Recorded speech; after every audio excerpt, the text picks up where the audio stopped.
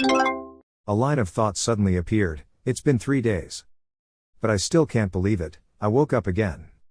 In my novel, this strange phenomenon of time travel usually only happens in fantasy worlds.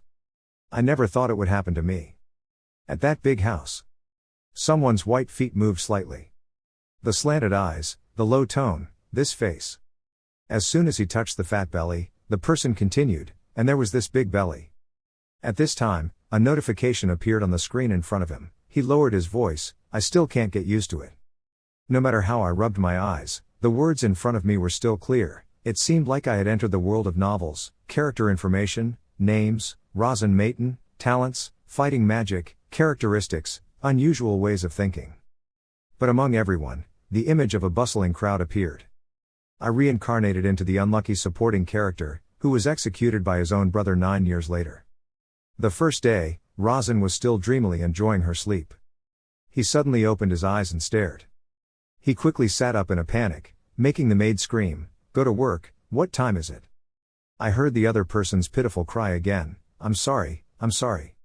In front of Rosin is a girl kneeling with her head on the ground, I have committed a heinous crime, please forgive me. And he still sat on the bed wondering, who is this? While observing the other person's pleading eyes, Rosin continued, she didn't look like a Korean, but she didn't look like a Westerner either. Later, he gently scratched the back of his neck and asked, where am I? But the other person didn't care and continued to bang his head on the ground, sorry sir, I didn't wake you up on time because I didn't know you had to wake up early today, please forgive me, it's all my fault. The opponent's words and actions scared Rosin into widening his eyes in surprise. He gently reached out his hand and asked, are you okay? However, she still seemed very panicked. From outside the green-roofed house, her voice echoed in the air, please don't hit me. After speaking, he immediately lay down on the ground, eyes closed tightly. This scene made Rosin standing next to me a bit shocked, I just stood up and she fainted. Countless drops of sweat rolled down my face, that's what happened on the first day, I was in deep shock. On the second day, Rosin sat seriously contemplating on the bed. He gradually accepted, my name is Rosin Maiden, not Father Min Sung. On the screen also appeared some personal information, name, Rosin Maiden, talents, fighting magic, characteristics, unusual way of thinking. Early this morning I met a boy. That person bowed his head respectfully, young master, I will write down your daily diary, that kid's name is Hampton. As soon as the words ended, Rosin sat on the bed and quickly asked again, daily diary. But, he continued to listen to the other person's voice, yes, I'm sorry, it will be over soon. A while later, Rosin stood by the table and watched Hampton struggling to write with a pen. While looking at the black letters, he thought about it, daily diary, he remembered. Heir to a famous family, under surveillance every day. And there is someone assigned to record their daily activities, this will last until you turn 14 and go on a mission. Suddenly, Hampton let out a loud scream. Ink spilled all over the notebook. When he saw that, he panicked, I'm sorry, I'll clean it up right away. On the opposite side, Rosin suddenly raised his leg to prepare to kick, what is that? While looking at the boy who was showing signs of panic, he continued, why is my body moving on its own like this, when looking at that dark-skinned boy? I kicked Hampton with my lower leg towards Hampton's face, I felt like I had to kick him. It turned out that it was just the captain's mind, Rosin's whole body trembled, my body felt like it was automatically programmed. On the second day, memories started flowing into my head. Memories of Rosin Maiden. I remember when he was 4 years old, he used a toy stick to beat the servant. One of those servants was Hampton.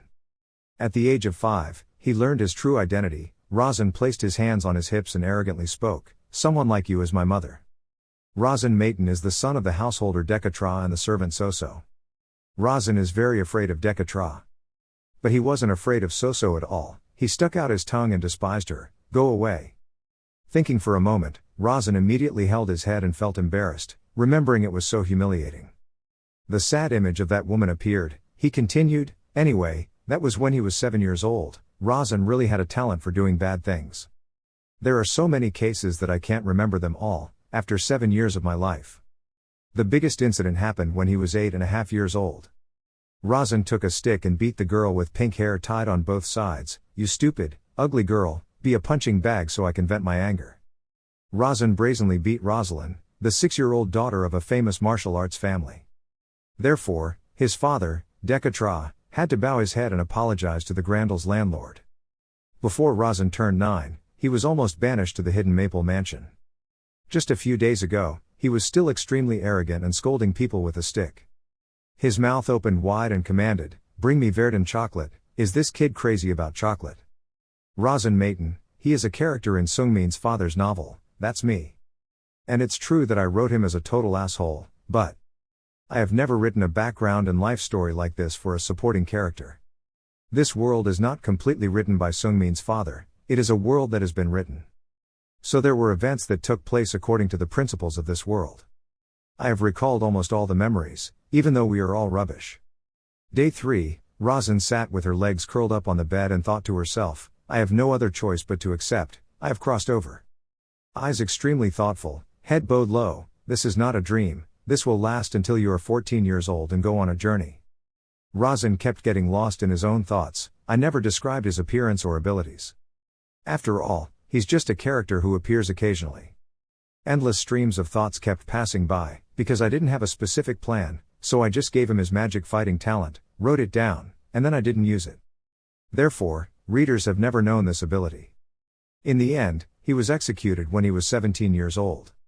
Razan sat on the bed with his feet on the ground thinking, okay, survival must be the top goal. His eyebrows furrowed tightly, his eyes became sharp, Razan is currently 9 years old. Extremely tense face, I still have 8 years left, so I have 8 years to change the future. However, something made Razan suddenly suspicious, but, then. Even if I change the future for 8 years, I still have to face the main character. The real main character of this novel, Cass inside. Asin was destined to fight against the Maiten family, the owner of Maiten, Dekatra. A long time ago, he accidentally killed the eldest son of the Side family. It's very complicated and is still a secret for now, but it will be revealed slowly throughout the novel, and when the tension reaches its peak.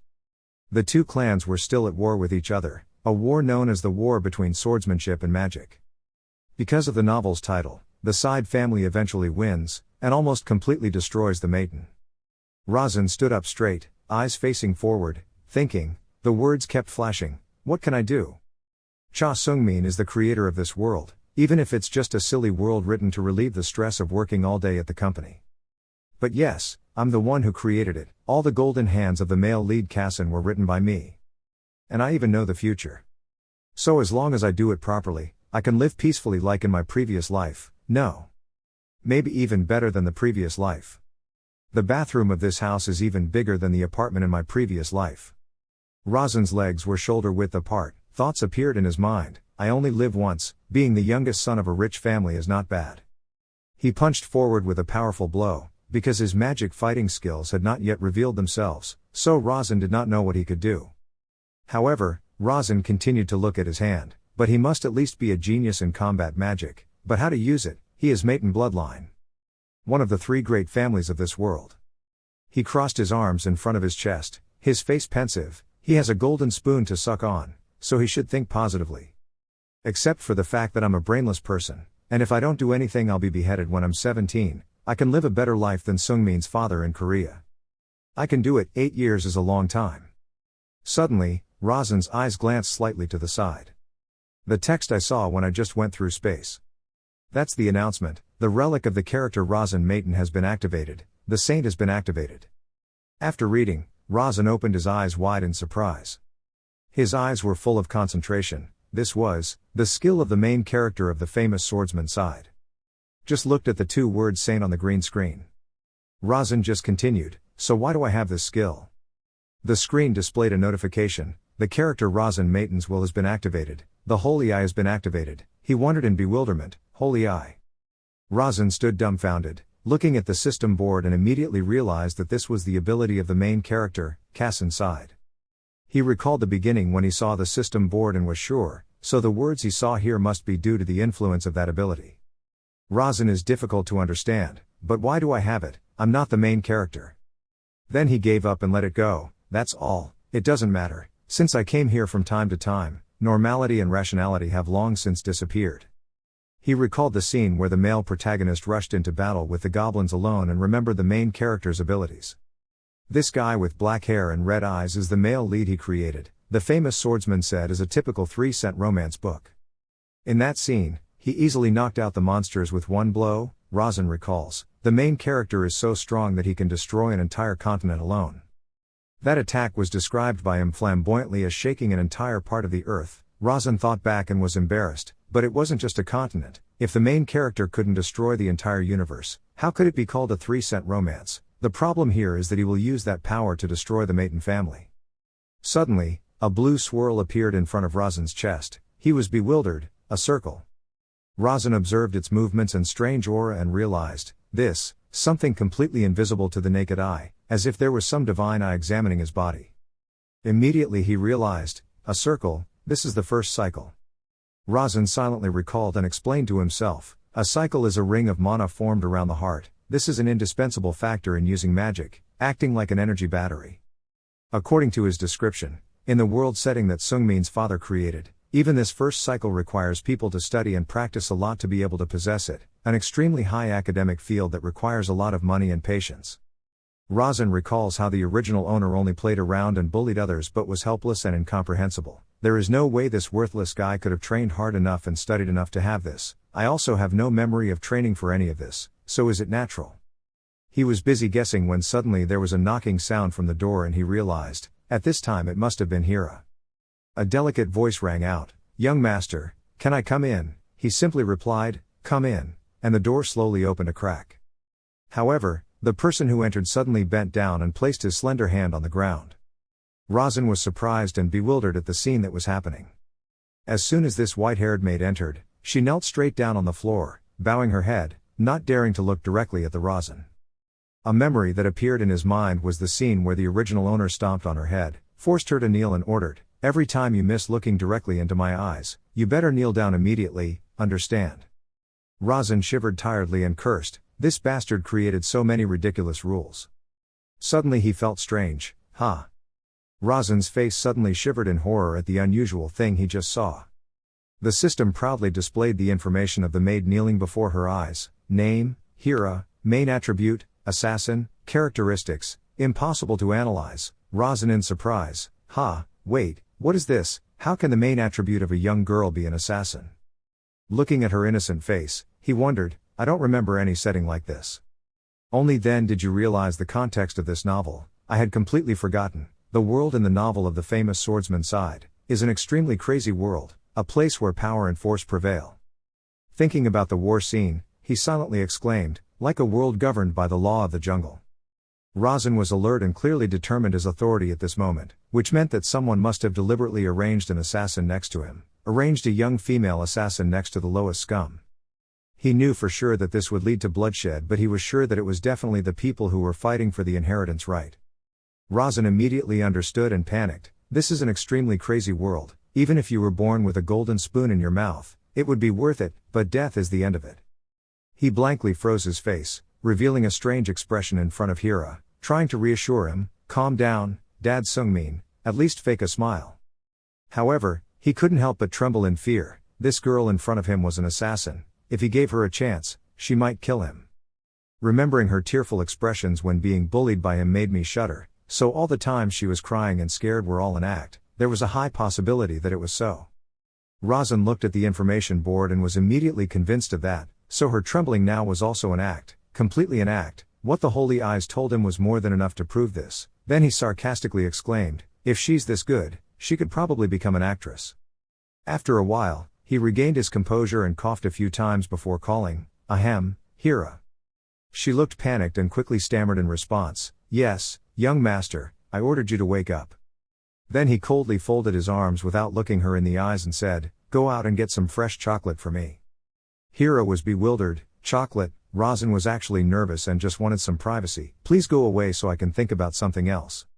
He immediately looked annoyed and shouted, are you questioning me? Hira immediately felt guilty and rushed out the door shouting, no, I'll go get it right away. She politely closed the door gently. However, she did not rush to leave but stood thoughtfully behind the door. Hira's face now had a completely different expression than just now, full of doubt, thinking, what is this? I can't say clearly. She cautiously glanced towards the door, her secret killer instinct confirmed, but something was very, very different from before. Hira remembered the time before when she observed the young master standing idly in front of the window in doubt. A few days ago I also had this feeling, as if his aura had changed compared to before, although I didn't know exactly what had happened. At that moment, Razan turned around and looked straight at her with an unusually pure expression. Right after that rude and arrogant man gave her a gentle smile for the first time. Hira was sure, but something had definitely changed.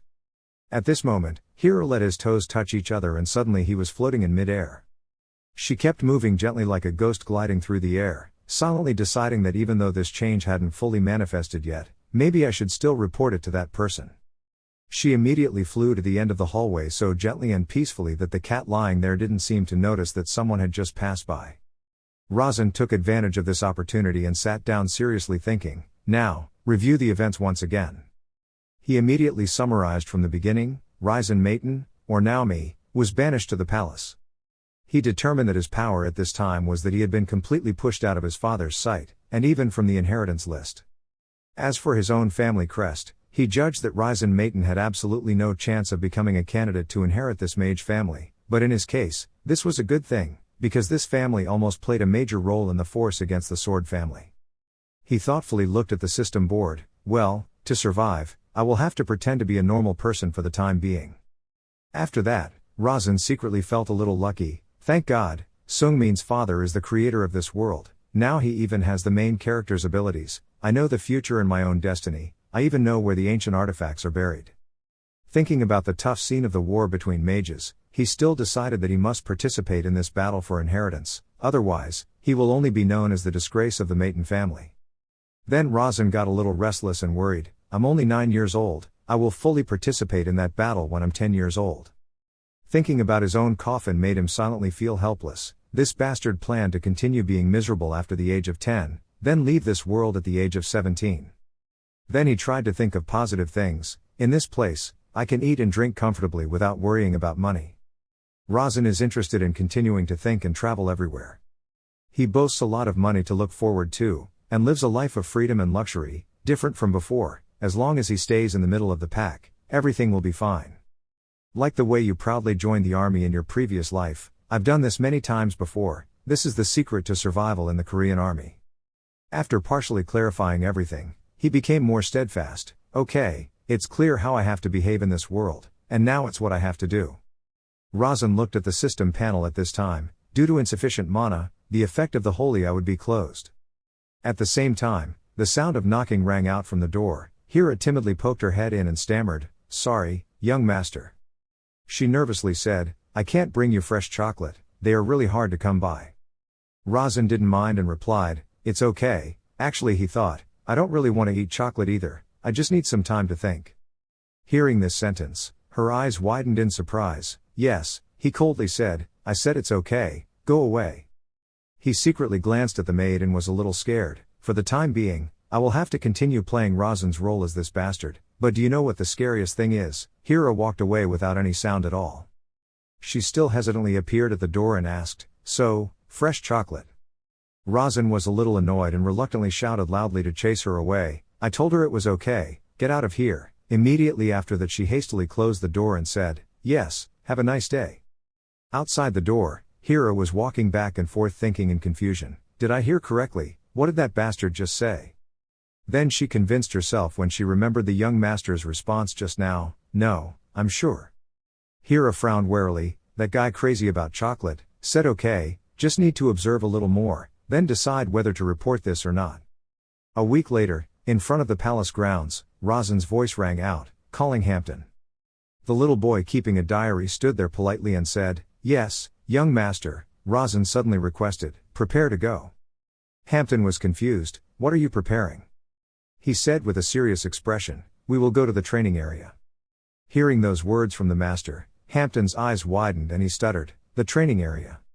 Razan shouted angrily, questioning me, "Do I need to tell you again?" He immediately ran away in panic. "No, I will make an appointment right away, young master." Razan waited while looking up at the rows of green trees and thinking, during this week, I have thought a lot, and have also sorted out all the boxes.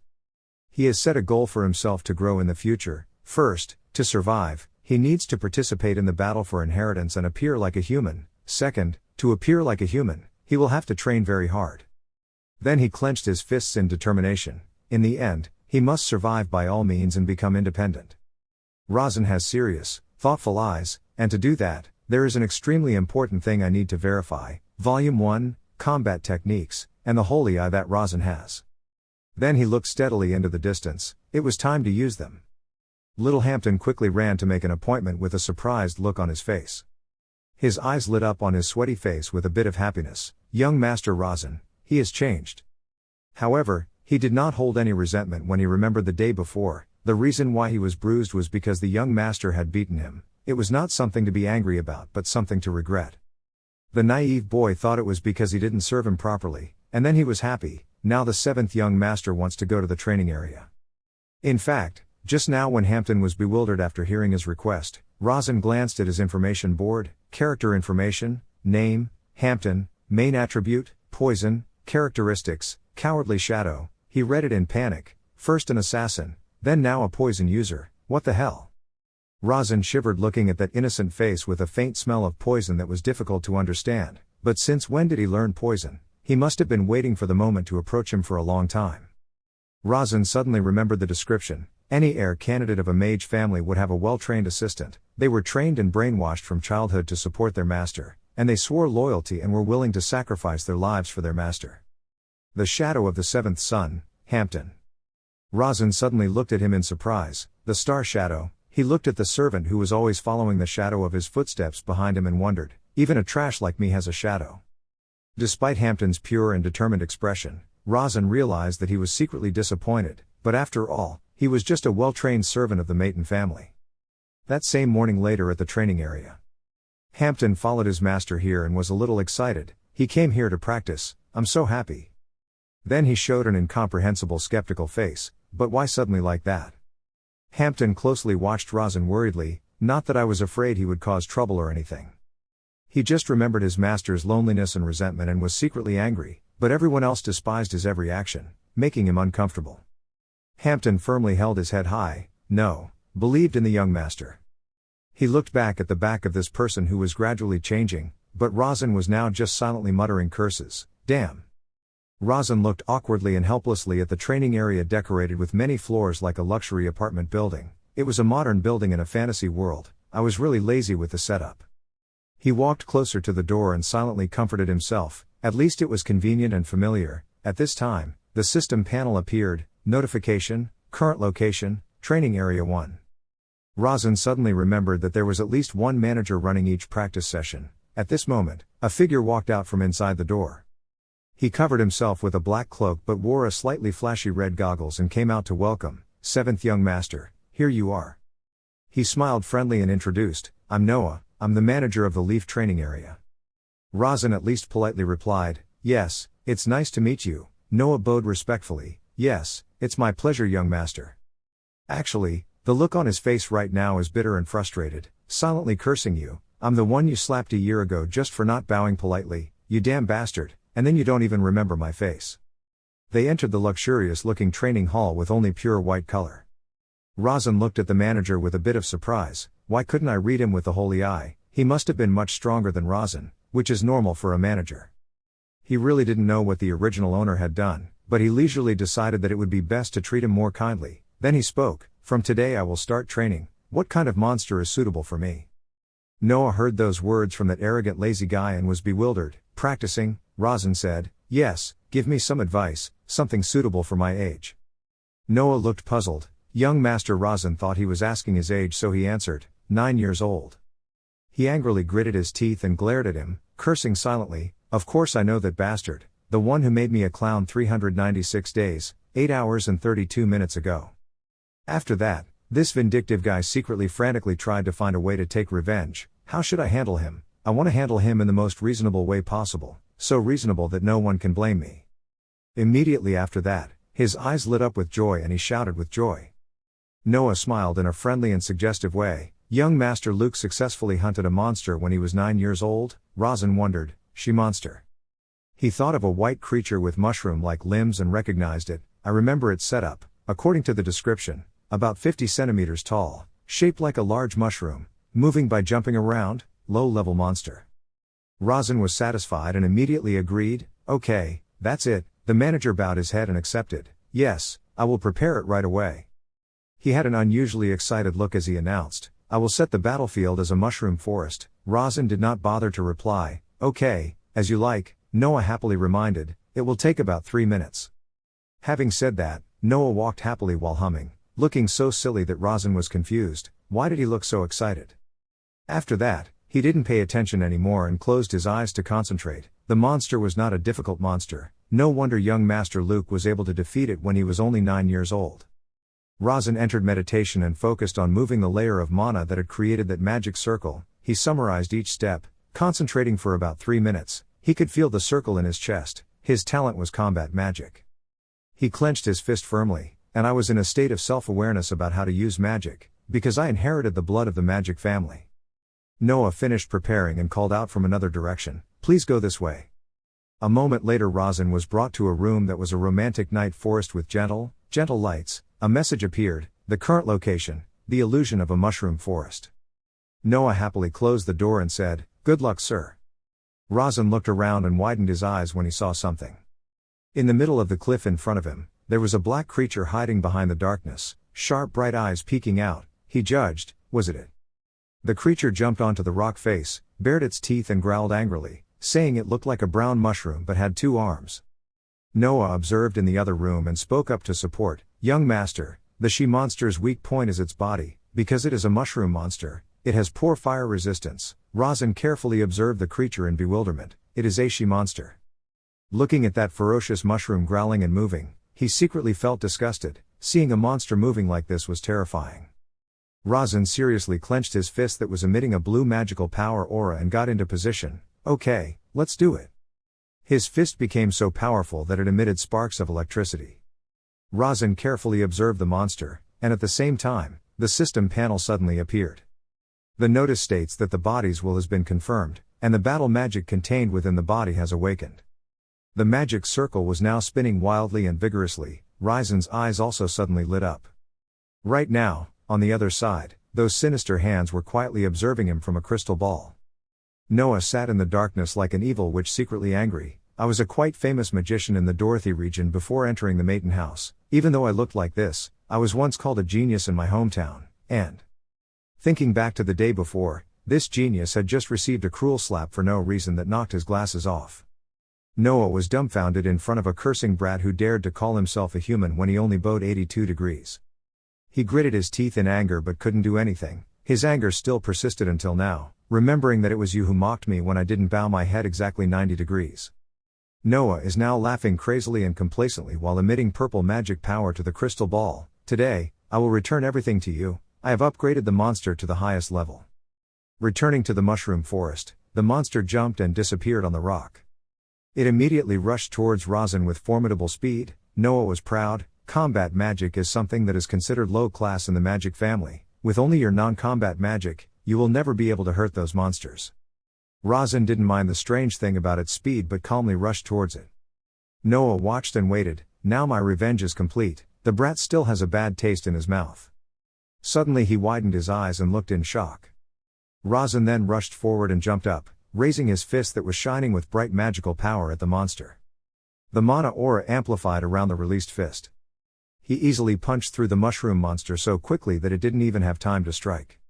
Noah's eyes were wide open and his mouth was so shocked that he almost fell off his chin and shouted, "A punch!" Razan easily landed in front of the monster's body that had just disappeared. Feeling depressed, there was nothing. Then the system panel appeared before his eyes. Razan showed a surprised expression and stared intently. Notification system: the level of the newly awakened battle magic is new. You have used the awakened battle magic. A small amount of irrational thinking has been filled. The battle magic of the new person has been stored. You just read it and feel strange. I feel like my blood is boiling. His eyes lit up attentively at the notifications, especially the part where the new user's battle magic had been saved in the mana circle. At the same time, his whole body emitted a strange mixed blue energy that smoldered and moved, making him bewildered. What kind of power was this? Noah couldn't believe his eyes. What the hell, this? Through the gem, he saw the blue energy surrounding Razan. This was pure combat magic. Combat magic was magic that included physical destruction. With the attack just now, he silently analyzed, the monster could withstand that physical destruction. but he hunted them so easily, it was impossible. Noah spoke up to discuss. Young master, the monster doesn't seem like she can be used as a practice dummy. He turned and replied, I think so too. Looking at Razan in front of him, his heart began to ripple. What the hell happened in the year I haven't seen you? Noah used a towel to wipe his sweat, then made a suggestion. I'm thinking about increasing the difficulty a bit. He immediately replied, how difficult is it? Razan knew he didn't have much energy left, so he was a bit hesitant. No matter how much he increased it, if it was too difficult it would be very troublesome. I didn't have much mana left. He saw that and immediately replied, it's a pink monster. Noah collects information and then conveys it. They are just like normal monsters but very fast and strong. Not only that, but if you don't kill them fast enough they can also multiply many times. He silently thought, I should ignore my personal feelings, I need to get information to report to. Noah continued to say, if I think the situation is getting too dangerous then I will end the practice. Razan was a bit confused. Oh you monster, he thought to himself, I didn't set up anything like that. But it must have been another monster originating from the original setting. He immediately accepted the offer. Okay. Noah announced, young master, monsters are spawning. Buzzing, a mushroom-shaped creature slowly appeared, very similar in shape to the monster from before. King, the production process is complete. A complete pink monster appears. Razan stood opposite and silently assessed, what's the difference compared to the previous one, except the color? Suddenly he glanced to the right. The pink monster used the extremely fast speed of light to directly attack the opponent. He quickly dodged the fatal blow. A huge explosion occurred when it landed without hitting its target. Razan looked back and opened his eyes wide. It wasn't because of the explosion, but because the red monster turned towards him, whirring, as if it had fixed its target. It quickly rushed towards the opponent's position. A beam of light carrying high damage penetrated Razan's body. A rumbling sound rang out, smoke filled the air. Fortunately he was not injured in the slightest. After an introduction, the pink girl returned to her original position and stood facing him. Razan silently examined the monster's abilities. It was strong, and very fast. He carefully observed its appearance, but it didn't look threatening at all. Boom, without waiting for him to have time to think, the pink monster disappeared, leaving only a small explosion and white smoke. It rushed straight at him from afar, making him extremely surprised. Razan used both hands to use magic to suppress the red monster. Green light emitted loudly. Noah witnessed everything and screamed in panic. He deflected it. He successfully threw it away. At the same time, his thoughts flashed and he realized something. Its attack style is quite simple. Use the abilities you have developed first. Razan approaches and grabs the pink monster's head. The system sounded a notification. Ding, using beginner combat magic, taking advantage of weight. He clenched his left hand, intending to hit it with a thunderous punch, when suddenly the system popped up with a notification. Ding, not enough mana. Razan glanced in panic. Damn it, I don't have any mana. Ha! Suddenly he swung a punch, sending the pink monster flying far away. Razan looked at it being defeated, still feeling strange in his heart. What was that just now? It felt like time had slowed down for a moment. Anyway, thanks to that thing I was able to defeat it. King, the system announced, this is the first time you have used up all the mana in your body. Due to lack of mana, the holy eye will be inactivated. After watching, Razan thought to himself, I will consider it after recovering my mana. A hot cup of coffee is steaming. Hampton gasped as he looked into the crystal ball. He was confused and thought, what did I just see? Did he gather his own personal strength that day? Noah saw him and shouted in panic, Hampton, has the 7th Master's 10th birthday already passed? He immediately replied, yes, that will happen next year. He gritted his teeth and thought, how the hell is he so strong when he hasn't even passed his 10th birthday yet? Popping, a pair of leather shoes slowly appeared. Hampton and Noah stood respectfully watching. He exclaimed, young master, he even has a mana circle. Watching Razan walk out didn't bring much emotion. The first circle didn't come naturally, it couldn't. He was moved to tears. The young master was definitely practicing secretly. Hampton rushed into his arms and sobbed, bursting with happiness. Young Master Razan was stunned and didn't know what to say. Thoughts arose in his heart, I think I made a big mistake. He tried to push his head away from him, trying to find a way to improvise. I haven't discovered anything about this world yet. If I stand out too much it will be troublesome. First, I need to act a little. Razan suddenly fell unconscious to the surprise of Noah and Hampton. The two were extremely surprised, shouting in unison, young master. Noah knelt down to look at the situation and then ordered, "Hampton, call the healing magician on the second floor." He hurriedly ran away. Yes. He pretended to lie there, listening to the situation and thinking, is it so bad that you have to go find them? Surely there must be medicine or a magician on the second floor to treat it. The therapist here is relaxingly sucking blood, sleeping until he's drooling and wheezing. Hampton nervously rushed over to ask, "Are you a healing magician?" He replied in a panic, "Ah, that startled me. That's right, so what?" He hastily continued, "Young Master 7 was injured." He quickly stood up. "Really? What a big problem, quickly." The healer paused. "Is that young Master 7th, not 6th young Master?" He shouted again, "Yes, 7th young Master." He slowly asked again, "Aren't you the 6th young Master's partner?" Hampton quickly answered, "I'm Hampton, the 7th young Master's partner." He said curiously, "Wait, so the 7th young Master is really here? What is that useless guy doing?"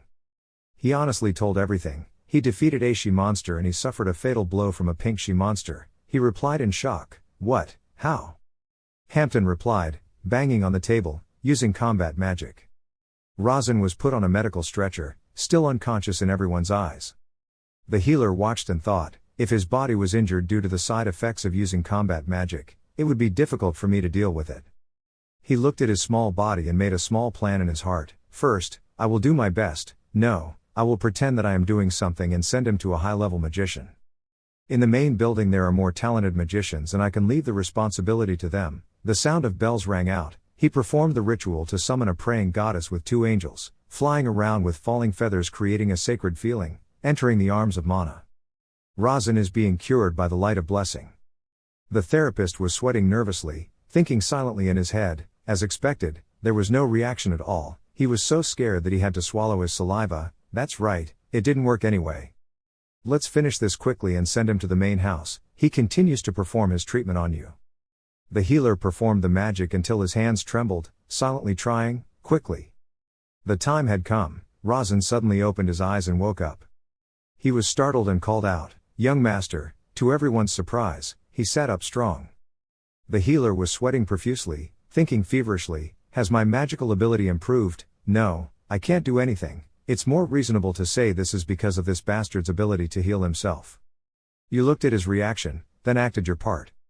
Rosin opened his mouth to say, "Thank you." They asked in unison, "What?" In the middle of the large room, he repeated again, "I said, thank you." I couldn't believe my eyes, the 3 people suddenly shouted in unison. A beautiful morning with gentle sunlight. 2 sparkling chocolate bars appeared in the maid's hands. Gasp, gasp.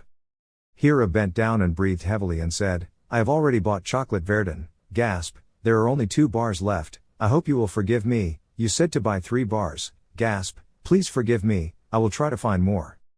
The voice on the other side replied, "Okay, just leave it there." She was sweating profusely, raised her eyes and asked, "Yes."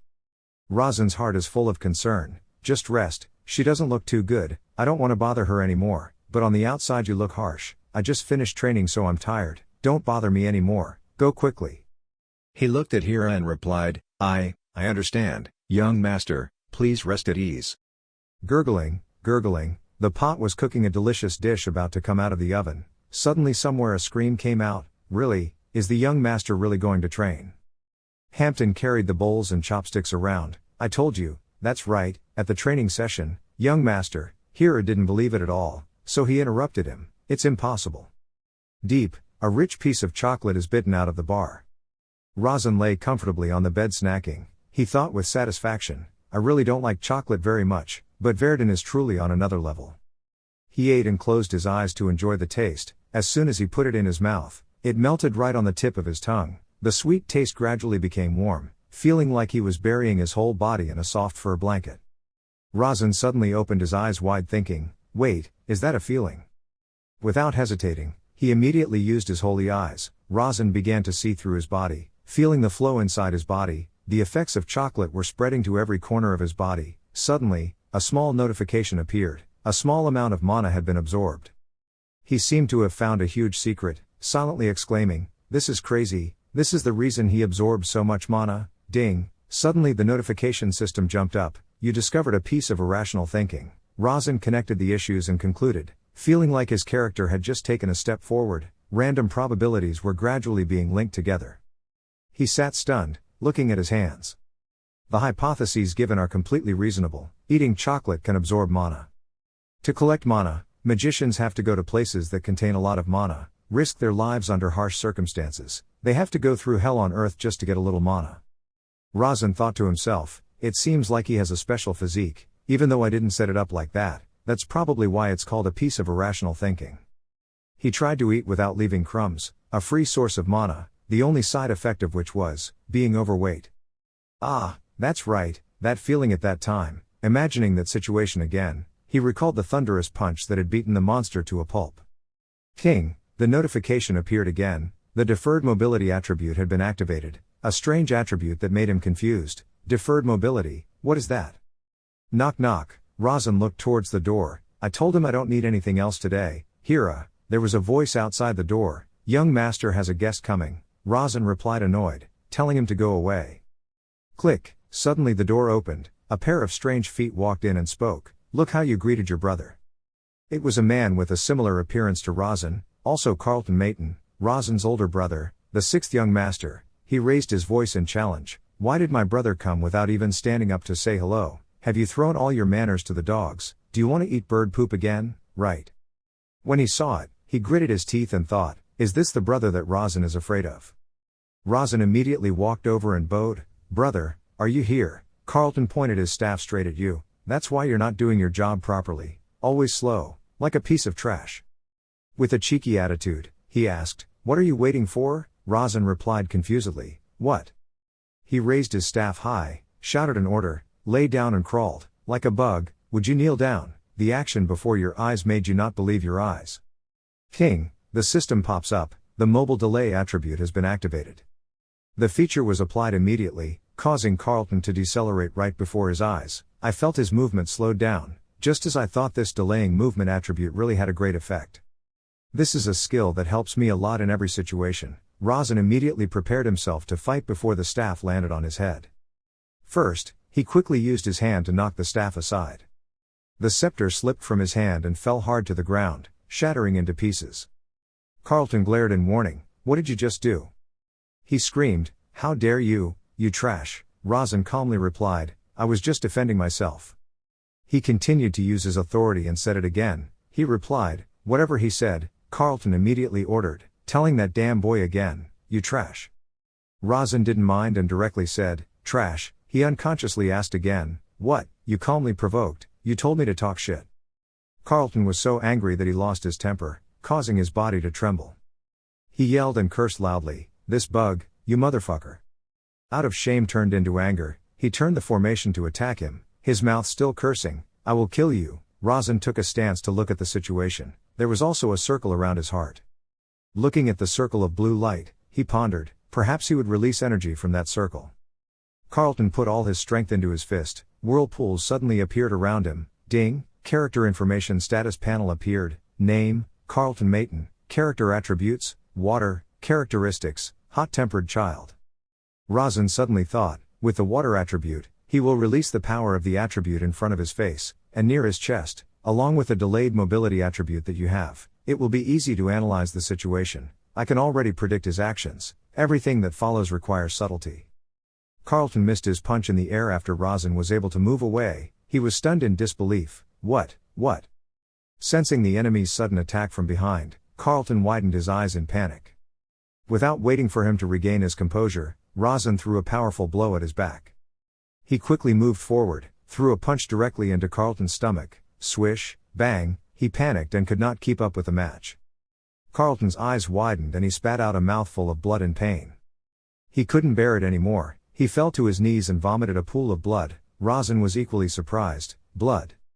He silently thought, damn, I thought I had enough strength. He headed towards the door and shouted, Hampton, quickly call the doctor. Razan analyzed the phase just now in his mind. Maybe, before his magic was stable, the control of his magic was still not as expected. Hampton then ran in panic and asked, what's going on, young master? He immediately shouted out, I told you to call a doctor quickly. He was surprised by the situation in front of him and quickly replied, why, yes, I understand. Cough cough. Carlton was still in pain and coughed continuously. Razan stood there watching and thinking, I think I punched this guy a bit too hard. He chuckled smugly, besides, I think I've found the most effective way to deal with magicians. The first goal is to survive until I'm 17, I can see a little hope. The next day, screams echoed outside the mansion. What did that idiot do to the sixth young master?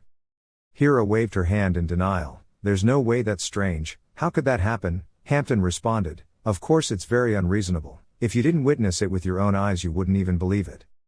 He looked at Hira and made a request, Sister, can I say a few words honestly?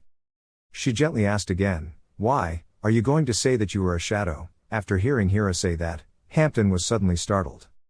She sat down on the chair, held out her hand and said, that stupid young master has changed, you see he is still the same as usual. He immediately argued back, it's not like that, sister, and I also think you are not an ordinary maid, your steps move gently and also very discreetly.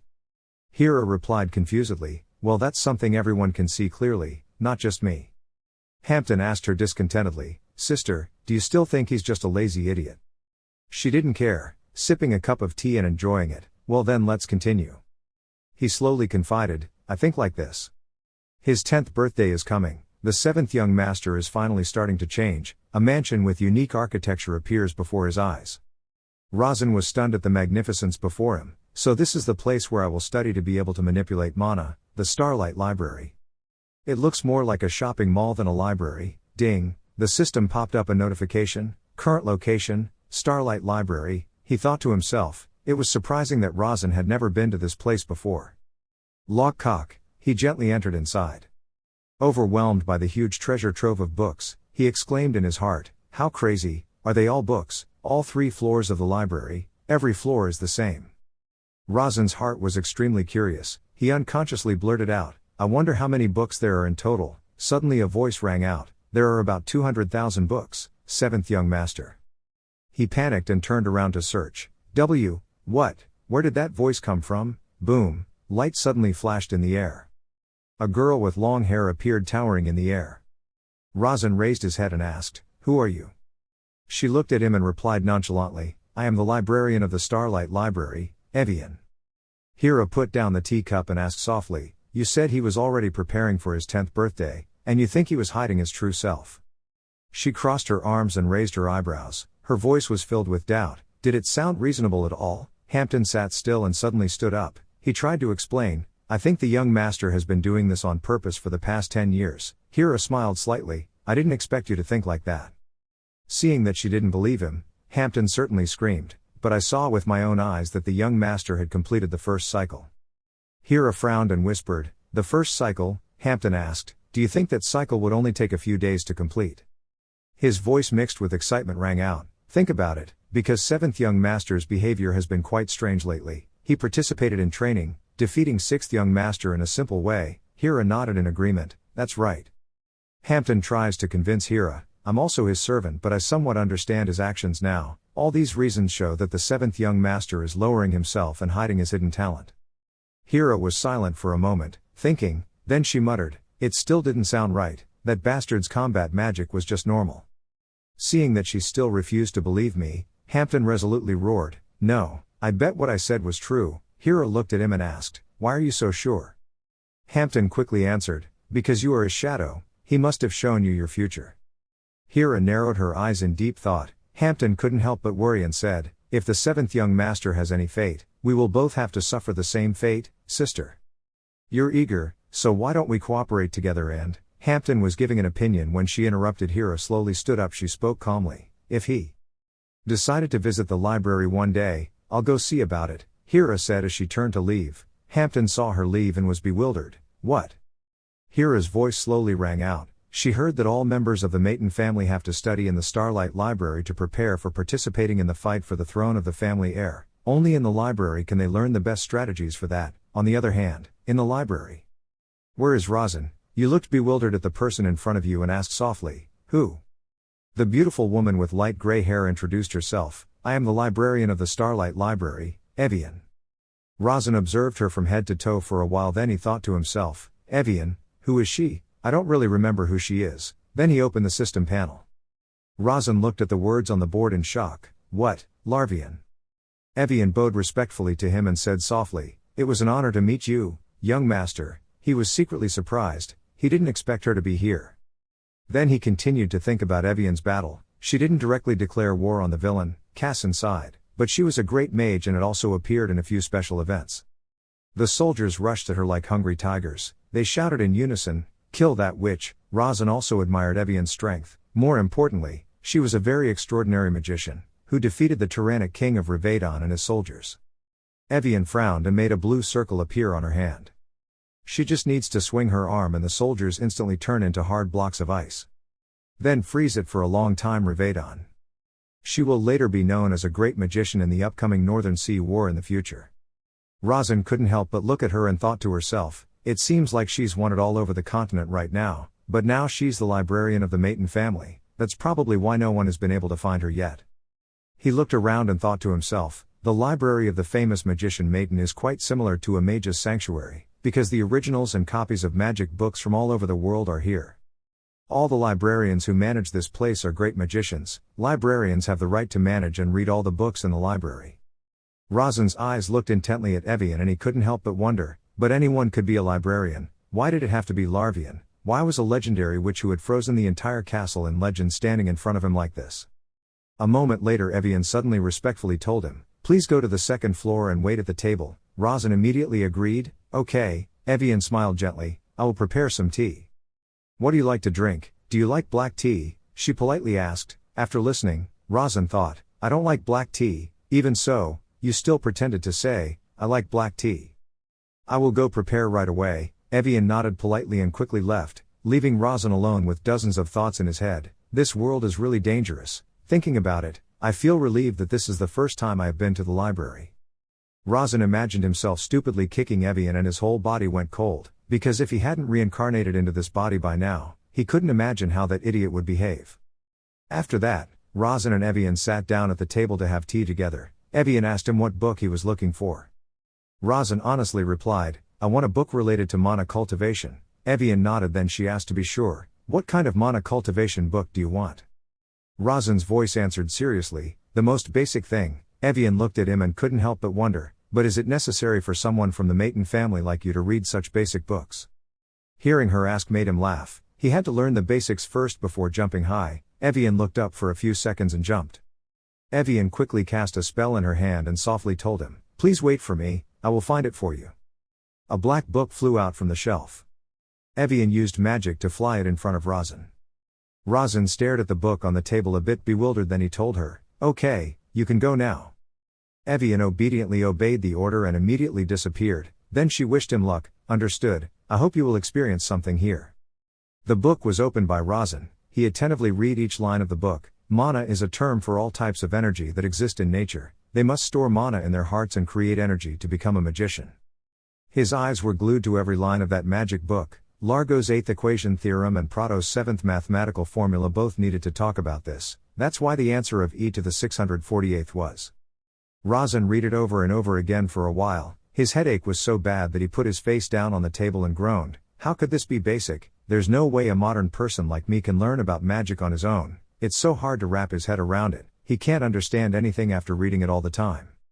Wait, if even I can't learn. Suddenly a thought flashed in his mind. Razan's eyes turned blue, showing that he was using the holy eye. A blue board appeared right in front of his eyes. Razan proudly smirked and chuckled. He just tried to see if it worked, but he didn't expect that it could be analyzed. I still couldn't understand it when I read it. It looked like a computer screen. This skill is really great. Razan admired it and then he continued to analyze in the book. The problem here is that in this world there is a monster that can use this skill even better than me. Suddenly, a notification from the system rang out. It analyzed the book at 22% but could not imagine that the holy eye could not continue due to a lack of mana. Razan closed his eyes in contemplation. So if it reaches 100%, will I be able to understand all of this? I guess I have to prioritize solving the mana shortage problem. That's enough for today. Razan closed the magic book. In the afternoon Razan returned to the mansion. Hampton smiled flatteringly, "Welcoming you back, young master." Razan nodded once. Hampton softly announced next to him, Lady Soso came to visit you from the Maple Mansion." Azin was surprised to hear someone wanted to meet him. He frowned and muttered, "Soso." After finishing his sentence, Razan's eyes suddenly opened wide. Razan saw a beautiful woman with shoulder-tied hair absent-mindedly looking at him. Razan looked up, his mouth forming an A and his eyes forming an O, exclaiming in surprise, "What?" Razan looked at Soso standing in the house from afar. He couldn't help but be shocked. What the hell happened? Why did Mom appear here? Razan suddenly remembered himself before. Seungmin's father always missed his mother, because he couldn't see his mother again. The beeping sound of the heart rate monitor rang loudly in the hospital. The image of Seungmin continuously screaming and sobbing appeared. "Mom, don't leave me and go, Mom, don't go." The woman lay on the bed with her body slowly fading away, next to her son who was holding his face and crying. His mother died of cancer when Seungmin was still a child. In school, Seungmin was bullied by his classmates and he collapsed on the ground. A guy with a bald head, a fat guy and a guy with glasses beat him. The guy with the haired hair raised his sleeve and was about to hit him. "How dare a motherless guy like you dare insult him?" Since then Seungmin's father has fought with himself many times, and not to mention.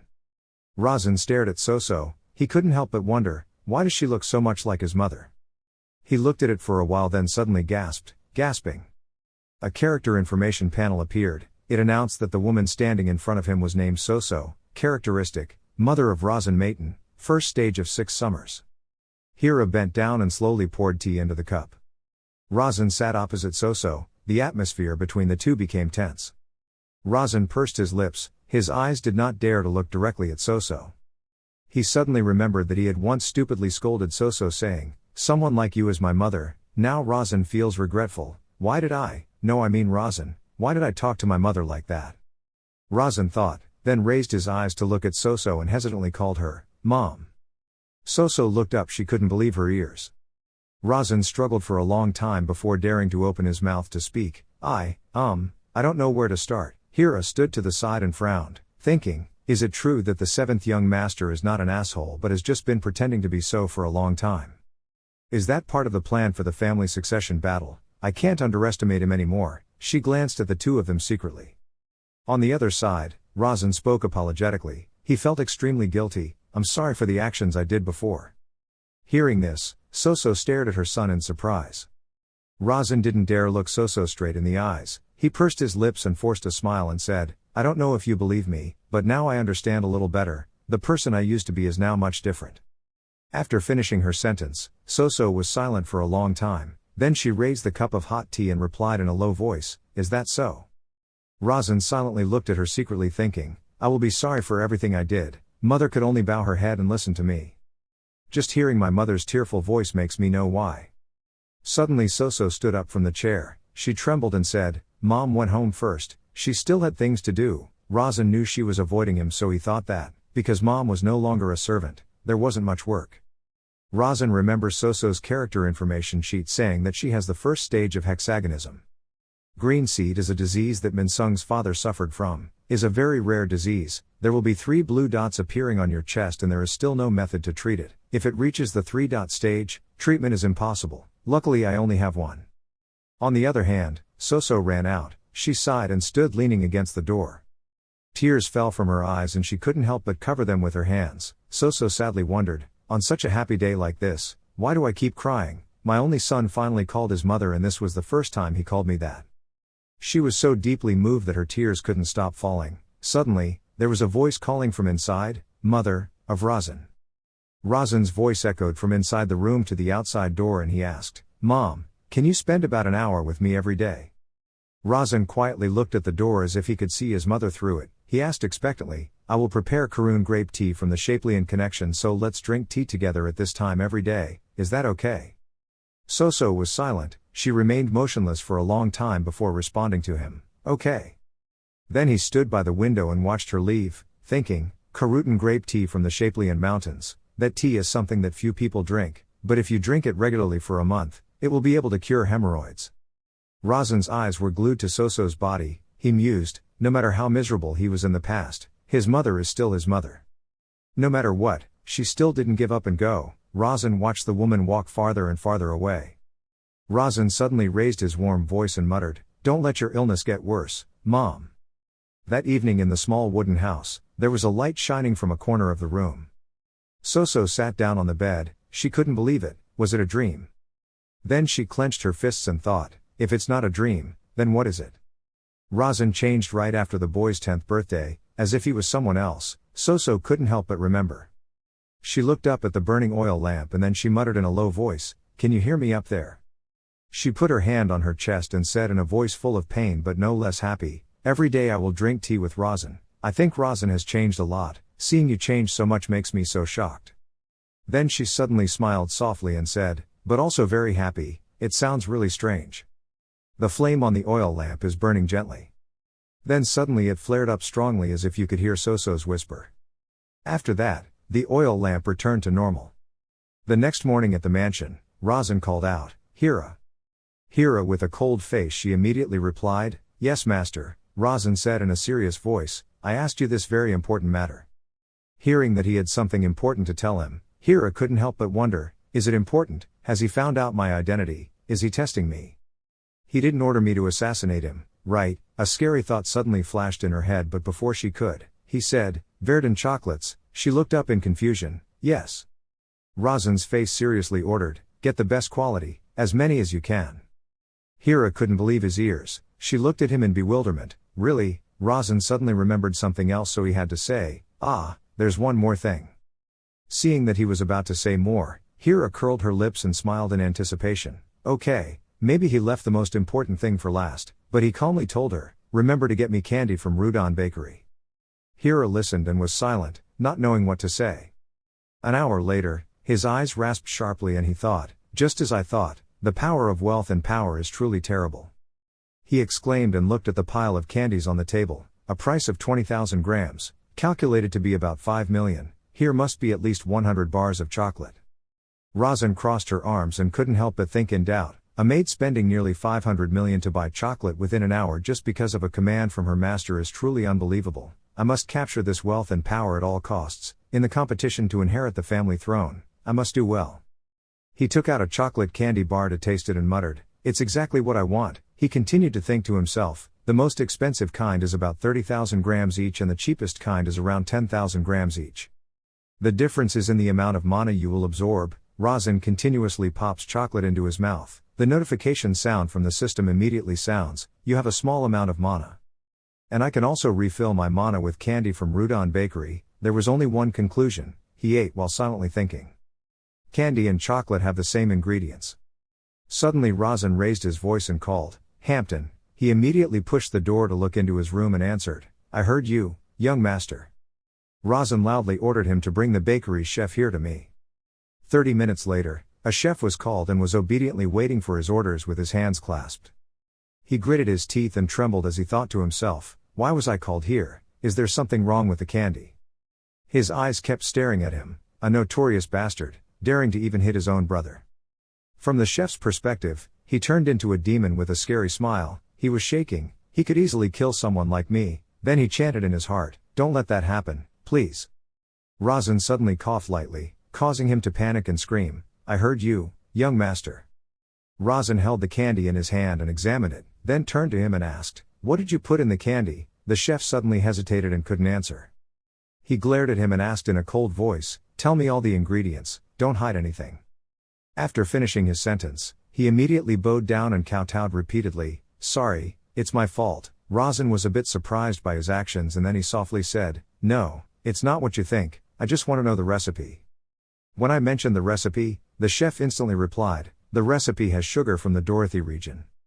He glanced at him slightly, 1,000-year herbal powder, 2 tablespoons of herbal powder and corn syrup.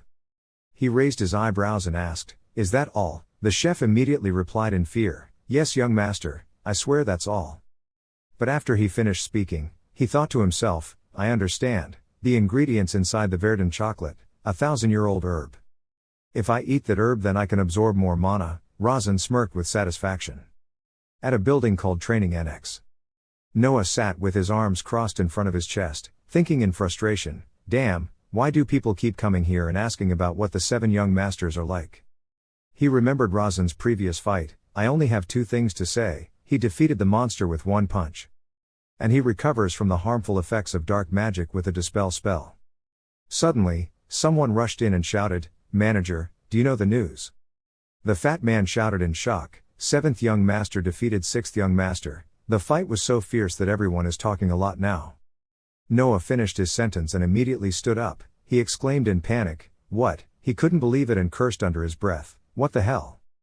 Noah thought about him and got angry. That guy was really crazy.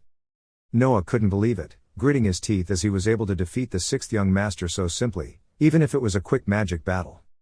The fat man bent down dangerously and told him that his 10th birthday was coming up. Perhaps he had put some energy into that battle to assert his presence with the homeowner. That means he has made progress that no one thought of before. Noah silently listened to the fat man's words and then he quietly thought to himself, this could also be the case. First of all, magicians aren't that fast. To supplement their bad movement, magicians use teleportation magic like lightning. He frowned extremely confused, but a 9-year-old magician can't use that. The fat man seemed to be admiring and said, I never knew that young master had so many skills. Noah nodded in agreement, but it seems like we need to pay more attention to him now that he is quite different from before. Noah raised his eyes and spoke seriously. The magic he used seemed very different. Those magics seemed to be ancient, forgotten magic that no one had ever learned. When he said this, he couldn't help but wonder, but where did that bastard learn it without coaxing him? How could he learn those magic? The fat guy was not sure. Maybe he had some kind of fate. Noah heard that and shrugged his shoulders. Then he said in a low voice, maybe so, but I still think that's not true. The fat guy looked bewildered. Then the fat guy reminded him, aren't you thinking too much about him? Noah did not answer the fat man but curled his lips dangerously and muttered, his 10th birthday will be very happy. On the other hand, Razan is slowly chewing tea leaves. The system kept ringing. You had absorbed a small amount of mana. Razan immediately opened his eyes happily thinking, this is it, I can absorb energy with hardly any calories. He touched his stomach, because this bastard had been eating verdant chocolate for nearly 10 years, so most of the energy had condensed in his body. Razan slowly chewed the tea leaves in his mouth and thought, if that energy accumulates in the heart, heat energy will be generated, the amount of mana absorbed will be more. Ignoring the system's loud noise, he still sat quietly, eating and thinking. His mana energy increased, his holy eye could work longer, along with that he could learn more magic in the library. 3 days later, at the mansion, Razan's voice suddenly rang out happily, I did it. The notification from the system said that the information about the magic introduction had been analyzed, and the saint had absorbed the information about the magic introduction. The next notification system, Magic Book, Easily Cultivating Energy by the Great Sage Alberto, revealing hidden pages. Razan stared at the words written on it, bewildered, not understanding anything. What is that? Suddenly, the book on the table automatically flipped open. Book Analysis System, Find the Simplicity of Magic, Cultivate Energy Easily, the 77th book of the Great Sage Alberto. Razan looked in shock. The Great Sage, Alberto, what is this? Then he suddenly remembered Evian. He calmly thought, if I want to know what it is, I have to go to the Starlight Library again. Seriously, Librarian Evian is really scary. His face contorted like he was about to die. I didn't want anything to do with that ice witch, but I had to.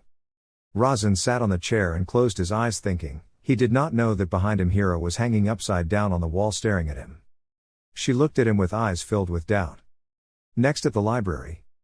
Razan walked inside step by step slowly. He softly pursed his lips and thought to himself, this library seems a bit cold, where is her Evian?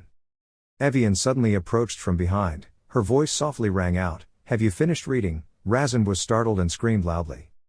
After calming down, he nodded and stammered, yes, here it is. Razan gave the book to Evian. She quickly took it and praised him. You read so fast, he replied happily but somewhat politely. Well, those are the basics of how to use magic. Evian finished reading the books. She waved her hand and the book flew away. The book flew away as fast as an arrow, making him wonder how she could perform magic without chanting. Next, Evian respectfully asked him, are you looking for any other books? Razan happily smiled and replied, do you know the 77th book of the Great Sage, The Simplicity of Magic, Cultivating Energy Easily? Evian heard the name of the book and immediately nodded and replied, yes, it's in here. He couldn't help but be happy, so give me a book, but she said, however, that book is classified B because its content is quite difficult to understand for beginners. She slowly told him about the content of the book. Razan scratched his head as if it was nothing. Okay, I'm just reading for fun. After saying that, she suddenly snorted and inhaled something. Then Evian suddenly approached him. She didn't hesitate and took a deep breath. Razan was stunned and confused. What is this? He frowned and suddenly thought about this feeling. It's like a predator sniffing its prey. Razan imagines himself as a baby rabbit standing in front of the fangs of a ferocious tiger. Seventh young master, Evian suddenly called him. Razan trembled and looked at her wondering, why? Evian stared at him and then she happily said, there is a very fragrant smell on you. Razan wondered, the fragrance. Then he suddenly held out the chocolate bar in front of Evian. Do you mean this? Do you want to try? Razan looked at her slightly and suggested. She replied, no, but still took his chocolate bar in her hand. Evian pursed her lips and mumbled in a low voice, but, if you want to give it to me, then, she picked up the chocolate bar and smiled slightly, I'll accept. Razan listened to what she said but it was hard to understand. Is there another way to receive gifts like that? Then Razan observed her carefully, something is wrong, it feels like there is something different here, what is it? He couldn't think for a while, so he turned around and said to Evian, okay, I'm leaving. Then he thought to himself, during this time, maybe I'll say something wrong. Razan walked halfway and then turned back, his face was cold but his voice was gentle. He told her, there is a lot of chocolate in the Maple Mansion, so come sometime, I will tell them in advance to give it to Hira. Evian couldn't believe he would say that to her, she looked at him in bewilderment. Evian saw him out of the library, Razan smiled at her but in his mind he thought, she's not really involved, don't come, it's just an empty invitation, she knows that. Razan wanted to use the Holy Eye but the system informed that the book had analyzed 42% but the Holy Eye could not be activated due to lack of energy. Razan sat on the table trying to absorb the book himself, The Simplicity of Magic, Easy Energy Cultivation by the great sage Alberto, reading that he let out a bored sound, there wasn't as much information as he expected. Razan tried to continue reading, I am a great magician, I can even use all types of magic, isn't that great, but if you want to use magic like me you must learn the basics that I teach. The morning weather is warm and cool. Hira and Hampton stood outside in the garden, their eyes looking in the same direction. The 12th person that was looking at was Razan, who was running hard, he was running and breathing heavily as if he was about to run out of breath. Hampton looked at him and couldn't help but admire him, he seemed busy all day, he even went to the Starlight Library and Badger Mansion, plus he exercised so hard. Hearing Hampton say that, she shook her head to explain, that's not normal jogging. Hampton wondered, then what is it? A voice suddenly rang out behind the two of them. It was the process of melting the condensed energy in his body using that body's movement, causing the two of them to immediately turn their heads to look back. Hira looked at the person who came and shouted in shock, Miss Evian. Hira frowned warily, I didn't even feel her presence.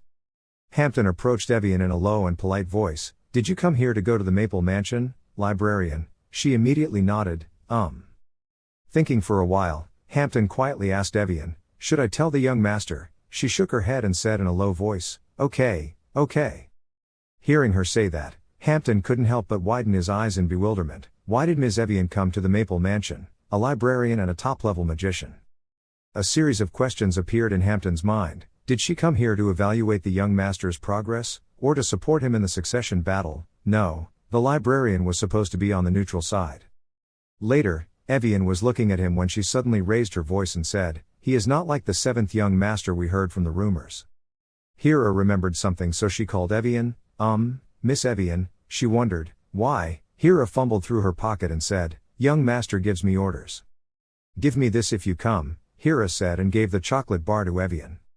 Evian stared at the chocolate bar without blinking. Hira happily continued, of course, I don't think people like the librarian like chocolate. But the 7th young master said so. Hira raised her eyebrows and said softly, then she thought to herself, when giving someone a gift, you have to pay attention to their rank. If chocolate was given to a librarian like Miss Evian, it could be considered an insult. Hira looked at Evian's expression. Who would have thought? Evian reached out his hand to receive the chocolate bar and smiled and replied, okay, I can't refuse the young master's sincerity. After finishing speaking, the three of them turned their eyes to the place where Razan was practicing, only Hira was secretly glancing at Evian suspiciously. Hira frowned in silence, she couldn't help but wonder, what was he thinking when he told me to give that chocolate bar to her, do they have any relationship? 3 days later at the mansion. Razan stared at the notification from the system, the simplicity of magic, the ease of cultivating energy had been completely analyzed, it would be imprinted in your mind, he looked at it and suddenly exclaimed. Then Razan smirked smugly, I finally did it, I've mastered the easy energy cultivation book. Just as he finished thinking, his body suddenly jerked. Razan immediately knelt down on the ground. Razan didn't understand anything, he clutched his chest and gritted his teeth in pain. Wait, what is that? My energy is going crazy, if I can't control it, my heart will explode. The violent energy wrapped around his body, causing his body to vibrate. he helplessly scolded, and it was broken. Razan hugged his chest, feeling a pressure pressing down on himself. If he didn't read this, his heart would explode. Razan angrily cursed under his breath, really loudly. Looking at the current situation, he realized that he needed to use his heavenly eyes to read. What kind of world is it that if he doesn't read books properly, he could be dead? My energy is still fine, try focusing, it's still light right now. He continued to concentrate until dusk. Razan has been meditating for a long time. The system notifies you, you have carved easy energy cultivation into your heart. Thanks to the effect of easy energy cultivation, the invisible setting was displayed. He had a new feeling, I could see something new. Notification system, the settings of another world have revealed themselves. Razan feels, I can understand why looking at Evian feels strange. That girl's name is Larvian, 27 years old, ice attribute, cold and innocent personality but a bit cruel. Invisible settings have been revealed. Suddenly the system popped up again. Chocolate was the best number. At this moment he was a bit surprised. What is this? Ah wait. He remembered, this was a small thing, but when I was helping my friend babysit his child. That kid had scribbled something on his outline book, and when he remembered, that was the content that just appeared. Chocolate was the best number. That's why Evian, she did that strange act towards you. I finally understand that strange act. Suddenly there was a voice that startled him awake. Concentrating didn't help him at all. Razan looked at everything around, realizing how long he had been surrounded by fire. What happened? But he noticed that this fire was not hot. Razan noticed that there was a silhouette of a woman, and there was also someone over there. This person raised his voice, hey little pig. This woman turned out to be Persha, Razan's older sister. She asked, why are you pretending to be so focused? Do you have any final thoughts? The character information panel appeared. She was Persha Maiden, 29 years old, fire, earth, water attributes, brutal, aggressive, cruel personality. Surprisingly Razan, Persha Maiden. Razan remembered, that person was a crazy female magician with 3 attributes. Why was she here? She spoke softly to him but her demeanor was quite disdainful. But I just interrupted, honey, I really couldn't help it. Her personality also likes to look down on weak and pitiful people. Especially, she likes to dissect bodies. Razan was surprised. Dissecting bodies, what a disgusting hobby. Persha looked at Razan kneeling in front of her and called out, answer quickly, why do you have to pretend to be concentrating? He said half a sentence and then stopped, oh I'm very.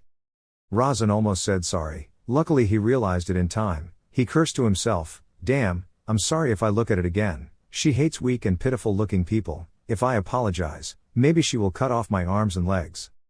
His hand covered his mouth and he stared at her. This was some kind of test for Persha. Razan immediately spoke up, I didn't pretend to be concentrating. She asked without expression, so what?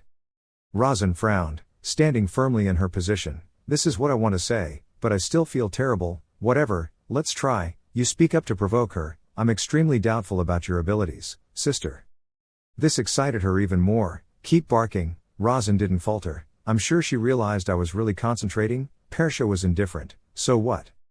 Razan spoke up. What she said made me think that she wanted to know whether I had unintentionally apologized like before or not. Hearing that, she burst out laughing, making him feel a little confused. Was it successful? Persha is delighted with her sister's appearance. So she looks like this. The rumors saying that she has changed are indeed true. He wondered, the rumors. Razan tried to toughen himself up to face her. I just tried to straighten myself up. Don't you think it's a bit late now? When you think it's too late, that's when we act fastest. Suddenly a fiery snake rushed towards Razan. That snake is none other than Persha. She enjoys mocking. When something is too late, it means it's really too late. That snake immediately wrapped itself around Razan's body and wrapped itself around his neck. Razan spoke up but inside he was also a little worried when facing her. I knew very well that I could not become the clan leader. I knew my own strength. But I can help the person who will become the patriarch. Hearing your resolute words, Persha became even more excited and set fire to it. So let's continue. Razan is still very determined. I'm saying at least I can bring even the smallest amount of value. But even so, she still looks down on me. I can use trash like you. Razan still maintains a strong mentality. That also depends on the ability of the person I support, similar to how a pen changed the world. Persha asked, then who do you want to become? Razan also thought for a moment. She was asking who she would choose. He gave me his answer. To be honest, I don't know much about my brothers and sisters, so I don't know who will become the next patriarch. Razan thought to himself, The person who succeeds in stepping up to that position and becoming the next patriarch is Avelia, the last great master. He continued, but I knew she was most afraid of her second sister. Persha was a bit surprised when he said that. Suddenly the snake stuck out its tongue to threaten Razin. Razin felt, the fire was getting hotter. If that happened I would be burned alive forever. Persha's way of speaking was clearly sarcastic. I heard that she asked to withdraw just because she wanted to look cute, but now she's spitting out some nonsense. Razin spoke her true words. I also know that she hates lies the most. In the fire, he tried his best to scream, and she despised flatterers more than harsh words of truth. I didn't want to make her remember me as a pitiful younger brother. I would rather submit to respect than to submit to force. Then the hot flames disappeared. Razin knelt on both knees to the ground. He kept clutching his neck and coughing because he was being squeezed to the point of losing his breath. But Razin continued to speak his sincere words. I believed that she would forgive me because I only told the truth. But maybe it wasn't enough to move her. Persha looked at him even more contemptuously and said, "Stupid." She threw Razin's belly apple. A strong pressure hitting his stomach made him spit out his saliva, but luckily he didn't spit out blood. The speed of that apple was so fast that when it hit him, it felt like he had just eaten an entire bowling ball. He staggered to look at what had just hit him. Razin looked, then realized, "What is that? Apple? I was just defeated by an apple." The system now notified, the new magic tactic has protected your heart from high-level abilities. The new magic tactic has begun. Determination has been engraved in the magic circle. He thought to himself, determination. I was engraved with a new magic move just because I was hit by an apple. Suddenly Persha spoke up, "Whip it away." Razin was confused. "What?" She immediately said, "I said honey, eat it, I found it on the way." Then she immediately disappeared in her fire. Razin wondered, "She wants me to eat this apple." He picked up the apple and realized, "Wait, this is." He used the system to scan it. It was Cardia, mana translation. It was a very good item, expensive and rare. This thing was really good. Recognized himself, received something like Cardia. Razin was also tired, so he sat down on the ground, but it was probably okay because he was the youngest son of the Maton clan. He silently thought to himself, the main character, Kassan sighed, is favored by heaven, so Cardia is probably nothing. I guess it would be better if I didn't compare the two. At night, in Persha Maton's room, it turned out to be that bastard from Maple Annex. Persha tiredly put her hand on her forehead. The boy is really cute. He is only 9 years old and has already carved circle number 1. She wondered if he was just pretending to be miserable all this time, then he really was an old fox. Persha was annoyed and kept tapping her hand on the table. I need a cunning guy like him in the fight against Big Sister. She grinned, I need a devious guy like him in the fight against my second sister. Especially since he no longer has the chance to become the patriarch due to his limited abilities. She tapped her nails on the table so much that the table had holes in it. Then she broke her own table in two with her own hands. She was delighted, a perfect pawn, but unable to become the clan leader. Persha summoned Sando. She went astray, continuing to spread rumors that Razin was an asshole so that no one would take him away, if possible, to prevent him from meeting other siblings. But don't show it too clearly. Right now I don't know if it will eat Cardia or not. Keep a close eye on the boy, things will be very bad if he accidentally chokes while eating. Sando suddenly spoke up, who seemed to like him quite a bit. But Persha just found it annoying to let everyone talk about me taking action on her, and things would be even more interesting if she didn't eat. Persha silently gathered her strength and continued coldly, being offered to her throat. If she didn't eat, she would be an idiot, then I would have an excuse to cut off her arms and legs. On a late night, the light inside the small room in the tower was still on. Razin has just received notification about the apple sent by the system that absorbing too much can cause death. Help supplement the magician's skills based on the amount absorbed. Water, ice or wind magicians can help you. He crossed his arms over his chest and thought to himself, I wonder how much weight I will gain by eating this apple. He was also very curious about it, but why did she give it to him? What does it mean?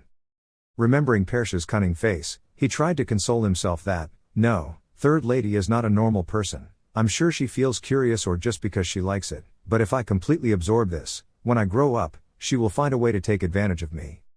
The only thing Razin is wondering is, I don't know if she will throw me away or keep me after taking advantage of her. He was really confused, so much so that his arms suddenly trembled, but if he didn't eat this apple, at least she would cut off my arms or legs, and I would have to eat it. Looking back at the last line of the notice, a water, ice or wind elemental mage can help you, Razin made the decision himself, I need help, an ice mage. And when it comes to the ice mages he knows, the first name that comes to his mind is Evian. I think this is a reasonable choice if I find her. For each crime, he also felt quite worried when imagining cases like this, but what if she wanted to kill Min because she wanted to like it? She also defended very well. She could say that she died because she absorbed too much, and even though she tried her best, she couldn't do anything else.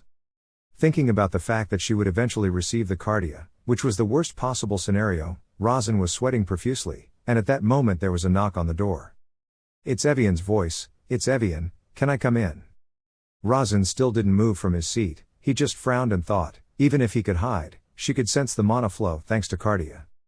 And instead of proactively getting up to open the door, he just loudly shouted 2 words, come in. At the same time, he also had a determination that he needed to make a new plan. After inviting Evian to sit down on the chair, Rosin stood up and placed the apple on the table. Evian, I won't try to run away because I know you've already felt it. Then he looked down at the apple and continued, as you can see, this is cardia, of course Evian knows, yes. Hearing Rosin's suggestion, I want to make a deal with you, Evian immediately understood the problem. What do you want to exchange for? Rosin replied frankly, I can't absorb this on my own, so I need your help. But Evian politely refused. As a librarian, I must maintain a neutral position. I do not participate in any candidate's battle in any form. Actually, Rosin knew this from before. I didn't tell you to participate in the war. He looked straight into her eyes, then said in a determined voice, I just want to rise higher as a magician. As someone who enjoys magical will. Evian didn't quite understand. I wondered what it was. She probably wouldn't have guessed that Rosin was taking the opportunity to probe her, mentioning the will of magic, which is what an archetypal magician is aiming for. And he was also very curious about one thing, the malicious person spreading false rumors about the 7th young master. After a few seconds of contemplation, Rosin honestly shared that I had no intention of becoming the head of the family. Hearing that, Evian felt extremely surprised. I heard that members of the Maton family vow to spend their whole lives to become the head of the family. Rosin's hand on the table slightly curled into a fist. I wasn't interested in that, I simply wanted to strengthen my attributes. It can be seen that Rosin is very eager to become stronger, but as a librarian of the Starlight Library, Evian is forced to become tougher. Even so, as a treasurer, I still do not interfere. I hope you will ask for help from the Central Magicians, but Rosin is still very determined. I do not trust the Central Magicians, I bet they have been bribed by my brothers and sisters. Not letting Evian have to refuse anymore, he urgently begged, please help me, I will tell you the truth, I want to protect my weak mother. Fortunately, this one word accidentally touched Evian's stony heart. An image began to appear in her mind. At that time there was a woman whose hair was tightly grabbed by a rude soldier and shouted loudly, how dare you not pay taxes? Even though a small skinny boy, the woman's son, was angrily trying to stop and release my mother, you bastard, the soldier still refused to let go. Not only that, he also dragged the woman along the road, so that I could use you as an example. Because the boy's screams were so painful, the soldier couldn't help but let go of the woman's hair, then decisively pulled out his sword to slash the boy. You annoying insect. Noticing that action, the mother jumped up in panic, no. And then she took the brunt of that sharp sword instead of her son. Bright red blood splattered out, staining the boy's face full of terror and his old clothes. Looking at his mother collapsing right before his eyes, the boy couldn't be more shocked and cried out loud, Mom, such a heartbreaking image, but that emotionless soldier just angrily put the sword back in the hilt and clicked his tongue to complain, TSK, it's really annoying. As for the boy, because he kept shaking his mother, she did not wake up. Even though the boy knew the outcome, he still did not want to accept that painful reality, so he continued to cry, Mother, no, Mother, open your eyes. Mixed in with the poor boy's desperate cries, ah, Mother, were the careless whispers of the surrounding people. Had they committed something wrong? Grumble, that monster deserved to die, and all of those cruel words Evian heard without missing a word.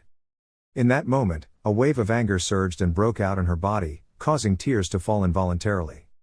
Next, Evian proactively went to the castle and confronted the cowardly king alone with the surrounding soldiers.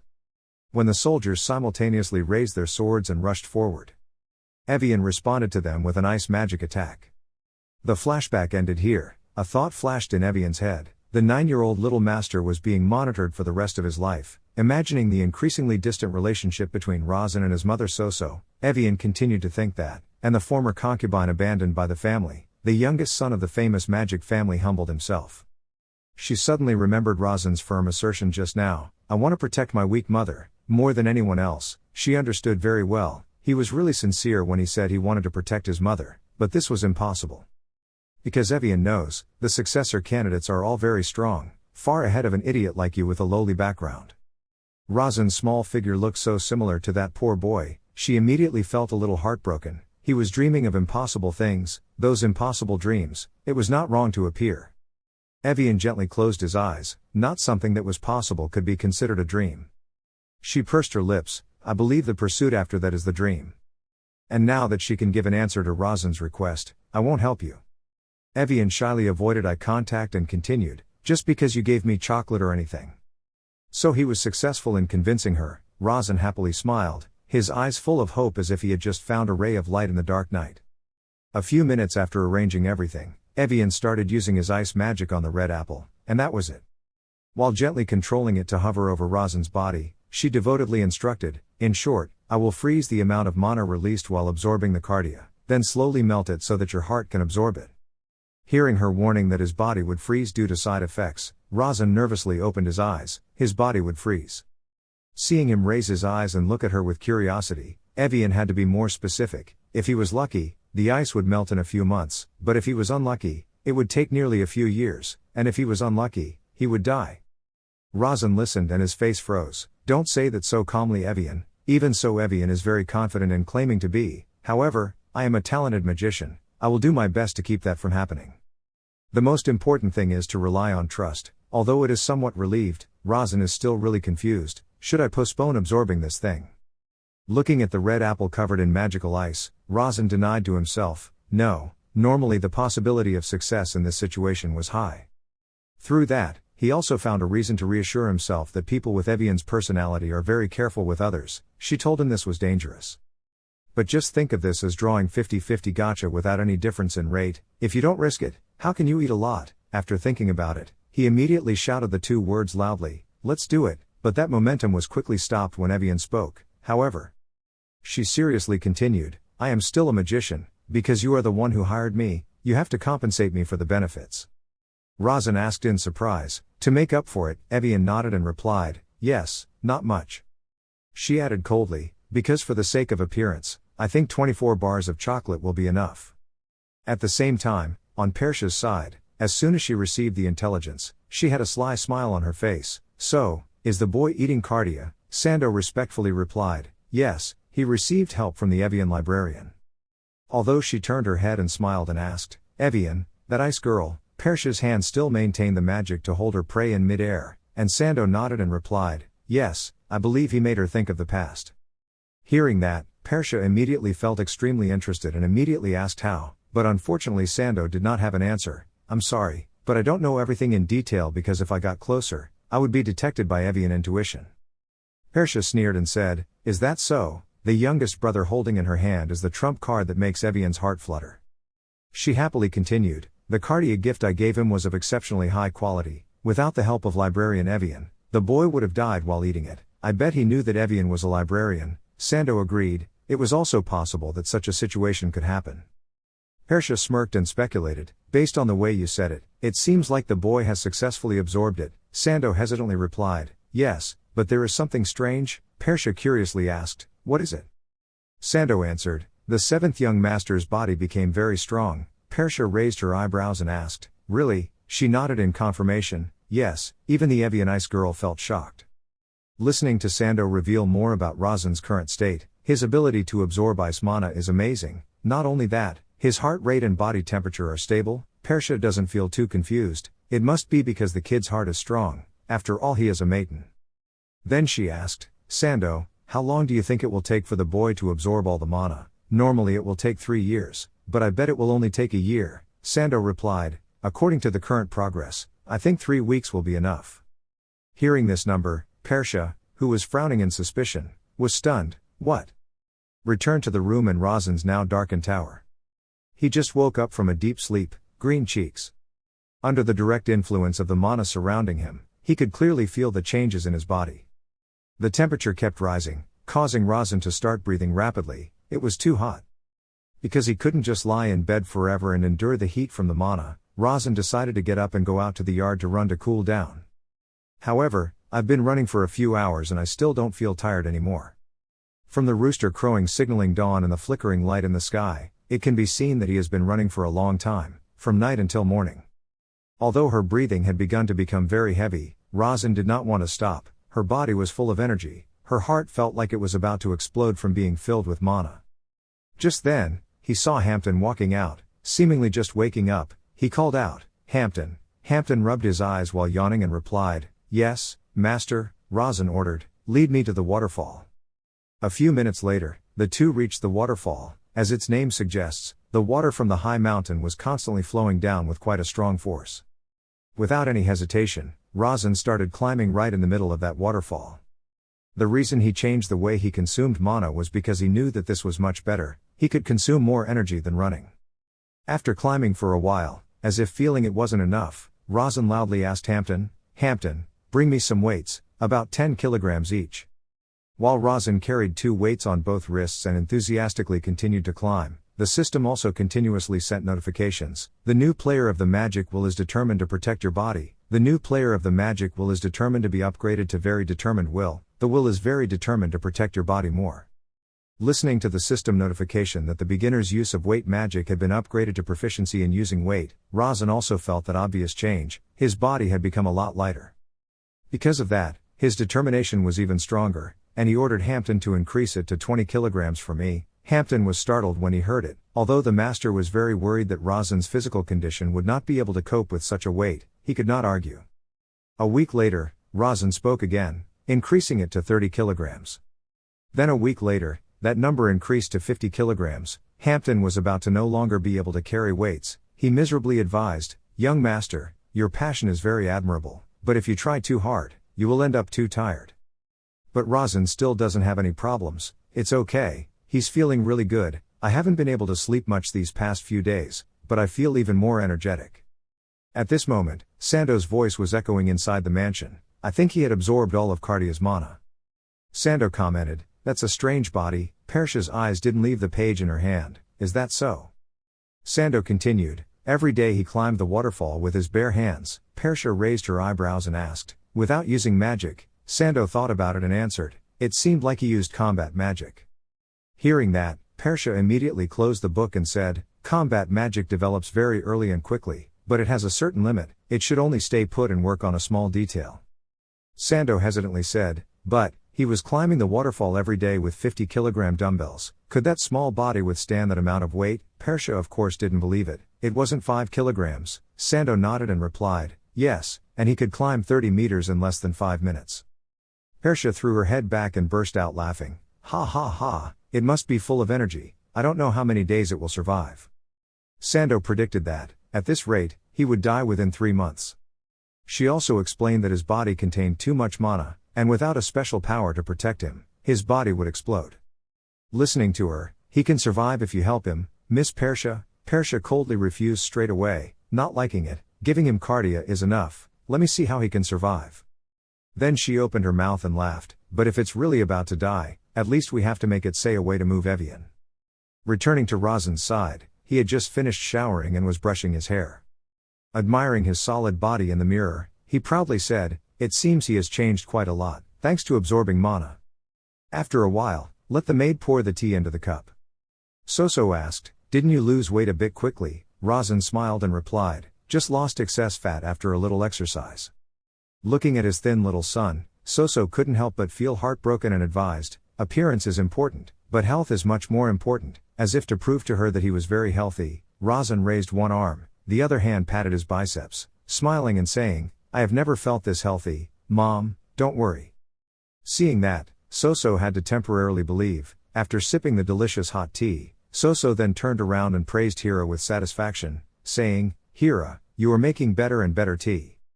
Hira blushed shyly, "Thank you for the compliment, you are also getting more and more beautiful, Mrs. Soso." This expression of hers was still the first time Razan had seen it. He was a bit suspicious. Hira was being unusually friendly with his mother. Whatever, this was a good thing after all. Looking at his mother's cheerful appearance, he felt more reassured. Her pale look had almost disappeared. Everything was fine. That night in Razan's still lit room.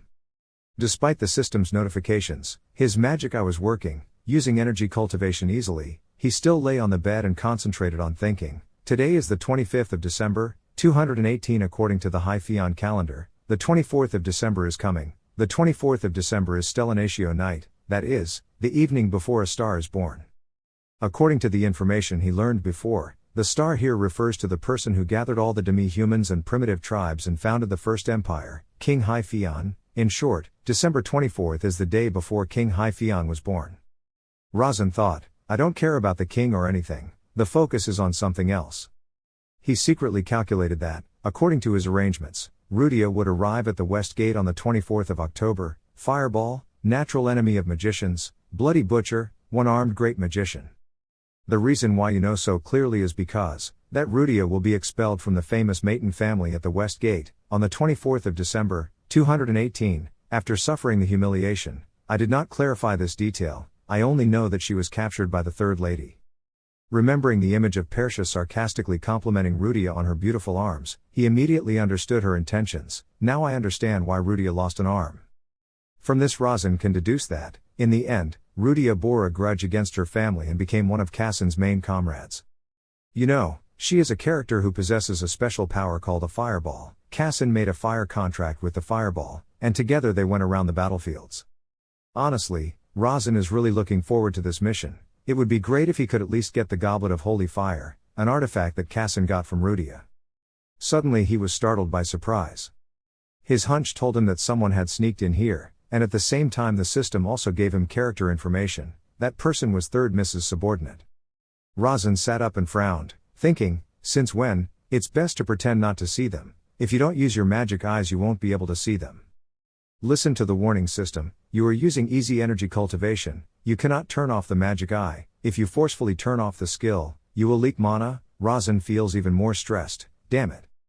But then he lay back down on the bed and pretended to snore loudly. I should pretend to be asleep, maybe they would leave. Seeing that Razan seemed to be sleeping soundly, Sando was surprised and thought, what is that, he can cultivate mana while sleeping.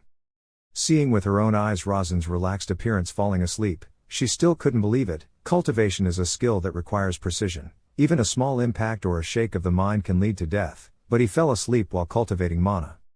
For a moment Sando didn't know what to do, this wasn't logical at all, how to report it. Based on what I had observed Razan from the beginning, Sando of course knew clearly that this guy had only learned basic cultivation skills from the Starlight Library, and I thought it was not a high-level skill because the energy it emitted was too little.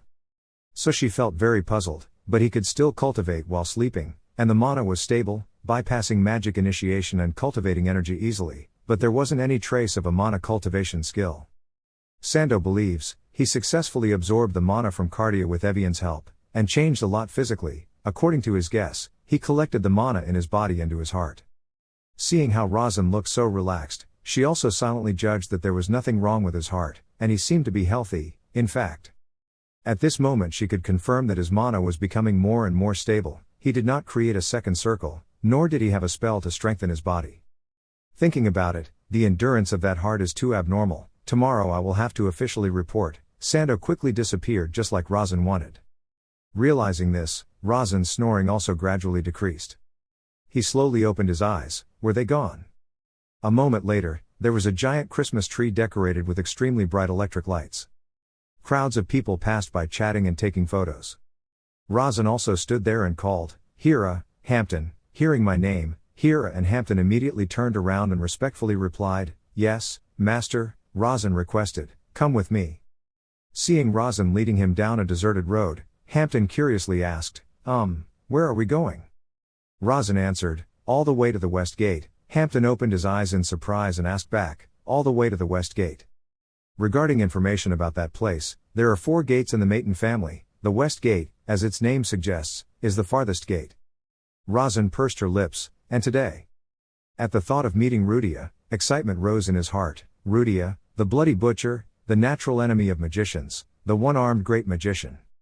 You know, I'm about to meet her. At the same time, Rudia was quite tired as she lost strength, her breathing became heavy and panting. Even so, when facing the enemy, she is still very strong and screams, you bastards. Rudia angrily declared on the outside, I will kill everyone, but on the inside, she was quite worried, damn, am I too late? Hampton asked in surprise, at the end of the West Gate. Seeing Razan nod, he immediately suggested an idea. If you want to visit young Master Luke's territory, I have prepared a lot of paralyzing poison. Hearing Razan harshly reply with a no, Hampton couldn't help but feel disappointed and bowed his head sadly. Although he didn't turn his head to look, based on his understanding of Hampton, Razan knew immediately what his reaction was. Are you disappointed? You were guessed correctly. Hampton was startled and confused and said, yes, very, no, I'm not disappointed at all. At the same time, on Rudia's side, she was still frantically fighting back against the enemy. You bastard. Seeing her teammate being hit by a blow and falling to the ground, the brown-haired guy could only shout loudly, stopping her. Rudia tried to create a larger stream of power and declared, I will kill them all. At this time, Razan's group was approaching, so the system also sent an information sheet about her character as follows. Her name is Rudia, her main attribute is fire. In terms of personality, she is simple-minded, loyal and loves her father. As soon as he saw Rudia, Razan immediately recognized it. It was Rudia. I assumed she was extremely simple-minded. It was so random. Right now she had no poison resistance, and Hampton was meeting Rudia for the first time, so he wondered, what's wrong with that girl? Suddenly Razan turned around and called out to Hampton. Hampton was startled and stood up straight as a habit. Yes, master, Razan ordered, throwing out the paralysis poison.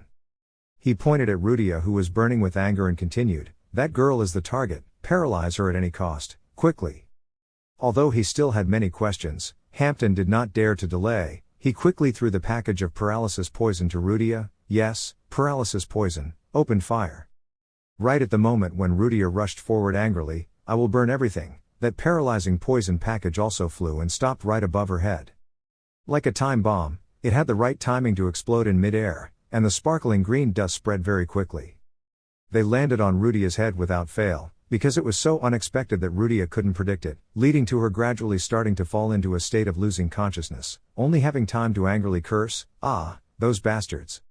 Waiting for Rudia to collapse to the ground, Razan immediately ran over, having to resolve this situation quickly. But after only running a few steps, someone grabbed his shoulder and stopped him. It's the brown-haired guy who directly confronted Rudia earlier. Who are you? Did you break in? Tell me your identity. We were in a hurry and were interrupted, Razan said angrily. I came here from inside. Calm down, the gatekeeper is like that. Not letting the brown-haired guy or the gatekeeper object, he continued saying, oh, it seems the people at the far end of the West Gate aren't even called the family's magicians anymore, and your abilities are really poor. Even though he said so on the outside, in his heart he knew clearly that in reality, it wasn't really because the gatekeepers were weak, but because Rudia was too strong.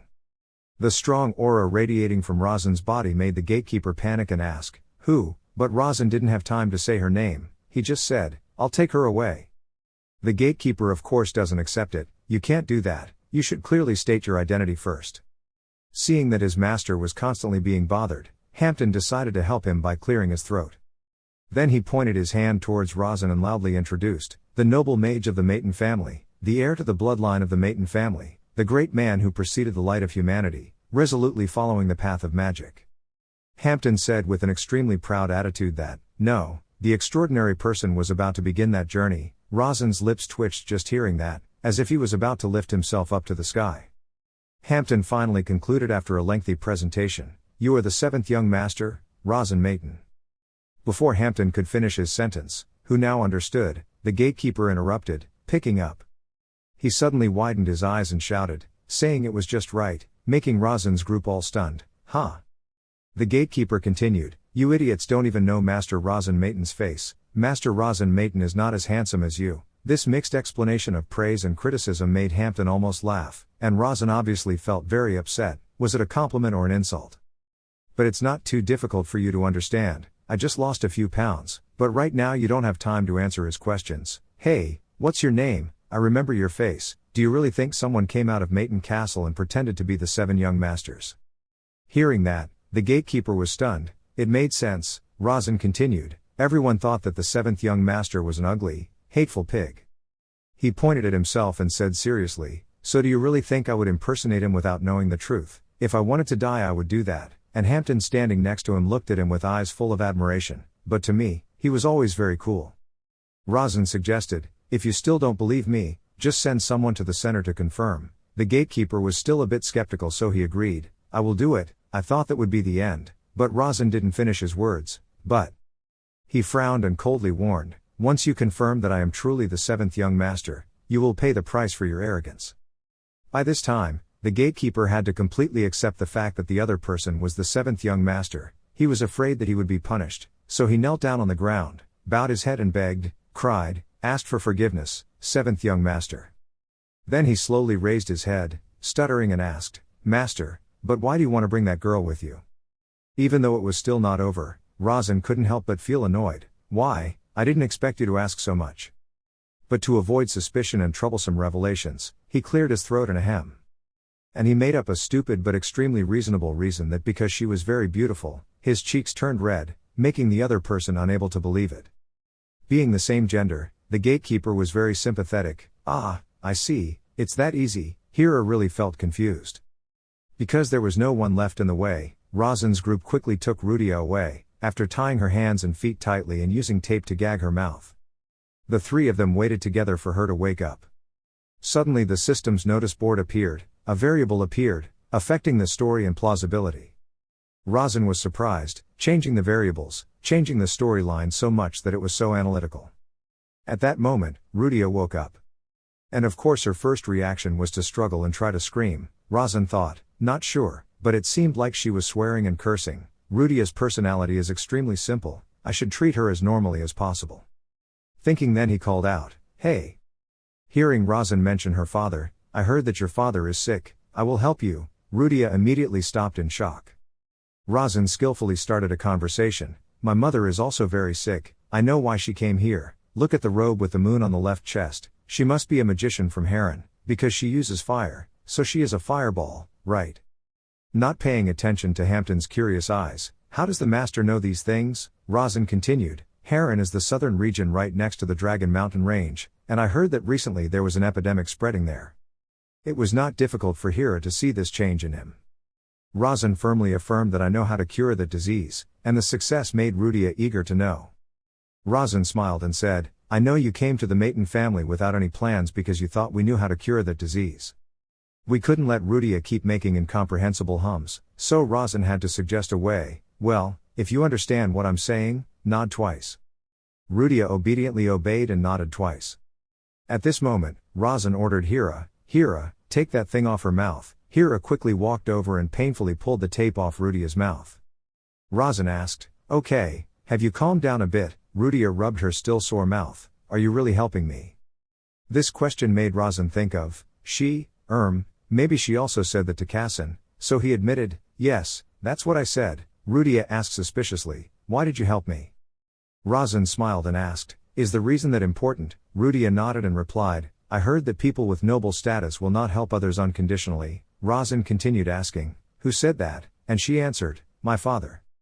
Razin sighed and said, "Then why did you come to my family even though you thought we wouldn't help unconditionally?" Rudia pursed her lips and honestly replied, "I was going to give a reason to help. I have some good things in my bag." Hearing that, a light flashed in Razin's head. The reason, good thing, I know. There was no need for Rudia to explain clearly, he also knew that the good thing was, it was the goblet of holy fire, the thing that Kassan Side received in the original work. Razin nodded and said, "I will cure your father," making Rudia extremely happy. "Really?" But he continued to say, "But everything has its price." Rudia sadly said, "I don't have money," but Razin just smiled and replied, "You can pay later." Even so, Rudia still wants to be clear about everything from the beginning. "How much do you need?" Razin thought about it and answered, "Well, we have to try to cure him to know." Rudia nodded, "So please cure him." Razin asked, "Will you pay the price?" Of course, Rudia won't miss even the smallest opportunity, of course, at any cost. Razin raised her eyebrows and asked, "Didn't you say you had some good things?" Rudia promised, "I'll give them all to you." "Okay, that's enough." Razin satisfied and turned to call Hampton, who was standing ready waiting for orders. "Yes, master."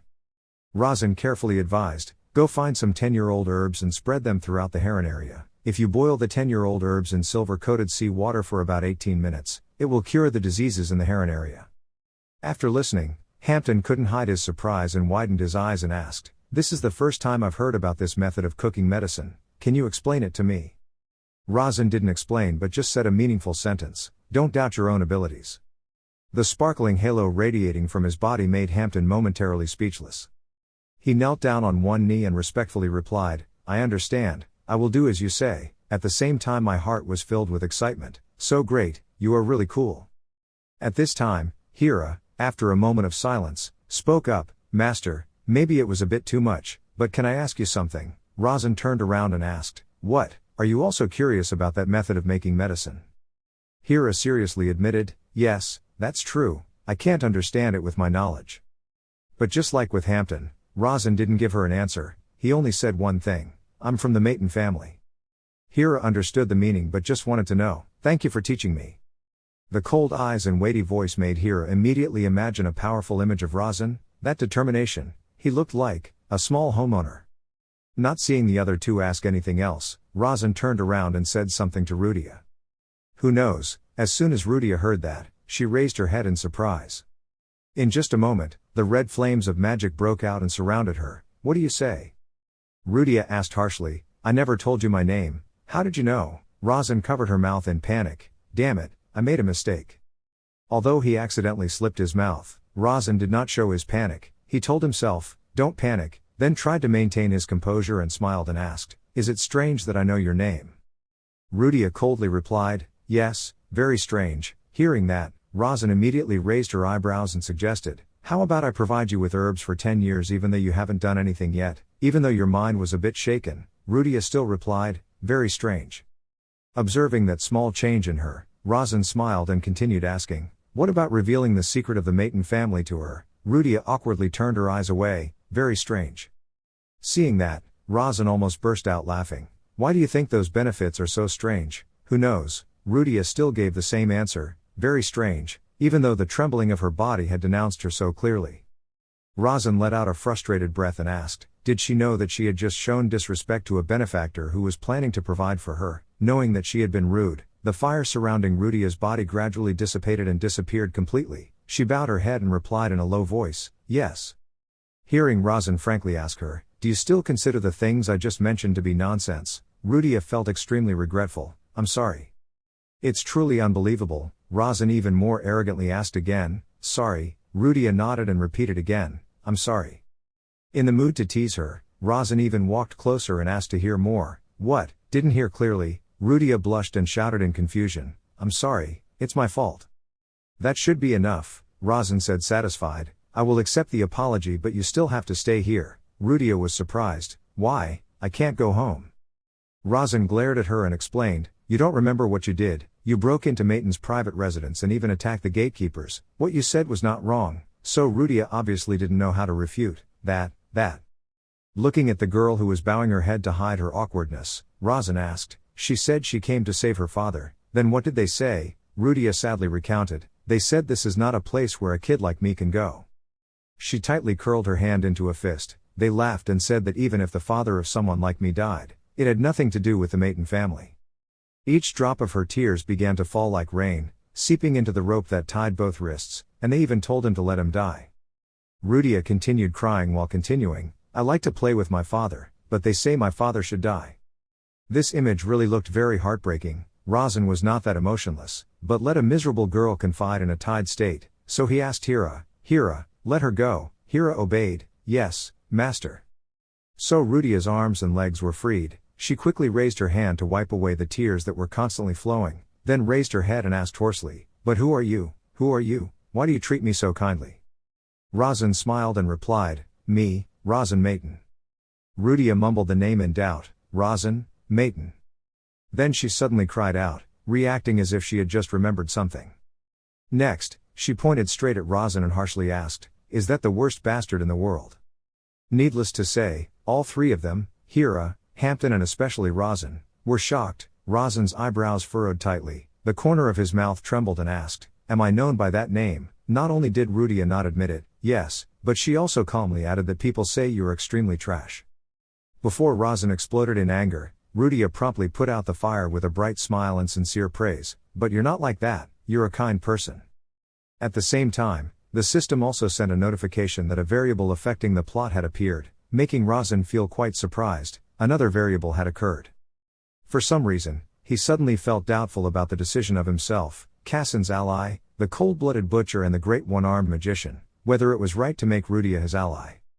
But when faced with Rudia's happy face, completely different from the initial coldness and hostility. Razan himself brushed away that anxiety, just slowly watching. That evening, inside the dark castle, blending into the dark night sky, the sound of someone knocking on the door was echoing. With Razan's permission, Hampton dared to push open the door and step in, carrying a medium-sized backpack on his back. I have collected all the herbs for 10 years as you said, Master, I will go to Heron right away. As expected of his effective assistant, Razan smiled and asked, Okay, how long will it take to get there? Hampton replied, 3 days. After a few seconds of hesitation, Hampton sat down on one knee and continued, Master, please excuse me but can I ask you a question? Can I ask why you helped Rudia? Razan sighed and replied, It's just, dying from a disease that can be cured is such a pity. Then he turned to look at Hampton and said seriously, Even if he is my father, to me, helping is not such a big deal. Hearing that, Hampton immediately lowered his head and said an unrelated sentence, Thank you Master for this profound lesson, making Razan momentarily unable to understand. What lesson? But Hampton didn't explain it to him at all, perhaps because he was lost in idle thoughts. We are a famous family, so what the Master means is that we should be indifferent to all difficulties, that is the path that a famous family should follow. So in just a short moment, Hampton accidentally found the light of truth. That was more than enough for today, so he asked to leave. I'm sorry, Master. Looking at the door carefully closed by Hampton, Razan thought about the reason why he was still hiding it from him. To be honest, the main reason for this was because he wanted to get that goblet of fire, but that's fine. 2 days later, also in the Maton family's castle. The two maids were concentrating on cleaning the room, when someone suddenly walked up to them, knocked on the wall a few times and asked, Did that boy have a new toy? Making them both startled.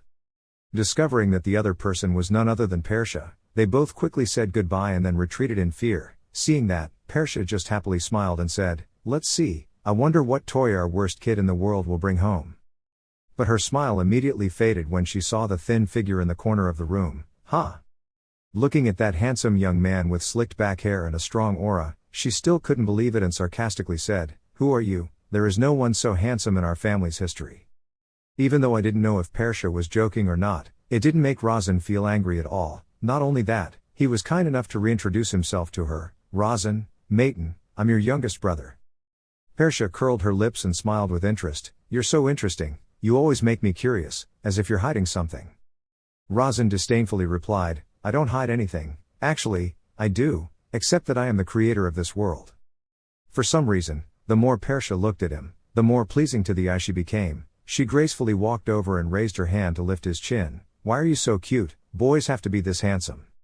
The moment he looked straight into Persha's eyes, Razan's whole body suddenly seemed to freeze, and could not move, heck, as if his heart had just frozen. At the same time the system also reminded him, the beginner's determination was protecting his body.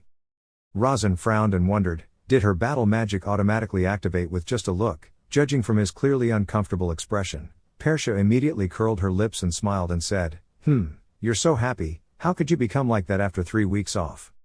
Then she calmly patted his head a few times, rubbed it, and happily continued, Good, I approve, if I grow up to be like that, my sister will love me very much. Razan angrily pushed her hand away, I don't need you to love me. The vigilance in his heart also increased when he realized, this is also Persha's test. Persha smiled and asked, What's wrong? Then he coldly replied, I want to become a great person, not a pet for my sister to pamper. Persha almost couldn't help but burst out laughing. The more she said it, the cuter it got. Hearing her joke, if your head was placed on a stake, it would be a beautiful work of art. Razan's spine went cold. He took a few steps back in fear. Don't joke like that, Persha laughed. Ha ha ha, do you think that's a joke?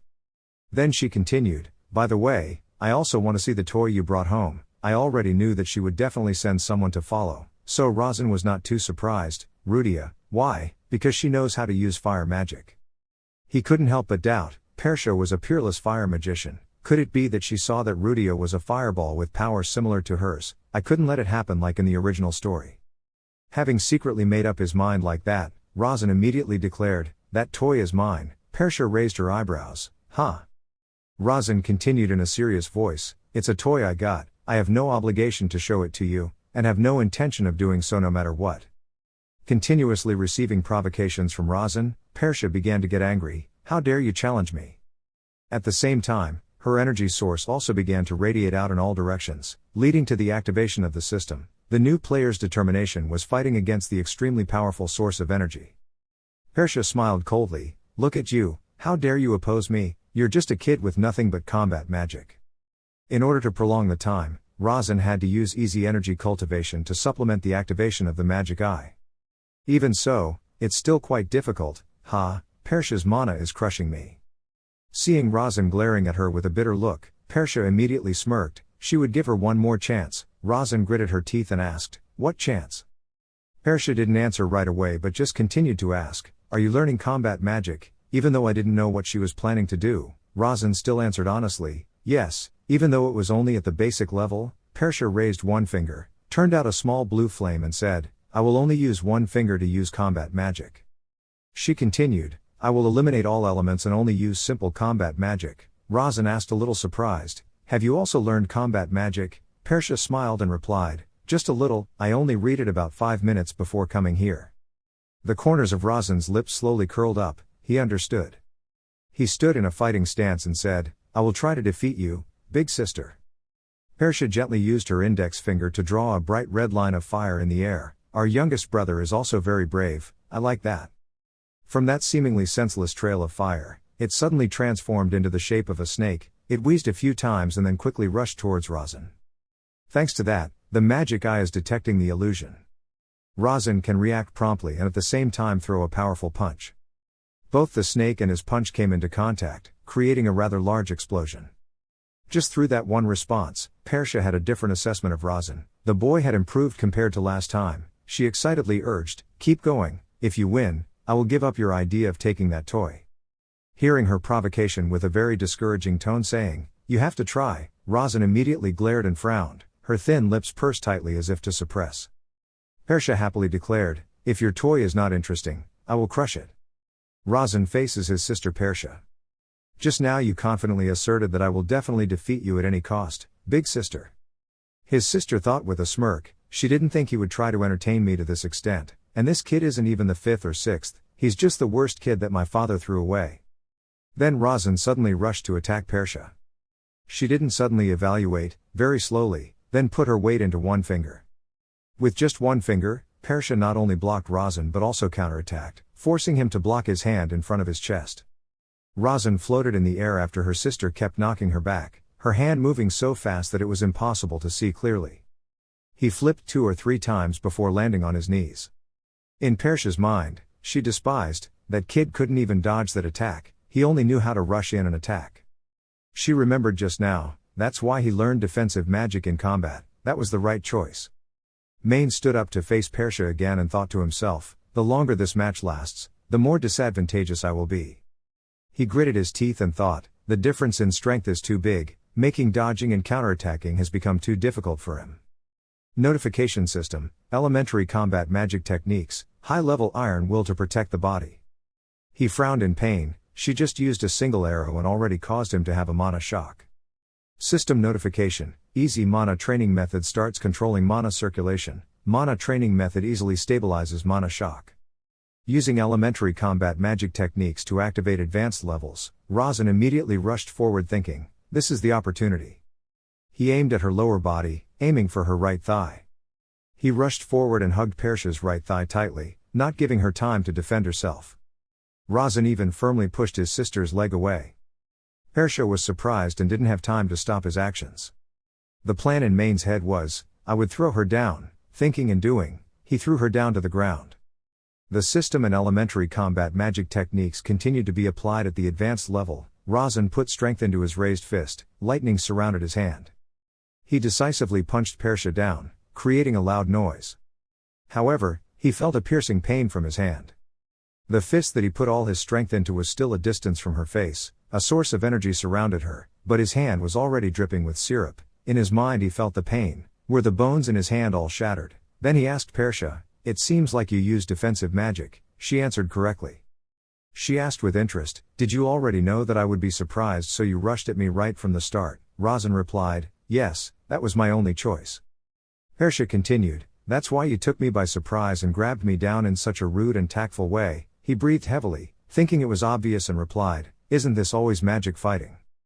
She sat up and raised her hand to support her forehead. That's why I always hate magic fighting, it's too inelegant, Razan replied a little apologetically. Maybe it wasn't very pretty, but good or bad, she was still knocked down by me. Persha's eyes were a bit flustered. She looked at his hand that was dripping red syrup and said, also crotch. Persha lightly flicked her fingertip and pointed towards Razan. A beam of light flashed. Razan suddenly flew into the air. Surrounding him was a strange energy light source. He didn't understand what was happening. Then there was a loud bang and he couldn't help but fall backwards, his back hitting the wall. Being hit by surprise, he spat out a mouthful of strawberry sting. Persha said, he won the bet.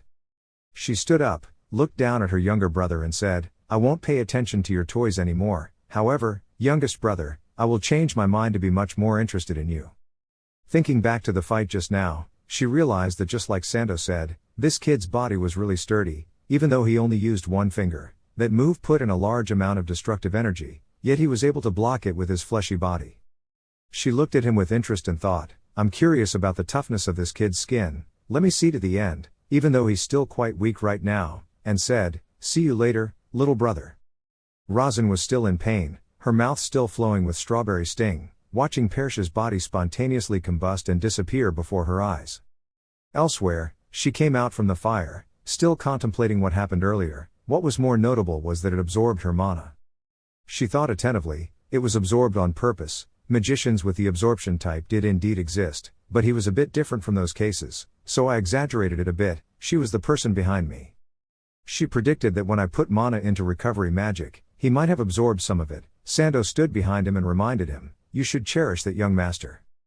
Persha complimented, that kid is very interesting. The guardian immediately realized, it seems like she gave him some new gift, right? She accepted it, yes, but it will break everything in its body if you don't know how to hold it properly. In the main male side, he was still struggling to cough up the strawberry sting. The system, the special condition, the elementary self-regenerating combat magic technique engraved on his body were activated. He breathed hard, clutching his chest and thinking, it was another special condition. Every time Persha came there was this condition. System, elementary combat magic technique that self-regenerates and restores the body. Suddenly the red liquid on his hand disappeared, the wounds healed, the pain disappeared. The system continued to inform that the self-regenerating elementary combat magic technique had consumed most of the mana.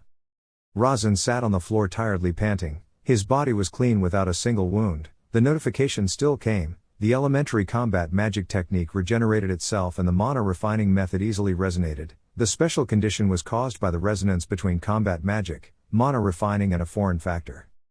And an important announcement, the condition for body restructuring is achieved, starting the restructuring process. Main suddenly exclaimed, what? Immediately afterwards, a shocking pain spread throughout his entire body, causing him to suddenly freeze and scream. The system reminded, restructuring his body accompanied by intense pain. Razan's body felt like it was crushed by 1,000 tons. He crawled miserably on the ground. He gritted his teeth and tried to calm down. Huff, he had to stay conscious. His whole body seemed to be crumbling at the same time and his bones were turning into fine powder. Immediately after that, from his ear flowed a thick black liquid of unknown origin. Not only his ears, both his eye sockets and his mouth also oozed this black liquid at the same time. The system, the self-regenerating elementary combat magic technique automatically activated. The pain caused Razan to lose control. His hands clutched the ground, he was in panic, his bones were crumbling and then reassembling themselves at breakneck speed.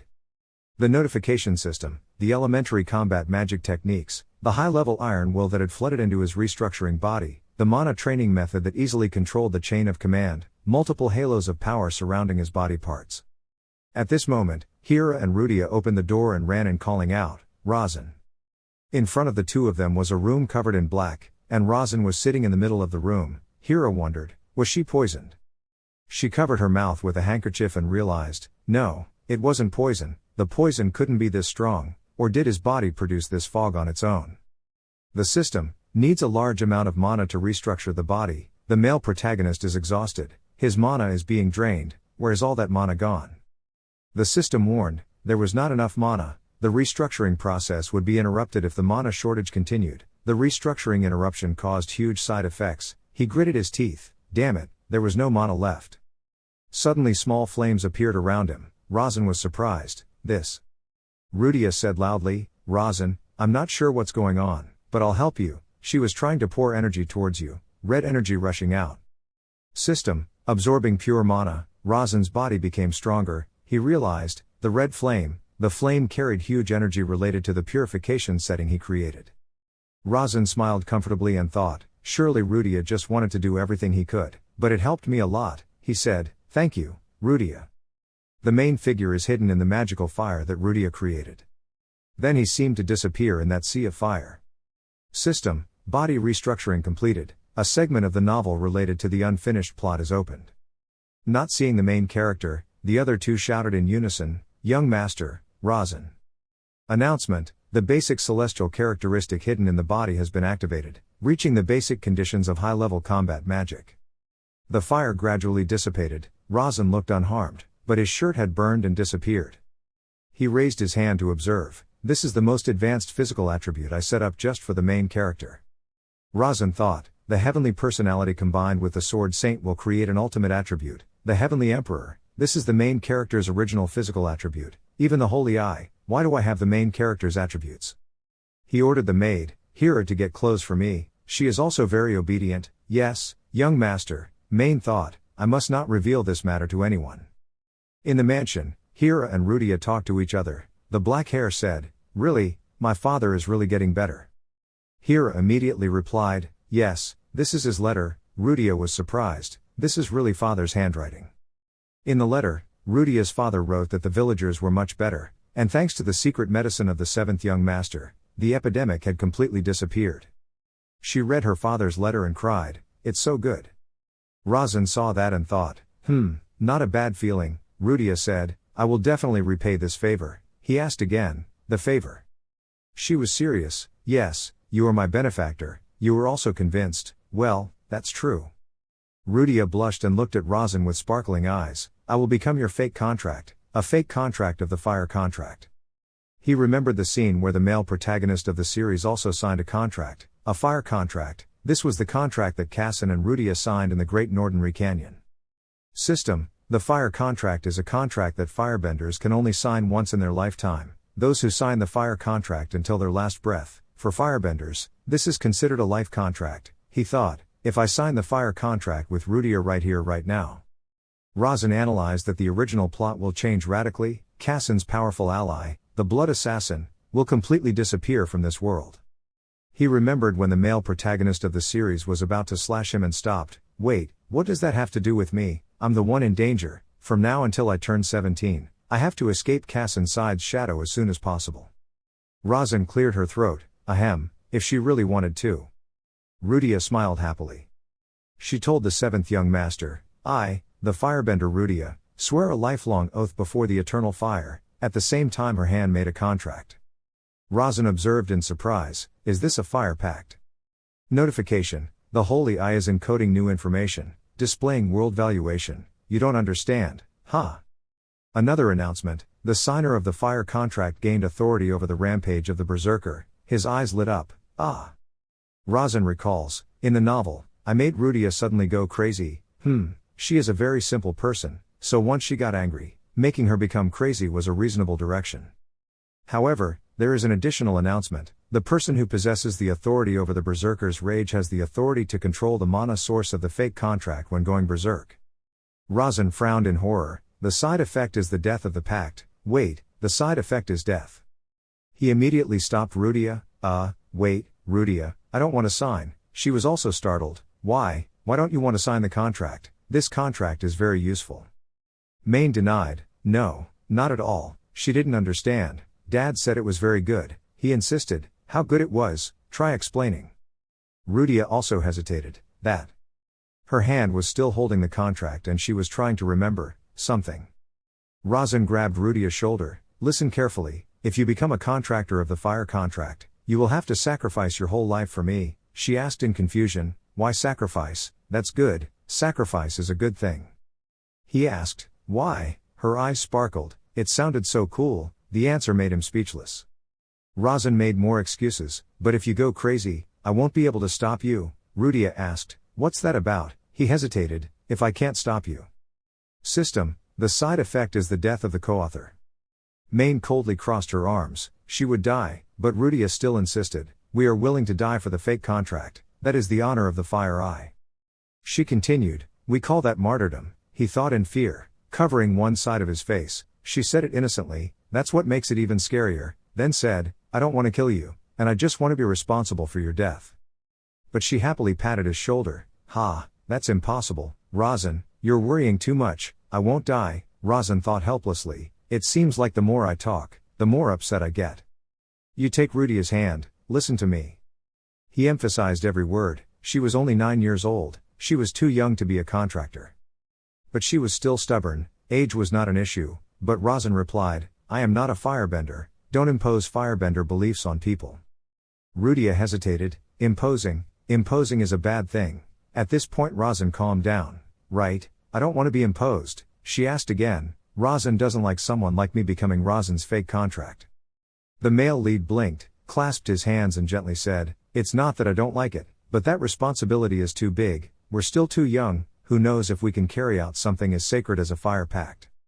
Hearing that, she was depressed, I understand, so I'll wait. Notice, the agreement has been cancelled. Rudia said, Razan is a good person, he suddenly replied, what so suddenly, she replied, my father said that. She continued to explain, the signing of the fire contract must be held solemnly, the fake contract must also be carefully selected, he replied in a formal way, is that so? Rudia happily continued, father said if I sign the contract, I will become a perfect tool. He also said that if someone refuses the contract with a legitimate reason, that is definitely a good person. Hearing this Razan didn't know what to answer. She repeated, an extremely trustworthy person. Then she tightened her grip with determination, and never let that person slip from her palm. Razan jumped back in surprise. A moment later, Rudia's eyes lit up as she held 2 packs of chocolate in her hand, so delicious, really delicious.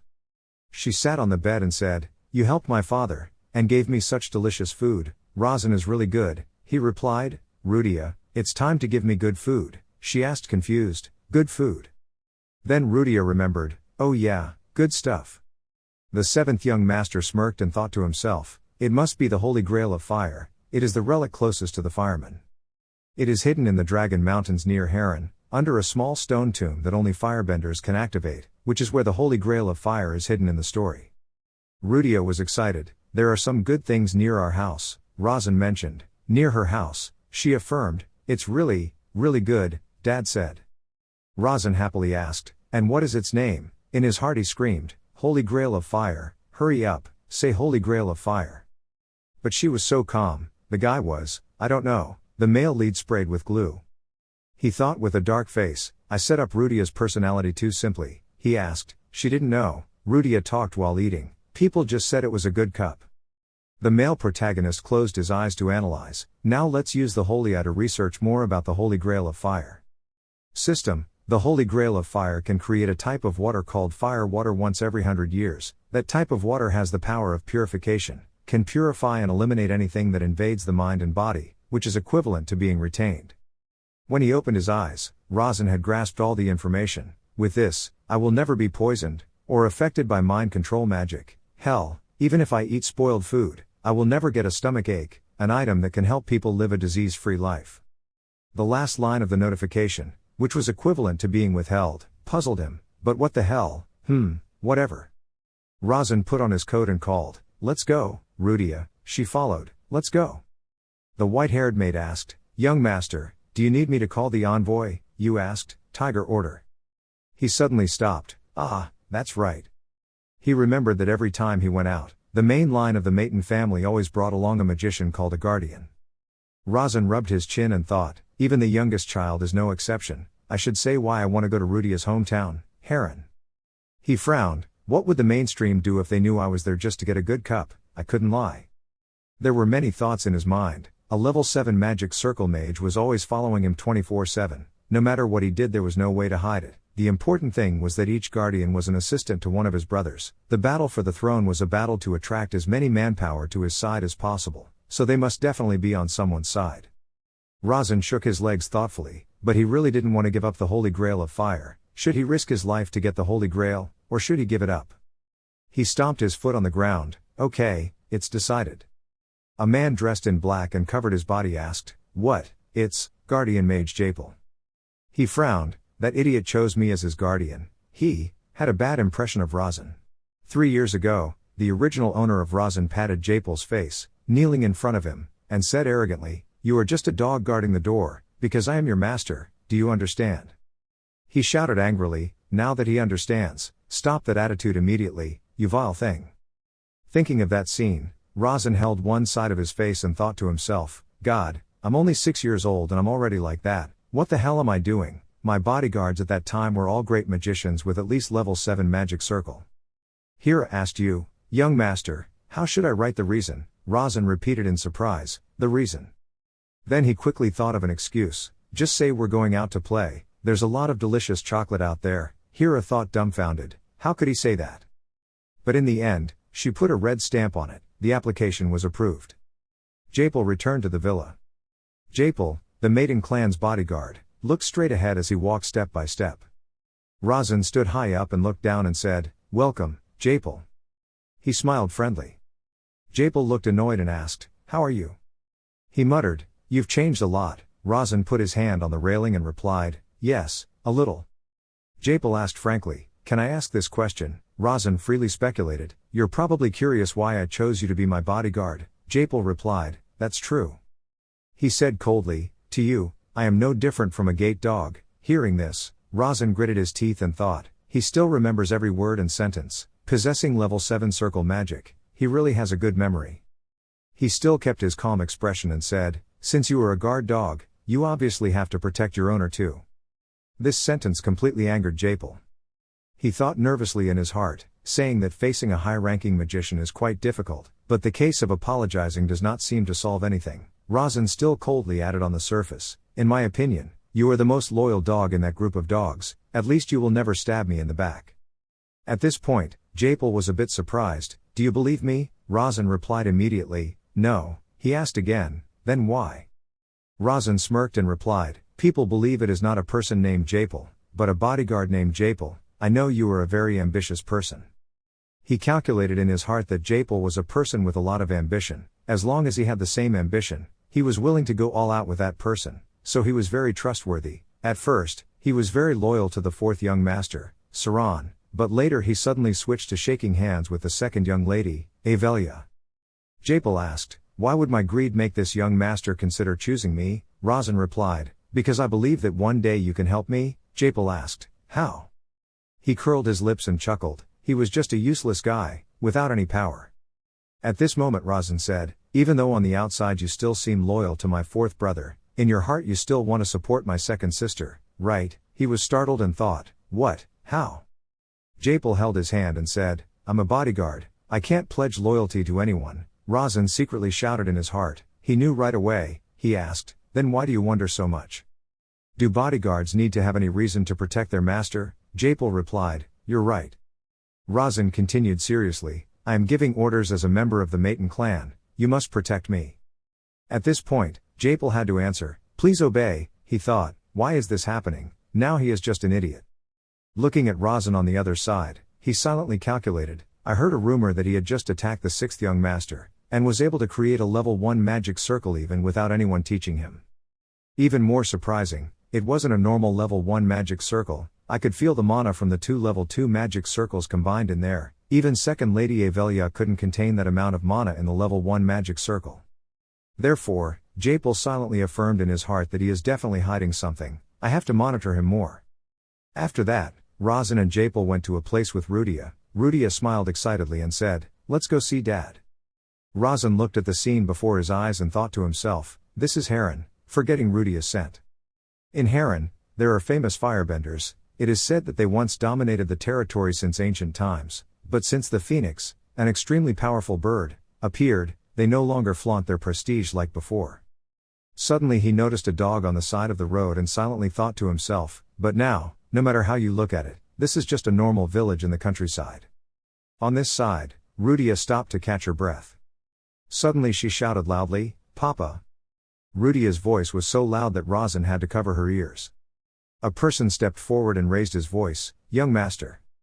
Hampton panted and said, "Sorry for the delay in welcoming you, I didn't know the young master was coming." Razin replied, "It's okay." Rudia asked, "Where is Dad, Hampton?" Hampton laughed and said, "In the house." Just hearing that, Rudia rushed to call, "Dad." She made him chase and call, "Wait." Japal looked at Razan from behind and thought, something is strange.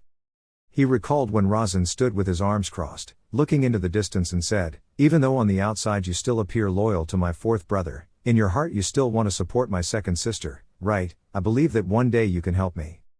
Thinking of that, Japal suddenly gritted his teeth. "I have never revealed my intentions." In the distance, Rudia rushed into her father's arms and called, "Father." Her father was also happy to welcome his daughter and said, "Rudia." He bowed his head and said to Razan, "Thank you, young master." Japal thought to himself, I can't believe that a 9-year-old girl has so much mana, and since when did the young master have to be friends with her? Rudia told his father, "Father, Razan is very kind, I brought him home to give him a gift." Her father affectionately patted her head and replied, "That's right, you have to repay a favor." Japal was surprised in her heart. What? She just praised this evil guy for being kind, and she still returned the favor. What kind of favor? He looked around, thinking to himself, now that he noticed, it seemed like the villagers here really liked him. Why was he so welcomed? But no, it didn't matter what he did. The bodyguards did not know about this. Japal looked at Razan in front of him and couldn't help but be surprised. What did he do behind their backs, and when did he? But Rudia quickly pulled Razan away. She said, "Follow me, I'll show you something." They all went to a luxuriant forest. Japal wondered in surprise, "This is..." The three people stood in front of a cross-shaped stake stuck on a stone mound. Rudia said, "Here it is." Japal wondered, a stone tomb. At this time, Rudia began to recite the mantra, La, Shadow, Lali, Lada. Around her began to appear streams of orange-yellow light like fire. The stone mound also turned yellow. After a while, the light disappeared and the stone mound filled with smoke. A glass covered in fire appeared. Japal was shocked and thought in surprise, "What?" Looking at the object in front of him, he was startled. What the hell? There was fire energy mixed in that cup of holy wine. He said he just wanted to go out to eat candy, so he was lying. I felt a very strange energy from that cup. Razan also thought in surprise, this, the holy fire cup. He was even more surprised when the notification system detected a scene in another world. The system continues to display notifications, announcing that only those who have a contract with a firebender can drink the pure fire water of the ancient fire city. Those who do not have a contract with a firebender, once they drink the pure fire water, will vomit and have stomachaches until they die. Those who do not associate with firebenders, once they drink heavenly water, will vomit and have stomachaches until they die. Those who do not associate with firebenders, once they drink heavenly water, will vomit and have stomachaches until they die. Razan wondered, so if I want to drink this, I have to make a fire pact. The system continued to broadcast the notification that the pure fire water in the holy cup was gradually oxidizing due to the impact of the outside air. The longer it was left, the pure fire water would gradually lose its effectiveness. Seeing this, Razan quickly thought, if this continues, pure fire and water will become water, there will be no more hesitation. He thought about the time Kassan was struggling with it, silently calculating, if I accept the fire contract, I have to control Rudia myself, even Kassan will have a hard time controlling her, can I do it? But this opportunity will not come again. In this situation, what did author Sungmin do? Perhaps the author did. At this moment, Razan suddenly called, Rudia. He looked at her firmly and said, let's make a contract. Her eyes lit up and asked again, really? Razan urged her, hurry up, we don't have much time. Rudia happily replied, okay. The notification system and Holy Grail are undergoing changes. Japal gaped, he thought, the lost light of the Holy Grail of Fire. Returning, the Holy Grail of Fire emitted strong light. Japal thought, come here to play and eat chocolate, what a smooth lie, all of this has been planned. Looking at Rudia's magic power, he silently exclaimed, that fire mana, this is the first time I have seen such pure fire mana, as strong as the third lady's fire magic. At this point, Japal glanced at Razan again, I'm sure. He gritted his teeth and realized that the seventh young master's information had definitely been changed. After a while, Rudia put her hands on her knees and breathed heavily, saying, the fire pact has been completed. Razan replied, I see. The system popped up and announced that the fire contract had been completed. Rudia had sworn to become a fake fire contract, and the story had a twist. Razan almost turned into a fireman. He rubbed his hand across his chest, thinking, the heat source from earlier had disappeared. The system said, the Holy Fire Grail has gone through the purification contract. The Holy Fire Grail has been upgraded to a pure Holy Fire Grail. Razin stepped forward to pick up the glass. The fire water had been upgraded to pure fire water. He raised the glass to drink, thinking to himself, it tastes just like regular water, carbonated water. At this time, the system informs you that you have drunk pure fire water. You need the power to control the heat in pure fire water. Easy method to cultivate mana. Start controlling the heat. Razin wiped his mouth and thought, the heat in my belly is moving to my heart. He sat down, crossed his legs on the ground, turned and said to Japal, my bodyguard entrusts my safety to you. Japal saw his actions and immediately guessed, mana training, this method doesn't seem very excellent, but, is he really practicing it out here? Looking at the other person who had already started, he was secretly surprised. He trusted him that much, just a small impact would affect his body. Japal couldn't believe it. He suddenly gritted his teeth. Young Master 7 must know about this. He thought of the image of Razin when he said before, I trust bodyguard Japal. Almost immediately, Japal created a protective ring around Razin. He thought, I will respond with trust. At the same time, the system announced that self-regenerating combat magic was active. Razin felt the heat in his chest and thought, this is not ordinary water, the heat in it is hurting his heart. The system continued, the easy mana training method had successfully controlled pure fire water. Pure fire water had been absorbed into the body. The effect of pure fire water was because it reduced mana, so the absorption effect would be neutralized. Razin heard that and thought, it suddenly stopped halfway, I will try again next time. It was getting dark. Japal stood next to Razin curiously asking, are you done yet? Razin replied, yes, longer than I thought. He added sincerely, thank you for protecting me. This stunned Japal. He replied, it's nothing, it's my business, congratulations, it seems you have gained new power. Razin stood up and replied, yeah, it's no big deal. At this time, Japal suddenly stopped. But, young master, Razin asked, why? Japal replied, this is the entrance to the Dragon Mountain area. Razin calmly said, I know. Japal continued looking around. There was a strong flow of mana from the middle of the mountainside. They were moving towards us without hiding. They made their presence known to us. Razin asked, are you sure? Japal replied in an affirmative voice, sure. It seemed like the mana from the Holy Grail earlier had attracted them. He seriously thought, is it that strong? I didn't think even a 7-circle magician would say it was strong. He cautiously asked, do you recognize them? Japal replied, yes, if my intuition is right then they must be swordsmen. I can feel their symbolic energy, they are approaching very quickly, I will face them soon. Razin asked again, was there murderous intent? But Japal also had difficulty in this situation, unable to determine. You can only guess, but they are very talented. Razin looked ahead and thought, in this world, swordsmen and magicians confront each other and don't get along very well. I'm not sure why they appeared, but they can't run away. He stood still and silently calculated, if I run away, my father will kill me before the 10th year. I have a magician with 7 magic circles by my side, so why should I run away? Just wait for them to get here. People dressed in black appeared right in front of Razin. He thought, here they come. Notification system, the saint has been activated. His eyes change color. Razin opened his mouth, panicking in his heart. Wait, damn it, the system continues. The important variables in the story have been changed. The real male protagonist of this world, the genius within the genius, has countless golden hands. The superpower male lead in a classic superpower novel, the monster created by Father Sungmin. A boy with those eyes and black hair appeared. Character information, name, Kassan side. Razin exclaimed, why is he here? The two sides faced each other without saying anything. Japal observed Kassan and thought, Lamung engraved on the left chest, the same age as the 7th young master, 2nd young master of the side family. These clues were enough for him to guess the identity of the person in front of him, Kassan side, and the guardian of the famous swordsman side. Knowledge dissemination system. 3 famous families have the ability to recognize each other. This ability is available in their mana and is similar to how monsters recognize each other. Japal judged that Kassan must also have recognized the young master of the Maiden family. At this time, Kassan walked closer to Razin. He bowed his head and said, I came here after feeling a strong flow of mana. Razin judged, even though he was a 9-year-old child, he looked very polite. Razin asked again, a powerful blast of mana? Kassan replied, yes, the guardian and I both felt an explosion of fire mana. Razin thought to himself, Japal also said that, I didn't think it was that strong. Why are they all like this? He asked, is that why you came here? Kassan bowed his head and replied, yes, I'm very curious.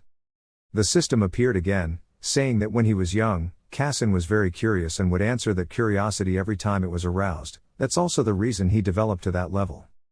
Razan timidly asked the other person, it seems like you know who I am. Kassan honestly answered him, I'm not sure, but I guess you belong to the Maiden family, because you look a bit older than me, so you must be the sixth young master.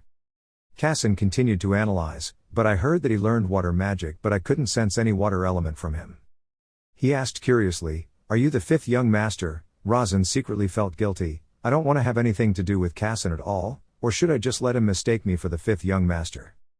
But he immediately dismissed it, otherwise if he was discovered it would be very troublesome. I would change the plan. Thinking so, Razan replied, he learned earth magic. Kassan was surprised. He couldn't believe it. No way, are you the seventh young master? Razan laughed jokingly, ha, I'm different from the rumors. Kassan innocently replied, you are completely different. Razan looked at the guard's reaction and thought to himself, the guards were also very surprised. He scratched his head shyly and said, now we are friends, stop being so polite. Kassan happily replied, then from now on we will talk freely. Kassan as a child had everything, the love of his parents, a good master and the right education to become a future ruler, but he was lacking one thing. Kassan had no friends his own age, his family could not fill that void and Kassan had never had friends. Razan thought to himself, it's understandable, who would want to be friends with Kassan, the young master of a famous sword family? At this moment, Rudia suddenly appeared from nowhere. She grabbed Razan's hand and looked at Kassan and asked, is he your friend? Razan bent down to look at her and thought, only a special person like Rudia can become his companion. Rudia smiled innocently and said, I'm also 9 years old, you're really handsome, my name is Rudia, and you? Kassan blushed and turned away to answer, Kassan? Rudia asked again, Kassan? He replied, yes. Rudia complimented him, his name is beautiful, his face is also beautiful. Kassan shyly raised his fist to his mouth and coughed and said, Razan, I'm very curious about the mana wave just now, can you explain? After a while, Kassan asked, so you have a unique opportunity. Razan put his hands on his side and replied, yes. In his heart he thought, even though I created it myself. Kassan asked, what power does that fire mana have? It's so mysterious. Razan replied comfortably, protecting us from outside influences. Kassan asked, like poison? Razan replied, yes. Kassan said, okay. Japal looked at this scene and thought, the sword family is stronger than us, if they want to attack, we cannot win. Kassan's black-shirted guards thought again, yet the young master spoke to him carelessly. On this side, Rudia was curiously pointing at the sword at Kassan's waist and said, wow, is this a sword? Can I hold it? Razan silently assessed, why is she so friendly, but it's not too bad. Razan on the other side thought to himself, I probably won't see him again after this, I should leave a good impression. Razan raised his hand to show goodwill and said, Kassan? Kassan replied, you said, this is the first time I've met someone from the side family and we're the same age. Kassan grabbed Razan's hand and replied, this is also the first time I meet someone the same age. Razan asked seriously, I heard that people from the sword family fight before becoming friends, what is it called? Kassan immediately answered, it was martial arts. Razan continued, yes, martial arts, do you want to try? He said seriously, I heard you have to do that before becoming friends. Kassan replied freely, it's not necessary but. Before Kassan could continue, Razan interrupted, which was the right thing to do. The atmosphere around Kassan changed, he looked straight ahead, held up his sword and said, are you challenging me? Razan smirked and replied, yeah, he thought, this is a good opportunity to see how far Kassan and I are compared. Japal looked at Razan worriedly and thought to himself, in a situation like this, you still challenge him to a contest. They all stood in the dark, quiet forest without saying a word, a situation where both sides currently had 2 guardians following them.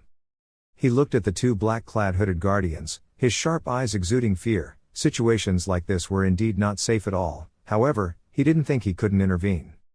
Then he looked at the 2 Kassan and Razan who were facing each other. No matter what, the 7th young master would still be the son of the Maiden family. If the main member of the family wanted to do something for a good reason, I couldn't stop them. Japal glared, gritted his teeth because of the insecurity in his heart, not to mention that the enemy's family was still watching. If he did something unfortunate, he would definitely be said to be insulting the Maiden family. Kassan asked Razan, do you practice swordsmanship? He replied, no, I only practice attack magic. Kassan said in surprise, I heard that very few people learn attack magic. Hearing that, Razan confidently said, but for some reason, attack magic is my forte. He saw that it seemed difficult for him to win against Razan, so he wondered why he wanted me to participate in this competition. The people in the family wouldn't like it. Razan suddenly asked a very sensitive question. You don't have any friends, right? As soon as you finished speaking, Kassan was stunned. The question seemed to touch a deep pain in his heart. The two bodyguards following Kassan were extremely frightened. Japal was surprised at the young master's lack of subtlety. Why did he say such offensive words? But Razan didn't feel like there was any problem with his question. On the contrary, he carelessly expressed, I don't do anything to anyone. Well, that's it, I'm just like you. Kassan looked sad. He remained silent and said nothing. Razan continued, that is because our responsibility is to continue the family. He became serious and confided that, and for me, finding friends is sometimes even more difficult than for you. Kassan asked curiously, why is that? He explained that, my family doesn't allow me to be friends with anyone. He said, unless the other person is at the same level as me, then after the two families meet and get to know each other, then we can meet each other as friends. Hearing that, Kassan felt confused and objected, how can they be called friends? Razan agreed, you're right, those aren't friends. He looked at Kassan in front of him and explained, that's why I don't have any friends, but if it were you, I think your family would allow you to make friends. Razan told him, and that's also the reason I want you to participate in the martial arts competition. The system announced that the holy eye was interpreting the world status, checking the valuation to set the most accurate settings. For a famous swordsman, the martial arts competition was a symbol to determine the trust between the two sides. Razan told him hopefully, trust and care between the two of us, and if we can't trust each other it will easily cause serious injury, right? Kassan slowly admired him. He was right, it seemed like he knew a lot about the two of us. The system says that if the weaker person wants to engage in martial arts combat with the stronger person, it will show more trust because it requires courage to open up like that. It can be seen as synonymous with the sentence, I have complete faith in you. Razan silently affirmed, and he was definitely the weaker one, Kassan was the stronger one. Then he quickly bent his knees, took a defensive stance and reminded Kassan that, like I said before, I use combat magic, you can also consider it a martial arts skill. On this side, Kassan unsheathed his sword and announced, I use holy magic, use my right hand to fight, I will only use the basic swordsmanship skills of the side family. He held the shiny blade out in front of him and said, since you are fighting with your bare hands and I am using a weapon, I will let you take the initiative to attack 3 times first. Razan looked at his defensive stance and commented that his standing posture also looked very neat. He probed Kassan, Kassan, before you and I started the competition, who do you think won? He replied, I think. Before he could say his name, Razan interrupted and firmly affirmed, of course you won.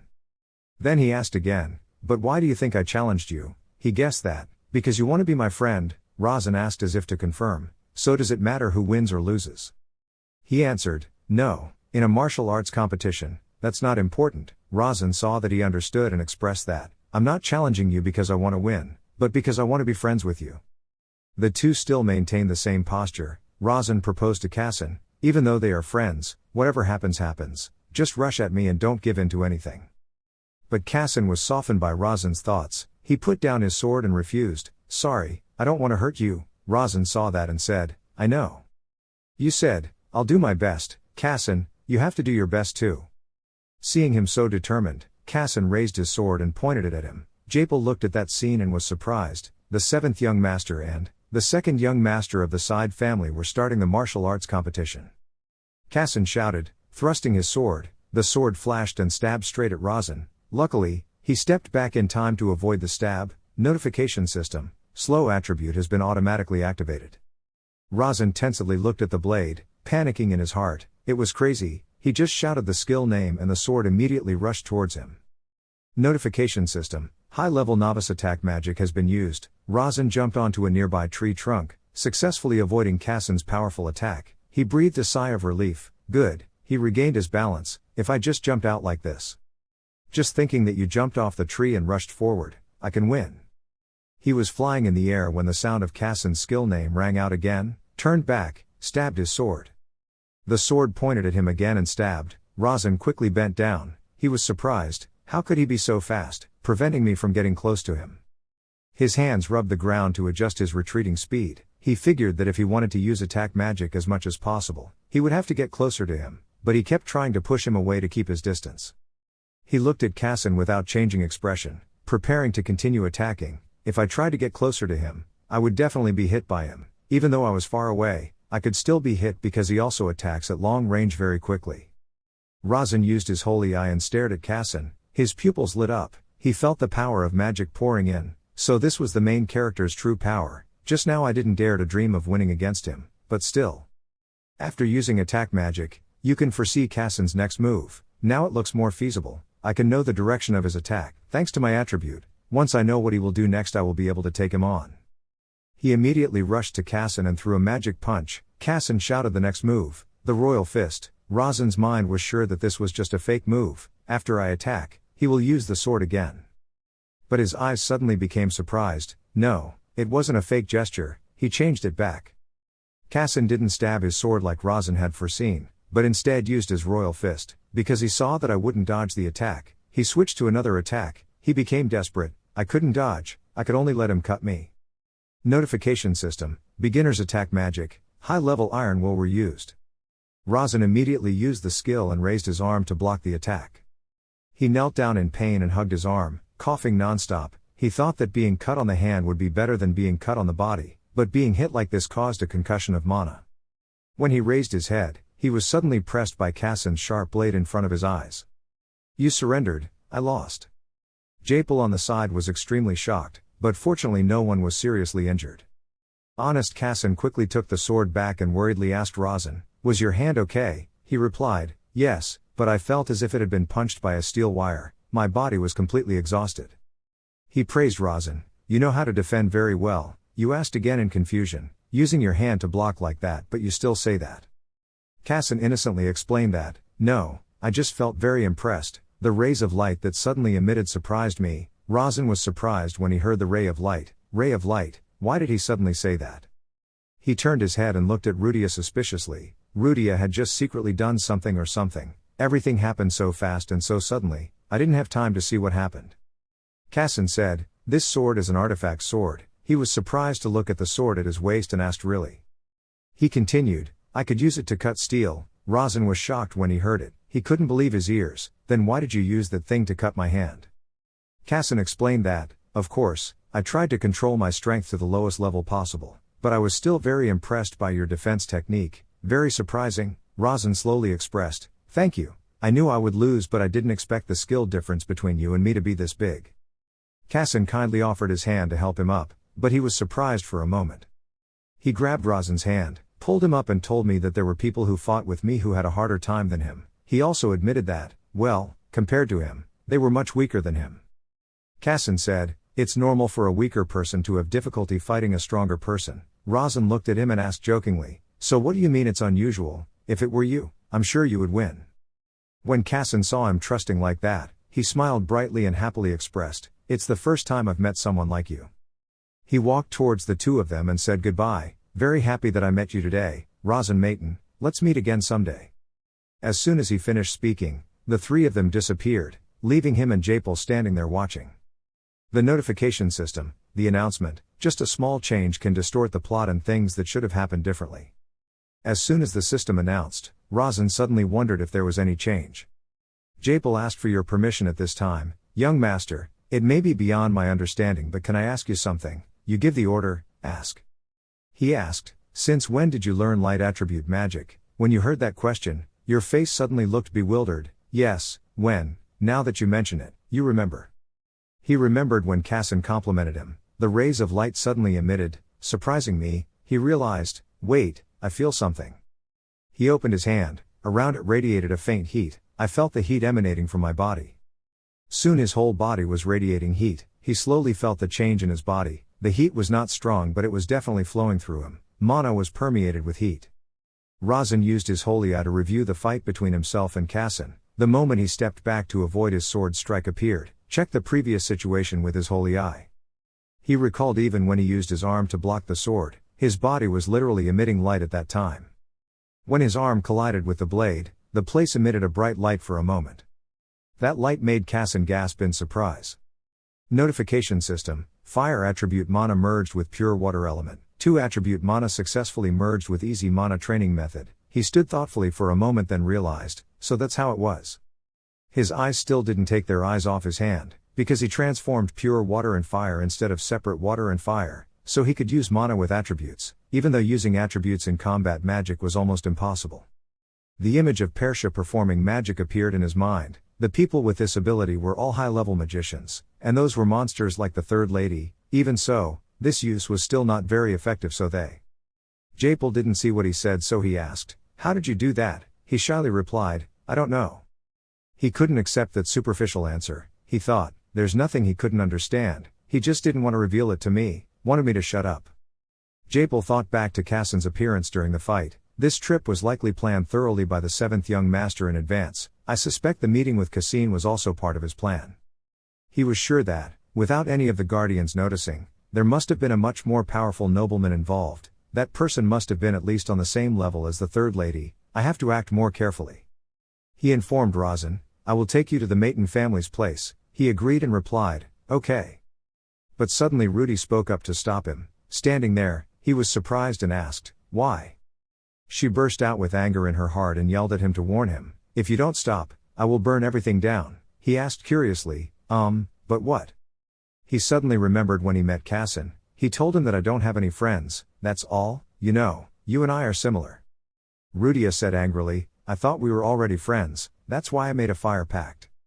Razan did not expect her to react so violently to his words. It seems that friends are really important to a 9-year-old kid. You calmed her down. "She is also my friend, but she questioned you, so why did you say you had no friends before?"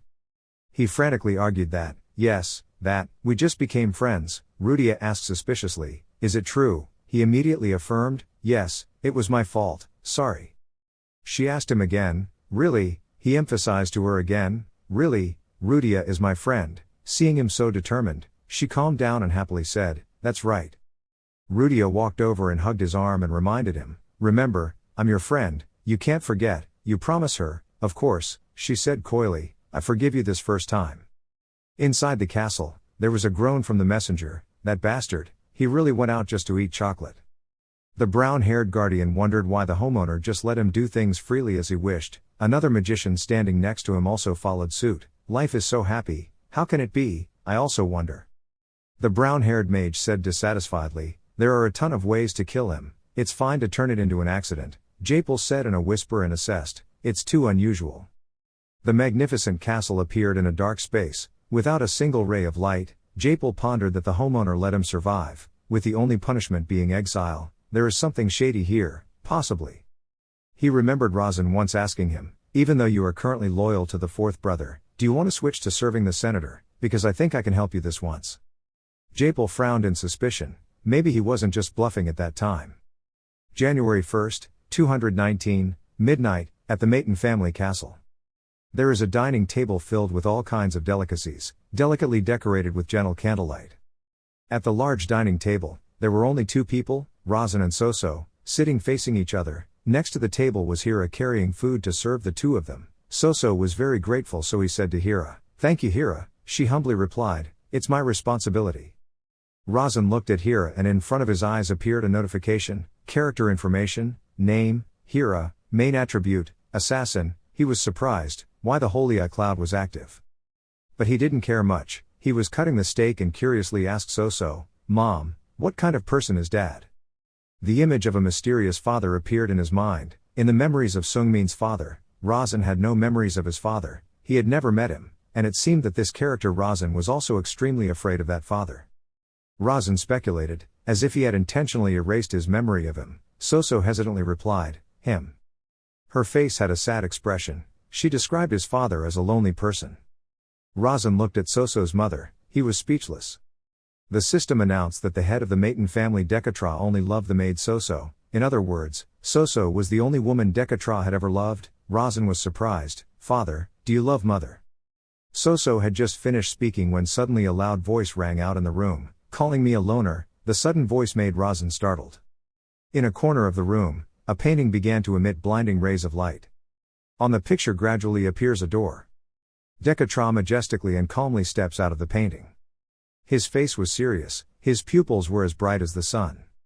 When Razan saw his father, his eyes were wide open and his mouth was wide open, extremely surprised. "Dekatra." Soso bowed to him. respectfully to the owner of the house. He also imitated his mother bowing, respectfully to the owner of the house. Dekatra slowly walked to the dining table and mocked Soso, speaking aloof, Soso. Razan stared at his father and felt the atmosphere become very stuffy. Just the presence of this one person increased the pressure in this room. How could a human being emit such great pressure? I couldn't stop staring at him. I could barely breathe. My whole body screamed in danger, just by looking at him. Dekatra sat down on the chair in the middle of the dining table and called Razan, son. He obsequiously replied, yes, sir, he told you about your brother. I heard something bad happened to your brother. He tried to calmly answer his father. If he was talking about his sixth brother, it was the truth. A question arose in his heart. With that personality, he probably wouldn't hold him responsible, so why? He encouraged himself that he was just a character I created at the last minute. This is a test. I will master the situation. Dekatra coldly asked him, why did you do that? He immediately answered, he punished me with his fist. He questioned me again, why did I do that? He replied firmly, I think the honor of a magician has been insulted. You thought that he punished you in the wrong way, and you responded to him in that way. Dekatra heard you reason like that, put his hand on your chin and asked you again, so, what do you mean I did nothing wrong? You immediately answered, yes, I didn't do anything wrong. He boldly explained that, and I just wanted to end that meaningless match as quickly as possible like a magician. He twisted me again, so I behaved excessively just for this reason. He quickly retorted, I don't think it was excessive. He remembered the moment he fought with his brother and explained that he did not do any dangerous blows in the name of a magician. He wanted to make his sixth brother value combat magic as much as martial arts. Dekatra still held her chin and listened to him without missing a word. I don't believe the reason we have to fight is simply for the sake of blood war between brothers and sisters. He pointed forward and spoke loudly, I realize we are not real enemies of each other, families famous for martial arts like Grendel, for swordsmanship like Side, making these two families kneel at our feet, and lick around like dogs and crawl like insects, that should be our goal. When his father heard that, he was pleased and praised, saying very well. He pointed his finger outside and firmly blamed his brother, the sixth brother should be thanking you, because you gave him the opportunity to experience a big difference thanks to the way he fought with that maggot-like martial arts clan. Dekatra smiled, he felt quite secure in this little boy. I never expected this sixth and seventh child, but this seventh child seems better than the sixth. Razan continued to tell him, if he still resented me for that, then he was not worthy of being a maiden. After he finished speaking, he immediately retracted his tongue and trembled. I didn't know if that was enough, I couldn't stop trembling. The system announced, Soso is the only woman Dekatra loves, and Dekatra still loves Soso. The notification system continued, information about the incomplete plot was opened. The reason Razan Maiten lived until the age of 17 was because he was Soso's son. Razan looked at his gentle mother, is that the reason I survived these 17 years? His eyes lit up, now that he thought about it, the fact that Razan, the most miserable person, existed for 17 years made no sense. You think of the scene where Razan in the original will be executed by guillotine. The novel doesn't mention the details, but Soso will die after a few years in the original due to 6 seeds. Bright red blood stains appeared, her death destroyed the last stronghold. In the past, Dekatra Maiten exiled Soso, who gave birth to Razan, to an isolated village and never visited her. Because I'm just an illegitimate son, I don't have enough strength to protect my mother, let alone become the homeowner. I'm just an incompetent son who can't even help him. Dekatra intentionally treated Soso coldly and banished her in preparation for that day, so that his true love would not be at a disadvantage. The image of Dekatra as a wife and 2 outstanding children appeared, because other mothers recognized Dekatra's true love for Soso. Razan speculates that, so the conclusion is simple, if I can truly live up to my own name. He frowned and looked straight ahead. If he was strong enough to protect his mother from behind, then the situation would change. Razan frowned thoughtfully, so the conclusion was simple. He stared ahead, if he could truly live up to this name, if he could at least become strong enough to protect his mother, then the situation would change completely. Dekatra also hoped he would become stronger. Suddenly Razan spoke up and told him, I was thinking that I should do my best. He explained reasonably, just like his father said, combat magic is a technique with clear limits, it can only develop to that point. Dekatra raised his eyebrows and replied, it's very weak, I can't even call that a move, it's more like a semi-move. He heard his father say that and objected, however, just because there are clear limits does not mean he should sit still and do nothing. Dekatra saw his son being so determined and immediately said, even if you try your best, something that doesn't happen will still not happen. He said, I didn't say I would become a homeowner, I don't have enough caliber to achieve that. Razan added with a determined face, however, you can help the person who will become the homeowner. He emphasized that, your magic may have its clear limits, but your own limits are unknown. He emphasized, please don't forget that I still inherit your blood, father. I will definitely stand up straight, climb up and protect my mother. Hearing that, Soso couldn't help but gasp in surprise. Even Dekatra raised her eyebrows and looked at him with different eyes. The next day Razan received a letter telling him to go to the main banquet hall of the Maiden main house. He immediately recognized that it was his father's handwriting, Dekatra's handwriting. Even though it's so short that it can't even be called a letter. Razan thought about his family's tradition, the Maiden family's tradition, the 10th birthday party, that was scheduled. The 10th birthday was a tradition for members of the Maiden family when they turned 10. The whole family would gather to enjoy a simple party, and the most important thing. That is where the body-strengthening battlefield will be established. Strengthening a magician's body is quite different from strengthening the normal body structure. Instead, it is a method of gathering elemental mana for the magician's main attribute, with darkness in the middle surrounded by other elements. At this time, Razan was dressed neatly to prepare for the party. In his heart, he secretly thought, quite different from his first time, not only his appearance but also his mental state. He slowly went out. He then began to move to the main banquet hall of the Maiden main house.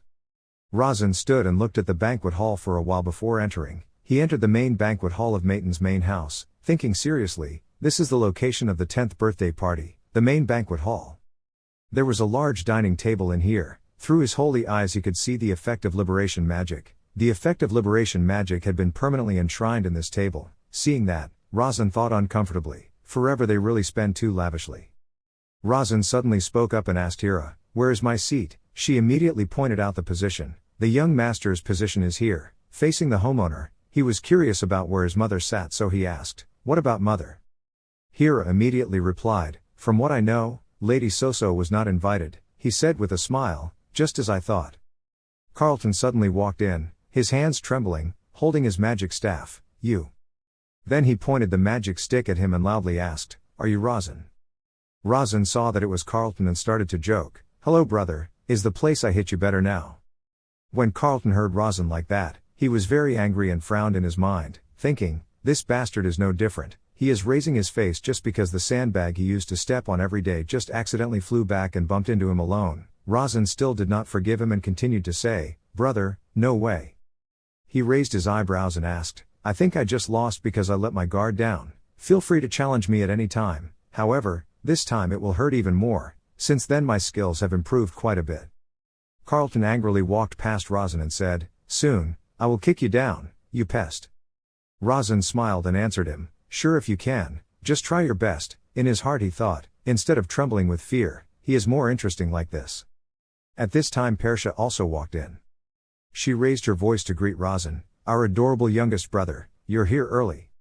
Then she asked him, do you like playing with the toy I brought him last time? Razan quickly replied, yes, she's quite good at playing with fire. Persha heard him say that and laughed, that's why I wanted to give that toy away, unfortunately. Persha continued in a serious voice, a bet is still a bet. When he came here Carlton was suddenly startled, third sister was betting with that trash. Carlton frowned and gritted his teeth, thinking, not only that stupid thing also won that bet, no way. At this moment, someone walked in through the door. I don't know what Razan saw that surprised him. It turned out that the person who came was the last great magician Avelia Maiden. Razan looked at Avelia in surprise and thought, the second sister, Avelia, is the next head of the family. She is an extremely impressive magician, despite her humble appearance. If it is for the family's honor, she is a character willing to do anything. Just like the third sister Persha, she is a 7th level magician. Her main attribute is light and her secondary attribute is darkness. Moreover, Razan recalls the incident where Avelia was beheaded by Cassine. She was a character who was beheaded by the main character, Cassine. Ironically, this character was Cassine's first love. He cried his eyes out before beheading her. At this time, Avelia also spoke up and said, the youngest sister has changed so much. Razan said, I'll take that as a compliment. Avelia calmly replied, of course. He sat down on the chair, his face darkly thinking, I'm crazy, now that I see both Persha and Avelia, I'm completely sure. Razan looked towards where his two sisters were sitting, just half concentrating. All his body wasn't enough. Even if I exhausted everything I had to climb as high as possible. I wasn't even sure I could reach the halfway position, I was too arrogant. At this time everyone arrived and sat in their seats. Dekatra also appeared. Razan thought to himself, Dekatra and his 3 wives, besides the missing eldest son, the 6th son, a total of 10 people gathered in this place. At this time, Dekatra spoke up and congratulated Razan, the youngest child who was 10 years old. After that, everyone said in unison congratulations, congratulations, congratulations, making Razan very pressured and tremblingly say, thank you Dad. Suddenly Avelia stood up and said, taking my father's orders, I have returned after killing the evil Balgros that rose from the stream of chaos and darkness. Razan saw her sister open the curtain and stand up to say what she had done and thought, this meeting is not simply a party to drink some tea and then end, but a gathering for my brothers and sisters to be able to show off what they have done. Next, the eldest son also stood up and said that he had captured the northern necromancer, Karen, and sealed her in the devil's coffin. We also slaughtered more than 20 necromancers under Karen's command. Dekatra asked, what about the damage to the family? He smiled and said, I was the only one who appeared to subdue the necromancers. Dekatra immediately praised him, good job, he said, thank you, father, then sat down. At this time Persha also stood up. Persha smiled proudly and said, I brought back Sylvia's wings, which were raised in the abandoned temple. Razan heard her say that and opened his mouth in surprise. And Persha smiled proudly when she had done a great job for her family. He knew through the divine eye that Persha had stolen the relic of Sylvia's wings, which was guarding the abandoned temple. In his mind, the system appeared. Sylvia's wings were a sacred object that could greatly increase the wind affinity of magicians with wind attribute. Through his holy eyes Razan could know the number of dead people that Persha had killed to get the wings. 30 priests, 7 monks, and 17 paladins protecting Sylvia's wings were slaughtered. Dekatra said seriously, it seems we have used the temple as an example, so what is the Holy Kingdom's reaction? Persha immediately replied, there hasn't been any announcement yet, I think there will be an official announcement soon. He continued, the most outrageous thing that those people could ask for was just asking for an apology. Persha heard her father say that and immediately asked, what should I do? Dekatra said, let them go. Razan thought to himself, that was a powerful move showing extreme confidence. Someone from the city-state insulted a member of the Maton family, so Dekatra retaliated. After all, they would never declare war against the Maton family. Suddenly someone knocked on the door outside. Dekatra immediately said, come in. The one who entered was Dekatra's claw, Senkin, holding a tray in his hand. He placed the tray on the table, which was 7 scrolls. He brought it in front of Razan. Dekatra said, choose. Razan looked at the scrolls on the table and thought, the magic scrolls for the body strengthening array were taken care of by Dekatra himself. At this time, Razan activated his holy eye. He saw, the wavelength of mana spilling out from the 7 scrolls were gathering together and forming a single scroll. Razan did not hesitate to choose that book. Persha was surprised when he chose that role. What? The 6th son was equally surprised, immediately, and Carlton sat next to him, not understanding what was going on. Avelia looked at the scroll that Razan chose and thought to herself, it chose the transcendent attribute. Razan held that magic scroll tightly and said, I choose this scroll. The decision Razan made everyone in the room silent. Dekatra spoke, calling, Avelia. She politely replied, yes father. He asked, have you told the boy about this? Avelia immediately replied, no father. Persha also denied, neither did I. Another brother spoke up, I also did not father. Dekatra was silent, then. He was surprised and confused, you're telling me that a 10-year-old child is analyzing mana wavelengths on his own, even Avelia can't do this at 10 years old. Avelia speculated, I think she had better eyesight than I did then. Persha smirked with a bit of interest, how interesting, I didn't think he could do this. Avelia judged that perhaps, she had a talent for combat magic. The growth rate of combat magic increased very quickly in the early stages. Dekatra asked seriously, that's why Razan was able to do that at only 10 years old. She answered firmly, that's the conclusion we can come to right now, none of us learned combat magic at that age. He ordered Razan, bring me the scroll of transcendent attribute. You stood up, step by step walking towards him. Razan thought to himself, the members of the Maton family received 7 scrolls during their 10-year holiday. Those involved would choose one of those 7 scrolls and receive the body strengthening magic written in them, red for fire attribute, blue for water attribute. Silver is the attribute of steel, dark brown is the attribute of earth. Yellow is the attribute of thunder, black is the attribute of darkness, white is the attribute of light, Combining these 7 attributes with an appropriate method will result in the elemental system attribute. Razan's face looked worried, looking at the scroll in his hand. Then there would appear the transcendent attribute that allows one to control all 7 elements, just a combination of them. Possessing them all in one thing is normally never good, but... Dekatra looked at the object in your hand. I didn't expect you to choose it. Razan is not afraid of this father. You will take that as a compliment. Carlton gritted his teeth, angry. What's with that attitude towards his father? Does he have no concept of fear? So shut up. Dekatra informed Razan, Ivelia would be responsible for performing body-strengthening magic. Hearing that, his eyes showed surprise. Razan recounted, he was convinced that his father would do it. He looked at him sternly, if I do it then there is a 99% chance that I will die. If you want then I will do it. He was surprised, I haven't been able to explain this. There is a 99% chance that I will die. Razan clenched her hands. What would Ivelia do differently? Dekatra took the scroll. Then your chance of survival would be 50%. Her mana is not as ferocious as mine. He was confused, starting to doubt his own choice, whether he was stupid in choosing the transcendent magic scroll. But the next second, Razan reassured himself, no, I shouldn't regret, I can do it, I have to overcome it. He turned to Ivelia, his tone sincere, big sister, counting on you. She looked at him, asked in return, do you trust me? Razan answered decisively, I trust you as a magician. Ivelia turned to analyze with Dekatra, father is too confident, in my opinion, the level of success will be lower. The transcendent attribute needs strong and destructive mana, magic to increase the body to perform such destructive worship. Razan asked her, what do you think my chances of survival are? Ivelia flipped open your scroll, the highest is 50%, Razan assumed, if I try my best. She didn't confirm affirmatively, still 50%.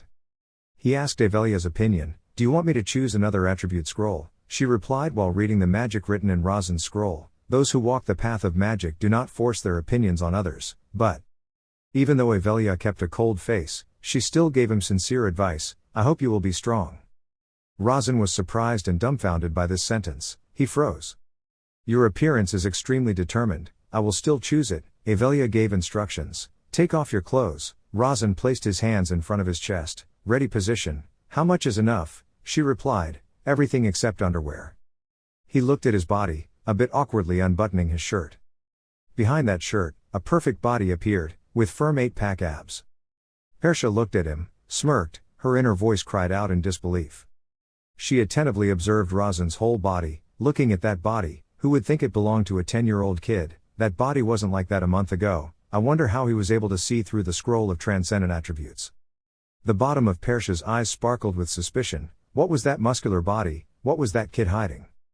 Her voice is full of excitement. Her body and face are beautiful. If decorated it would be very beautiful. Persha's words made Razan shiver. The hair on the back of her neck stood up. Razan lay down. Ivelia placed her hand on his stomach. Father, Razan's 10-year ritual. She touched the scroll with one hand, preparing to begin the ritual. Thanking you for giving me the opportunity to perform body-strengthening magic. Suddenly Razan spoke up, interrupting, big sister, wait. Ivelia curiously asked him, why, are you suddenly scared? He objected, no. Razan turned her eyes towards her father who always kept a cold face. She had something to tell him. This statement made everyone focus their attention on him. Dekatra looked at him, what's wrong? Razan lay on the floor and said to him, if I live, please let me ask for something. The pink-haired brother saw this for the first time, puzzled, making a request. Another brother silently praised, that's wise. Carlton looked at him with jealous eyes. What idiot would make a request during a 10-year ritual? Ivelia stopped the ritual and sat next to Razan who was making a request to Dekatra. The Maiden family had a tradition of having the homeowner perform body-strengthening magic. That tradition was destroyed. He listened attentively to what he said. Although Ivelia is very talented and can be considered equal to father, I think I deserve to make a request. Carlton saw Razan's confidence. He seemed to be waiting for a joke, laughing contemptuously, stupidly, I hope dad will kill you. Dekatra still maintained the same expression. What is that request? Razan's voice was full of sincerity. From now on please father. The ladies all widened their eyes and gasped at his request to allow mother and child to enter here. The lady with the hat looked worried and quickly interjected, that lowly thing is not allowed here. Razan immediately asked back, why is your mother lowly? She expressed dissatisfaction. Her inheritance and background are different from ours. His face exuded determination. He is his father's son, he also has half of his mother's blood. Razan reversed the meaning of her disparaging statement, calling your mother inferior and indirectly telling you the same, which is the same as calling your father inferior because his blood also flows in your body. The other lady was panicked and speechless. Dekatra turned her head, lowered her eyes. Why do you want that? Razan slowly, that is. His reason made his usually calm face turn into surprise, because Mom wanted to meet Dad. Seeing Dekatra's expression ripple, the other three ladies began to get excited, but no one dared to speak up to stop it. Razan thought to himself, this will put me in confrontation with my three mothers, but it doesn't matter. Having a father on my side is better than having three mothers. He pondered, mother is father's weakness. Dekatra spoke, that lowly thing wants to meet me, how insolent. Even though his words were contradictory, he still accepted Razan's request. But okay, if you are still alive, I will follow your request. The room fell silent again, with the ladies' faces becoming more unsightly. Dekatra said as a wish, trying to survive. His face was full of determination and expectation. Razan told himself, I will not disappoint my father, I will try my best. His eyes were determined, he was only halfway there. Avelia bowed to Razan, she would start. She began to cast magic. Those who walk the path of magic, listen to the command of magic in the 10-year ritual. I, Velia, command you. The powerful source of power made him unable to react, clenching his teeth. You, the leader of the will of transcendence, were surrounded by a great and intense source of mana. The spell enveloped Razan, his fingers tried to grip the floor. Cough, it was so hot, it felt like his soul was being burned. His eyes were gradually blurred by the bright light. Razan's consciousness entered an empty space filled with darkness. A strange voice came, I will help you. You were surprised, huh? Razan looked at my palm. My limbs were still healthy, but I couldn't feel anything. He closed his eyes, trying to remember this feeling in his previous life when lying on the hospital bed. I remember this feeling, like I was under anesthesia in the hospital. A fire suddenly appeared, a voice rang out, hello. Razan was startled, took a few steps back, and shouted. He looked at the burning thing in front of him, wondering, what? Razan gasped, suddenly realizing something. Wait, this is... A thought appeared in his mind, the holy goblet of fire. A thought appeared in his mind, the holy goblet of fire. The Holy Grail asked, do you remember who I am? Razan wondered, burning the Holy Grail. Razan thought to himself, I am being injected with magic to strengthen my body. Where am I? Why are you here? The Holy Grail looked sad and said, wrong. Razan was surprised. What? He said, I'm not the Holy Grail. Razan asked, then who are you? It replied that I am the transcendent Holy Grail. Razan suddenly exclaimed, huh? He thought, I can't use my heavenly eye to analyze it, I'm probably not strong enough yet. The Holy Grail said, the Fire Clan had a misunderstanding, then Curdle poured fire magic into me. He made a face showing his anger. Okay, you don't need to know who Curdle is, he's just an old man. Razan opened his eyes wide. He thought to himself, Curdle, the legendary great magician. If Sage Alberto is just a fictional character claiming to be a sage, then many people believe that Curdle really exists. His image appears in Razan's head. The Holy Grail said, anyway, I want to help you. Razan doubted in his heart, did he want to help me? He said, how are you going to help me? It said, you have a special body. Razan is difficult to understand. Special body. The Holy Grail explains, during the time I was created, we called this body the Holy Body. Your body was very strong. It continued, but it wasn't enough to receive the amount of mana you were trying to inject, the reason being, your magic circle was saturated. The Holy Grail asked, what do you think will happen when that terrifying power enters the body in that state? Razan replied, I will die. It replied to him, exactly. The Holy Grail started to become sad. It said, but I don't want you to die. Razan wondered, why? The Holy Grail said, that would be so boring, I would have to hibernate for a long time, at least a century. He wondered to it, are you going to help me? The Holy Grail replied, I will absorb that excess mana for you. I like that taste very much. A purple circle of power appeared. Razan thought to himself, if I don't absorb it, I will explode and die. I guess I have to believe it. The Fire Holy Grail tried its best to find the true owner. Razan thought, originally the Fire Holy Grail belonged to Kassan Shade. At that time, it did not behave like this. The Holy Grail stared at him. It was difficult to explain, but you are qualified to be my master. Razan asked in confusion, why? The Holy Grail replied, your existence is full of flaws, it is necessary to accept me. Razan still didn't seem to understand what it meant. What do you mean? The Holy Grail replied, you'll understand, I'll say it straight, be my master. Suddenly there were many fireworks exploding around. The Holy Grail smiled and said, "Now I will melt into your heart." Then absorbing that mana, "What it means is the purple ball of power," Razan vaguely asked. "Then what?" The Holy Grail replied, "I will be completely reborn into the transcendent Holy Grail." Suddenly the image of Avelia appeared. The Holy Grail looked at her and said, "There are many strange spells, that scary sister will probably handle it all, don't worry." Then it said, "I will rest a little in your heart and then return to the necessary warehouse." Razan asked in surprise, "When necessary?" The Holy Grail replied, "Yes, you have to use me for many things." A notification appeared on the system board. The transcendent Holy Grail would dissolve into the heart of its true owner and become another circle of mana. Razan pondered in his heart, "In other words, I have another circle of mana," the Holy Grail shouted, disappearing. But right now Razan was still thinking in his mind, "If I don't accept its help, my body is disappearing." He panicked looking down at his body that was gradually disappearing half. Razan thought, "If this goes on, I will die." He frowned, thinking to himself, "I don't want to die." Suddenly he thought of his mother and told himself, "I still have many things to do." Razan shouted, "Transcending the Holy Grail, I will become your master." The Holy Grail replied, "Okay." It began to radiate a dazzling power. Razan's eyes widened. He thought, "This is the power of transcending the Holy Grail." After a while, Avelia spoke, "Father," after imparting magic to strengthen her body. Dekatra immediately praised her, "Good job." At this moment Razan was lying on the ground breathing heavily. He thought to himself, "Am I still alive? Is this a dream?" Razan said to himself, "No, it's not, my heart feels so different." Avelia stood next to him. She hesitantly said, "I finished the spell but..."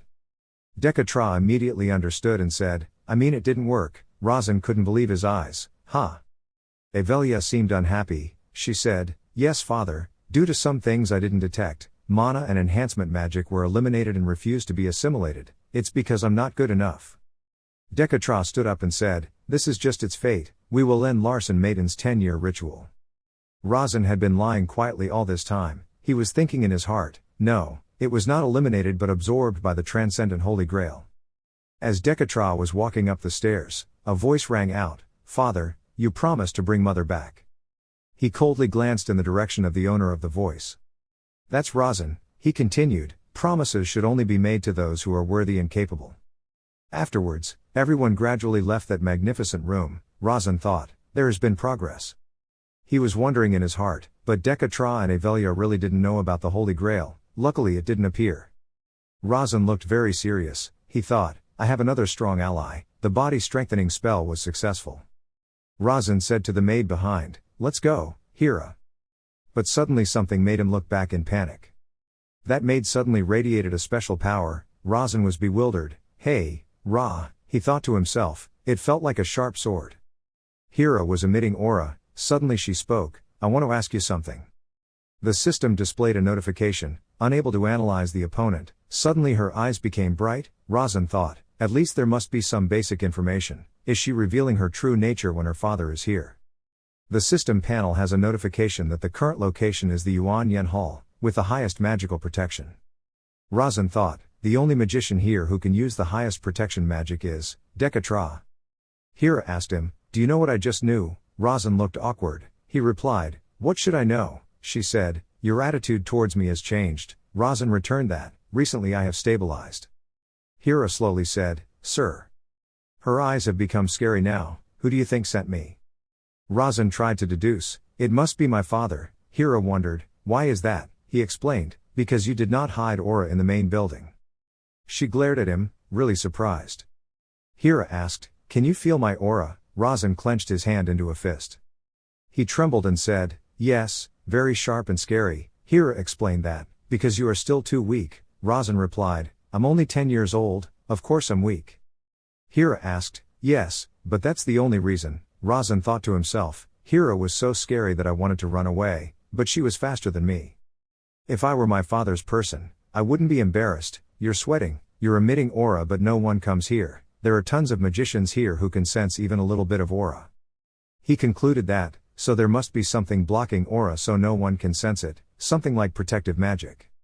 At this moment, Hira's face looked like he wanted to devour Razan. "No one can cast protection magic here without father's permission. You received his orders and showed your true face to me."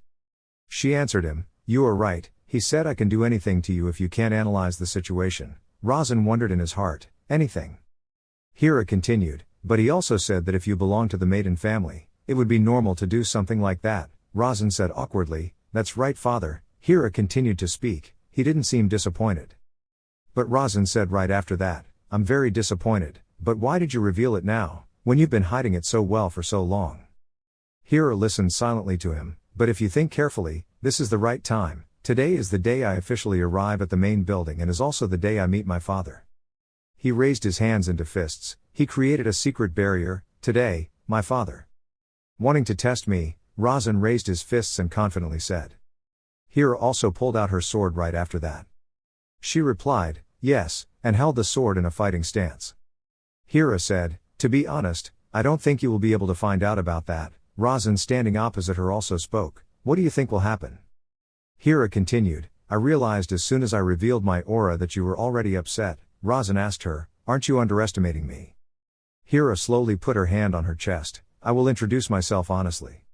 She bent down and introduced herself. "My real name is Silent, but you can continue to call me Hira." Razan seemed extremely surprised. He thought, "Be careful, that's the character I built myself. In a small house, Wooden, if you keep being naughty like that, you need to be careful and take you away." Being careful and silent is an assassin that even the strongest people in the world fear. The prestigious swordsmanship family also sought the silent discipline but ultimately failed. The silent discipline was extremely important, and no information about her was known. Razan thought, "That notorious silent scrupulous guy is standing right in front of me, damn." Then he spoke, "I've heard about you before, the prestigious swordsmanship family should be chasing you." Hira also contributed, "That was only 15 years ago, I'm surprised that you even know this." Razan thought to himself, 15 years ago, he asked, "So your current appearance is fake?" Hira said, "I won't answer that question." Razan, "When did your face become so grim?" "Well, okay, so how are you going to test me? Are you going to give me my homework?" Hira still kept those shining eyes and said, "You probably already know, but my specialty is assassination, if you can deflect my attacks even once. Then it seemed like you won." Suddenly she disappeared without a trace. The system displays a notification, "The third eye has been activated, no presence is detected." Razan focuses on looking but there is no result. He thought, even the heavenly eyes cannot detect Hira. Suddenly Hira's voice rang out, "He told me. Destroy him if he is too weak." Razan finished his sentence startled. He thought to himself, "Destroy me." Razan raised his hand to stop. "Wait," Hira said, "Go ahead." Razan asked, "If I win, what will I get?" Hira quickly appeared opposite him. "I don't think he will love the reward." Razan immediately thought, "Behind me, I must have heard her voice in front of me." Hira seriously asked, "What do you want?" Razan replied, "From now on stay with me." Hira said, "I am your servant, young master." "Of course I will." Razan denied, "No, not just as a servant." Razan made a request, "I want you to protect me, you said it yourself, I'm very weak."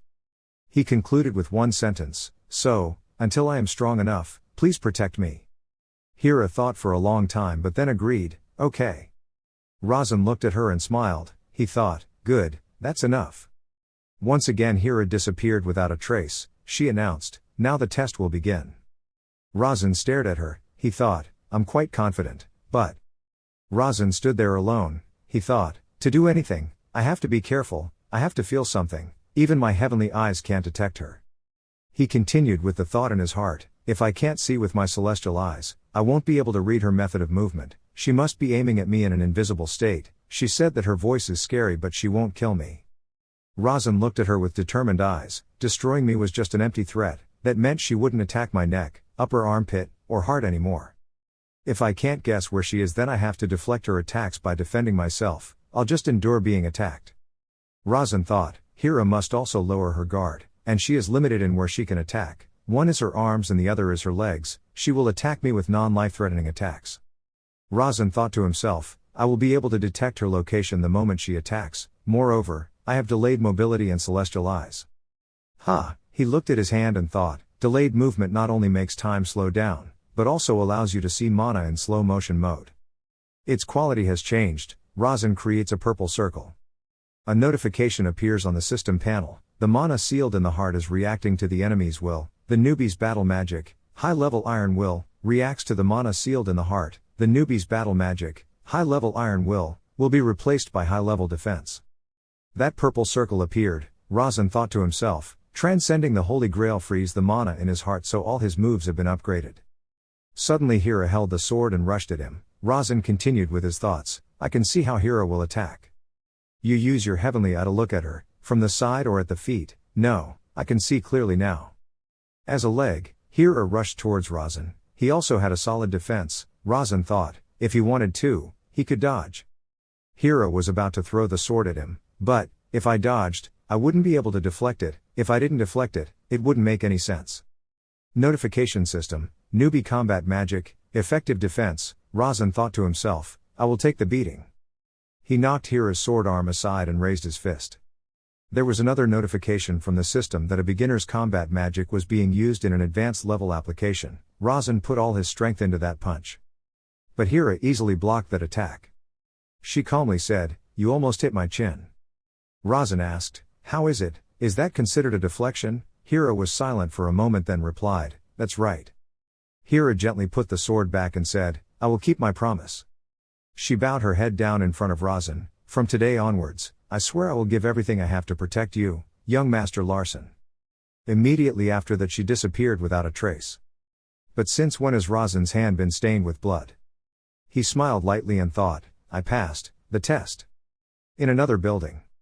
In the hallway of that old building. The sound of the door opening rang out. Then there was the sound of the door closing. In a room.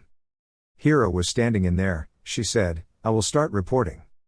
Hira continued speaking, It seemed that the seventh young master had guessed my method of attack, otherwise, I cannot explain how he deflected that attack. She continued, I also believe that he did not intentionally dodge the attack, I guess he expected that I would not try to kill him. Just like that she continued, there was no other way to deflect my attack, I think it was a smart decision, but there was something very special. Hira recounted the whole incident, My dagger was poisoned with the name Melia, but he used his bare hand to hold that dagger. The dagger certainly cut his hand, but even if the poison seeped into his body, he was still okay. She said, I'm trying to find out why, but right now I think the reason is that his mana neutralized the poison. The important thing is whether he did it on purpose, or it was just luck. I'll try to find out about that. After finishing the sentence, Hira quickly disappeared somewhere. She walked and thought, I know he has changed, but I don't think he will be able to successfully deflect and neutralize the Melia poison. In the past month he has changed a lot. At this level, I think he is worth protecting. Then she walked out of the room and slammed the door. The city at night is extremely bustling. The lights of the buildings shimmer beautifully, but Razan languidly worships. He slowly trudged along while silently complaining, He's terribly tired now, I'll rest a bit since I was just allowed to take a breather today. Suddenly the Holy Grail appeared in front of him. It excitedly asked, I did well, didn't I? Razan was startled and surprised and replied, Oh my God, I didn't know you still had an entity form. He turned his head to look around and whispered, Don't suddenly jump out like that. The Holy Grail wondered, Why, you're the only one who can see me.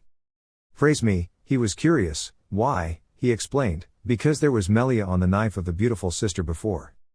Razan pondered and asked again, Which Melia? The notice board displays information that Melia is classified as one of the deadly toxins, extracted from the poisonous horned starfish that lives in the southern seas. Most cases will die if not treated within 5 minutes. He panicked and silently wondered, the deadly poison on that knife. Razan shivered and asked, So you ate it to avoid poison? The Holy Grail calmly replied, I can't avoid poison, it's still in my stomach. Poison is also one of the attributes, it would be a waste to avoid it. But you also have to be careful. If your stomach receives too much shock, then the poison reacts, your body will melt. Its words were like a thunderbolt, making you surprised. He immediately called out, Hampton. He rushed over and said, Yes, I'm coming, young master. Hampton tiredly panted and replied, I'm here. Razan sat calmly on the bench and asked, You know what Melia is, right? He excitedly answered, Yes, that thing is very rare, but I can still get it if I want it. Do I need it for any poisoning mission? He helplessly thought to himself, I have no intention of using it. Where did I get such strange thoughts? Then Razan worriedly wondered, What about the antidote? Hampton thought while answering, The antidote for Melia is much easier to find. He stood up and ordered, So find them here. He immediately ran away. It's clear, I'll go to work right away. He stood silently and frowned, thinking, Hey, Luckily my shadow has the main attribute of poison, not to mention my maid is also an assassin. My shadow is a poison master. Suddenly a strange figure appeared behind Razan, making him startled and turn his head to look. It turned out that Hira was wearing a suit, standing solemnly staring at him. He silently wondered, Hira. Razan proactively asked, did you change your outfit? She nonchalantly replied, another maid will take my place. He continued asking, so we will have two shadows at once? She still defiantly replied, is there a problem? He started to say annoyed, your attitude has changed, Hira explained, because I don't need to wear that false mask anymore. Razan said meaningfully, do you know that you are very good at acting? She calmly replied, acting is a necessary requirement to become an assassin. He suddenly asked, she had poisoned that knife, right? Hearing this, Hira couldn't help but be startled because she was hit in the heart. She still remained calm and replied, you know, don't you? Razan scratched his face and admitted angrily, yes, I pretended not to find out before, but the more I thought about it, the angrier I became. I can confirm that you had no intention of trying to kill me, so why did you have to poison the blade? She asked, why do you pretend like you don't know? He frowned and explained, to show you that even without the antidote, I will still be fine. The purpose is to make you stop looking down on me too much. Hira added, Melia is a deadly poison. Razan immediately said, I know, it comes from the poisonous horned starfish in the southern sea, right? She didn't expect this. Do you still know so much? He confidently replied, of course, but in fact he was shyly thinking to himself, I just knew. Hira was so shocked that her eyes widened. She silently exclaimed, not only does he have an amazing physical condition, I underestimate him too much. She began to explain, you will become even stronger, I promise to protect you. Before she could finish her sentence, Razan interjected with a very attitude, then. Hira continued, I have set a time limit until you are strong enough. You must become strong enough to make me escape this mission. He understood and replied, okay, I will try my best. You also promise? I will also do my best to help you. Razan suddenly wondered, but, how do you plan to help me? Hira replied thoughtfully, I will consider that matter more carefully. As your second shadow, I will keep you safe at all costs. He angrily cursed, then please act a little more ethically. Razan asked a few things, Hira, please bring me some Oriental Opuntia cactus powder. She obeyed and replied, yes, I can probably find some around here, he said with satisfaction, then bring me some plants. After hearing the clear voice, he suddenly felt strange in his body, why am I so thirsty? Razan hugged his neck and said loudly, Hira, water too, he painfully told himself, I'm so thirsty, Opuntia cactus powder is very bitter, I don't know why but suddenly I want to drink that powder with water. Hira asked confusedly, why don't you go back home and find a doctor? He hurriedly pulled out the bag of flour and answered with difficulty, there's no time. Not enough, more. Razan continuously raised handfuls of Opuntia cactus powder. Seeing that, she was also worried and said, I understand, please wait a little longer. He took the glass of water and drank it straight into his mouth. The glass of water gradually emptied, the strange blue mana around him radiated more and more. Hira immediately realized that, what is this? Something is changing. She is extremely frightened by the current situation but doesn't know what to do. Even though she was far away, she could still feel the flow of mana growing stronger and stronger. The system displayed a notice board. A special request had been completed. The Oriental Opuntia cactus powder contained a small amount of unknown material ether. This substance reacted with the poisonous Melia. The holy grail inside also became strange. It had a headache and dizziness as if it had been drunk. Oh my god, I'm drunk. I'm so nauseous, I'm going to spit it out. Just like that it's painful and I vomit it all out. Razan staggered and accidentally dropped the glass cup. He silently thought to himself, my heart. Growing bigger, his left chest was expanding out of control, causing him to clench his teeth in pain. Hira wondered in panic, what, mana explosion? Should I take him to the healer? No, if I touch him now he will immediately die. I have to protect him, that is my duty. I promise to protect him until he becomes stronger. I'm not a magician, so now I don't know how to help him. She continued to debate for a while. After thinking carefully, Hira gritted her teeth and decided, then, there was only one solution left. Absorbing that amount of mana into her body, and sacrificing in his place, her eyes were filled with determination and loyalty. Right now the system panel appears again. Ether and Melia are reacting strongly after combining with each other. Just a small amount of transcendent attribute mana, also known as complex mana, can create an extremely strong reaction. He hissed in pain and felt helpless as his heart continued to swell. Why did he have to go through such close encounters with life and death? Razan clenched her fist and thought to herself, her heart is swelling, but she can't control it with transcendent attribute mana. The system suddenly announced that mana nourishment was very accessible. There was a cracking sound and his ribs cracked, making him wince in pain. His ribs were breaking. New information continues to appear. Even transcendent attribute mana cannot completely control the reactions of ether and melia. This is only a part of the necessary requirements. Razan's eyes flashed. He wondered, asked. The system immediately replied, if you do not possess the blessed body of a famous martial arts family, you will not be able to completely escape this oppression. He silently screamed, unable to escape completely, meaning he would die, nothing more. But luckily Razan still has a chance. In return, people with special bodies will be able to withstand this pressure, for example, the holy body. He was startled and extremely surprised by this new information. While gritting his teeth and enduring it, he made up his mind, holy body, I will endure. Suddenly the voice of the Holy Grail rang in Razan's ears. It's better now, big brother, just believe in me, he suddenly whispered, the Holy Grail is transcendent. Suddenly, unusually bright streams of mana radiated from his chest. It looked like he was completely possessed by a strange magic. Holy Grail suddenly said, your ability helps me a lot. Razan thought, you probably mean cultivating mana is very accessible. Now, not only his chest but his whole body was glowing. Hera standing next to him couldn't help but feel worried. She used her hand to block out the bright light and thought to herself, his chest. Gradually returning to normal, the mana explosion had clearly begun, yet he was still able to stop it on his own. Indeed, his heart was no longer expanding. Instead, a huge fire broke out in Razan's chest, making Hera confused. Fire. The fire quickly covered his entire body. At this moment he looked like a living torch. She frowned in fear. Something was changing. Suddenly something strange appeared that made her gasp in surprise. How? As far as I know, it's impossible. Two magic circles are gradually forming and are intertwining. It was Razan who created them with just one hand, but his face was calm as if it was obvious. Hera suddenly wondered why he suddenly created two magic circles like that. Hera thought with a surprised expression, no one has ever had a second magic circle at the age of 10, but clearly there are two magic circles. At this moment, Razan raised his voice and asked, Hera, are you going to keep staring at me like that? Seeing you asking, she immediately replied, sorry, congratulations. Hearing what Hera said, Razan looked surprised at himself. You saw them? She replied, yes, you have obtained the second magic circle. Razan said, yes, I almost died.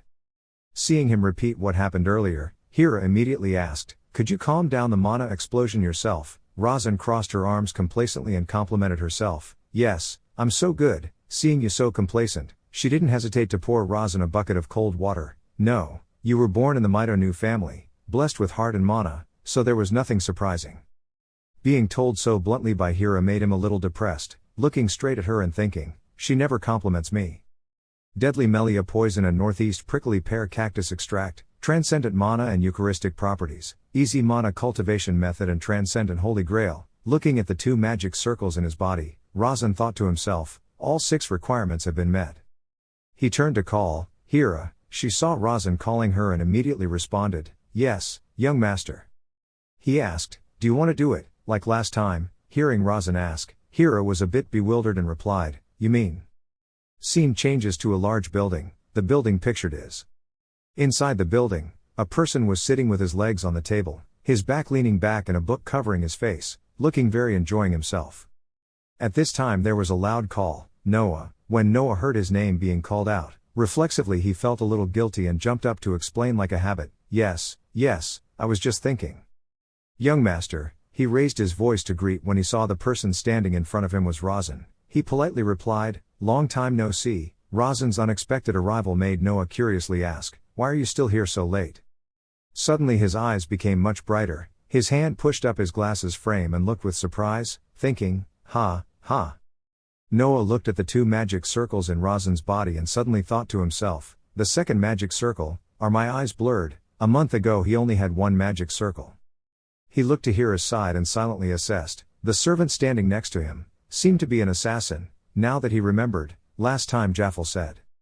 Memories from Noah's past came rushing back, when Japel appeared with a serious face and gave his opinion, I thought there was a big plan coming up so prepare. Hearing him say that made him not understand the question, the plan.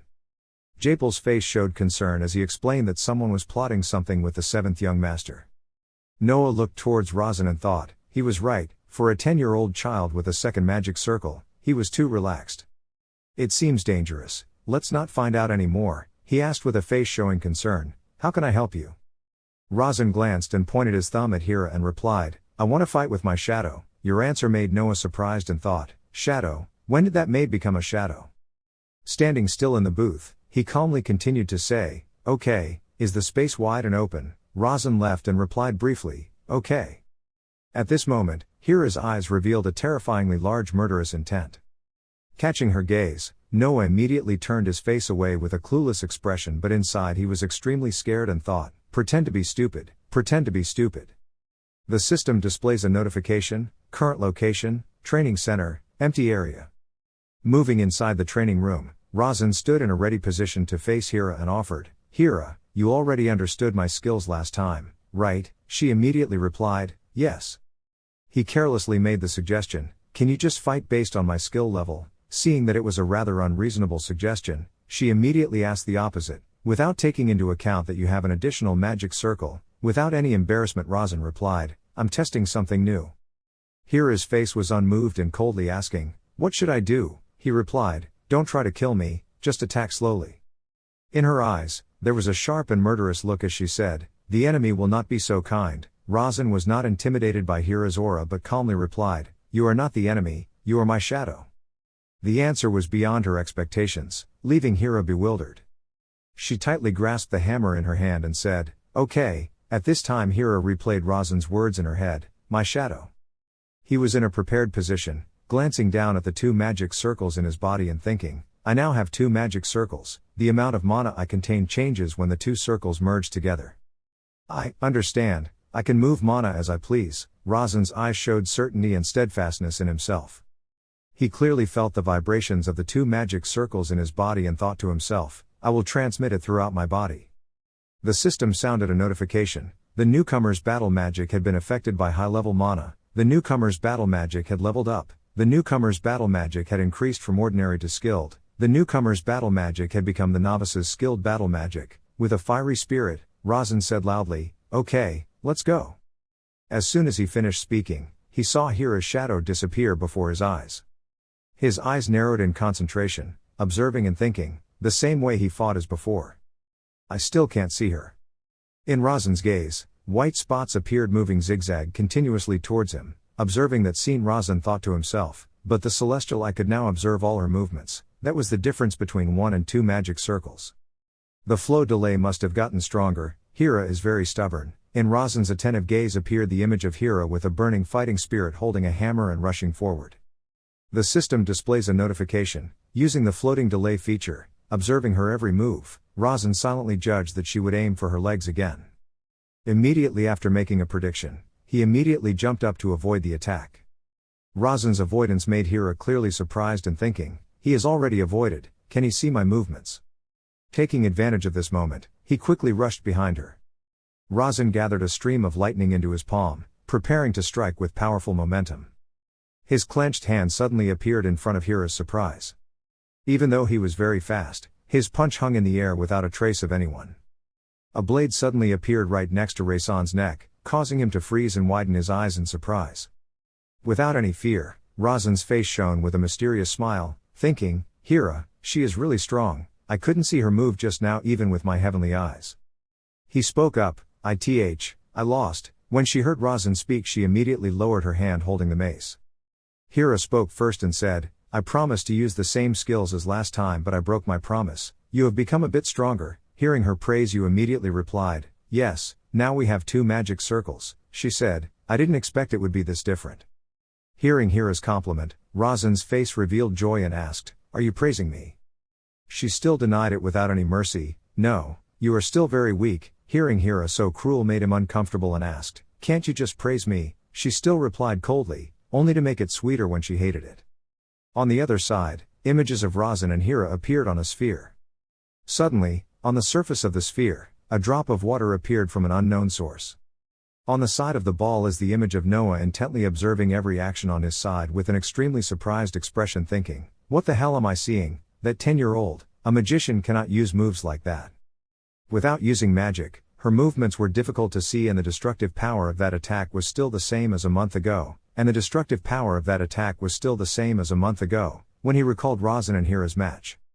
Noah looked towards him and she stood in front of him thinking, her last shot was the scariest, I have never seen anything like that.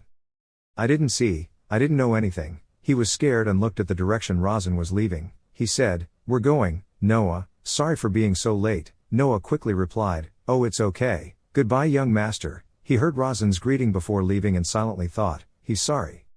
Suddenly there was a sharp blade placed next to Noah's neck, making him so scared that he stiffened and stammered, Heyu, Hyuk.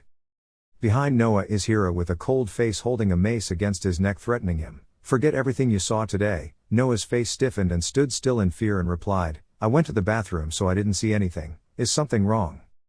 Her scary eyes said, the young master already has the second magic circle but still can't completely control it, do you understand?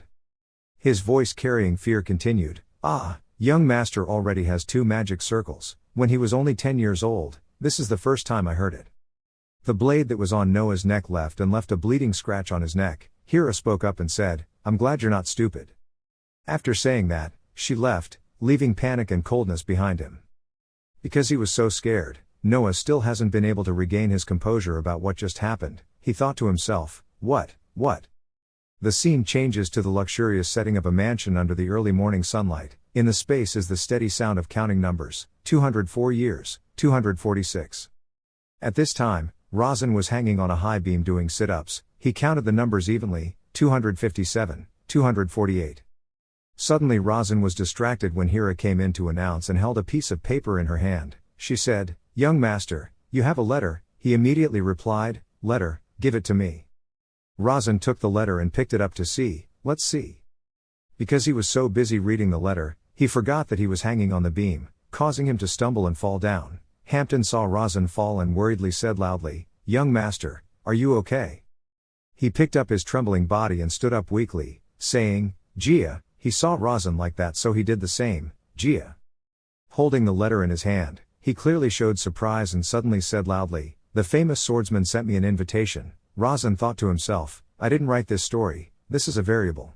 Razan was now boldly striding down the hallway. His face flashed with tension and speculation. Dekatra called me here, probably because of the invitation from the side family. Back when I just received the letter, Razan Tien ordered Hira to tell the main house. She was bewildered. House, main house. Razan explained, I have passed the 10-year-old ritual, now I must also participate in the inheritance war. He confidently continued to say that he had to go into the tiger's den to catch the tiger cub. Hearing that made Hira and Hampton's faces stiffen in surprise, but in fact, in his heart he was secretly helpless. It was better to still stand on the tiger's side, if possible. At this moment, from the tall bushes nearby, Rudia happily cheered, me too, I also want to catch the tiger cub. He immediately agreed, Rudia, you should come too, Kassin wants to make friends with you. Hearing that, Rudia smiled excitedly, what about you? I also want to have more friends. Back to the present, Razan seriously stood in front of the homeowner's door, silently contemplating, using his writer's ability to imagine what future. The invitation from the family considered the biggest enemy, had a lot of meaning. Immediately, he pushed the door open and entered. The room inside was very large, but the space was filled with tension. She quietly saw 2 figures. His eyes were immediately glued to the man wearing a dark black shirt, turning around and standing on a scary high platform. At the same time, he quickly glanced to the side and saw that the blonde girl was indeed the original owner's sister, Avelia. He was proud, just as he thought. Razan did not falter and stood still, his heart seething with determination. This world that I created, let's change it. A moment later, a system notification appears, showing variables affecting the plot. Only then did he speak, Dad called me. He didn't turn around and replied coldly, yes. Razan guessed and asked, do you want to give me a mission? Now Dekatra tilted her face and glanced at him with sharp eyes and slightly raised her voice, you should know why I called you here. He was a little nervous and asked, was it because of the invitation from the side family? At that moment, the candle that was quietly burning next to the wall was suddenly blown out by a strange wind. Immediately from there, an expanding strip of sharp, shining ice magic shot towards him. Razan didn't dodge and just stood there with a blank face, a little panicked when a sharp ice spike came close to him, almost piercing his neck. Razan glanced carefully, not understanding why he did that on purpose. His whole body was now emitting terrifying smoldering magic power, his face was serious and he asked, deliberately, "Why do you think like that? If Dad really wanted to kill you, you would have died a long time ago." Razan turned around and the ice behind him gradually disappeared as if just now it was all just a threat. He said, "But his father didn't do that." Then he wondered, "I don't remember what I did wrong." Dekatra frowned slightly and suddenly said, "The side family should be prostrate before us like flies." He did not deny but firmly replied, "I agree, I have to kiss my feet and kneel on the floor." Then he immediately reminded me, "My actions do not show that." Razan was tired and immediately got to the point, "It's true that I met Kassan and Hiran." Razan recalled the time when he fought with the male protagonist who had just stated steadfastly, and challenged him to a fight. According to their tradition, it was like a friendship ceremony. Dekatra frowned a bit angrily. "How did I know Kassan was there?" He immediately replied, "I just met him by chance, I thought it was a God-given opportunity to humiliate the side family." He asked again, "I challenged him." Razan still confidently answered firmly, "Hidden magic is much scarier than visible magic." Avelia stood next to her, silently observing the conversation, looking at Razan with admiration in her heart. She was also suspicious about the ceremony, but, this child has indeed changed, why are people making such speculations? She looked at his bright and steadfast face and immediately thought, it hasn't changed, human nature never changes. If Razan has always been like this, it means someone intentionally spread that rumor. Avelia was calm on the outside, but inside she was secretly tense, wondering who could do that. Suddenly she realized that the powerful entity had the ability to do that and secretly glanced at Dekatra, daring to think, "Dad, what?" At this time, Razan also suddenly confidently spoke out loud, "I have passed the 10-year-old ritual and officially become a member of the Maton family. I want to participate in the inheritance war." Avelia was suddenly surprised and strained her ears to listen. Razan continued to frankly express his views, "Even though my brothers and sisters had their own territories and people in the family. But it's okay, I was just born a little later, I feel like I can't become stronger if I stay here.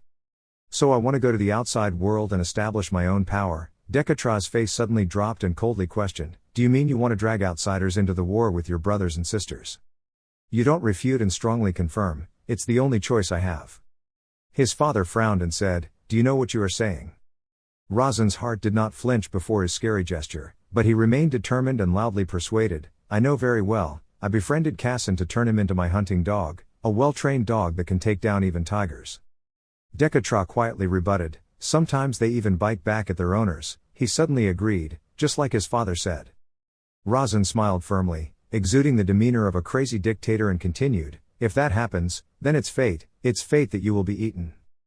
But I will train my dog thoroughly." And then he confidently declared that he would become a famous hunting dog that could bark, crawl and lick when ordered by his owner. Dekatra heard these words and suddenly smiled with satisfaction. A moment later, the sunset shone through the window in the hallway. Avelia's voice gently called out, "Razan." The two cousins were walking side by side in the hallway. He immediately replied, "Yes, ma'am." Avelia asked curiously, "When you received the invitation, did you already know that this would happen?" He frankly confirmed, "Yes, except that I didn't know who was sent with me." Having said that, in fact, he had already determined in his heart that looking at Avelia's thoughts, his father would not let him go to the side family alone, so a guard would be sent with him, someone trustworthy and capable. For his father, that was Avelia. Avelia turned to compliment, "You talk as if you've practiced it 100 times in your head." Razan also shyly replied, "Well, if you don't practice first, you can easily get confused." Avelia recalled her small self and sarcastically said to herself, "When she was my sister's age, she couldn't talk to her father like that." Then suddenly she stopped walking. The atmosphere became gloomy and serious. She said, "Razan, I want to ask you one more question." Razan suddenly realized that the surrounding scene was covered in darkness and was secretly wary.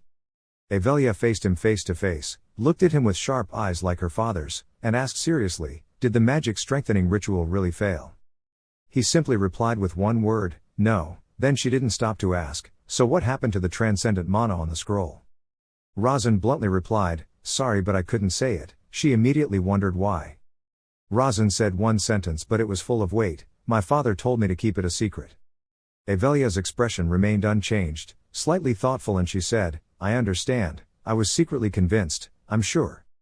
The two of them looked at each other face to face. Avelia guessed and confirmed that Razan was the variable her father had given her, otherwise she wouldn't be able to talk to her father like that. She stared at that determined face and silently reminded herself, how I take advantage of this variable depends on my own ability. If I can't take advantage of it, my father will give Razin to another child. She looked solemn and silently resolved. Her father had given her this opportunity first. Her eyes were fixed intently on her younger brother. Her mission was to raise him. Suddenly Razin spoke. I want to show you something. She was confused. What is it? He raised his fist. A strange purple magical energy appeared in his hand. When he finished, he opened his hand and the purple light diffused out into rays and small, brightly glowing spots. Razin smiled confidently at her beautiful, powerful magic power. Avelia now also had to widen her eyes and watch in bewilderment and panic. It couldn't be, that was. She looked at the smoldering mass of mana moving with the brilliant center glowing in her younger brother's hand, completely feeling its power and realizing with horror, mana was transcendent. Razin held out her hand and said, you see. Of course she understood and immediately replied, this is transcendent attribute mana, you can feel all its power, its core is fire mana. Razin silently admired, she was right, she was also looking at the mana inside her. Suddenly Avelia called out, Razin. He immediately politely replied, yes, ma'am. She suddenly gently reminded her, don't try too hard, I've realized your potential. Hearing this, Razin's face froze for a moment, and the magic power in her hand suddenly disappeared.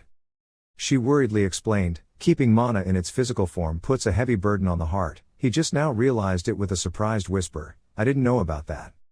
Avelia kindly advised, you're still young, you can't stand that pain, your heart must have struggled since you had your second magic circle at such a young age, if you keep trying too hard you won't be able to become a famous magician. She honestly said a word, I want to see you succeed. Razin politely replied, yes, but in her heart she couldn't understand why she was so kind. Then he suddenly remembered and wondered, now that he remembered, his father never mentioned that he had a second magic circle. Avelia was now a little confused and asked, Razin, what are you planning to do? The two of you were still in Avelia's dark space. Razin said, the famous sword family invited not only us. She agreed, of course, the Grandel family was probably invited too. The alliance between those two families could change the world. Razin thought of the spacious Grandel family manor and understood the situation clearly. A talented person from a famous martial arts family and the same age as him would also go there. That person was. He was sure he remembered that innocent little girl with pink hair, the eldest daughter of the famous martial arts family, Rosalind. Just to make sure you ask again, the famous martial arts family will use the gate we built to go through the Vestia continent, Avelia confirmed, that's right.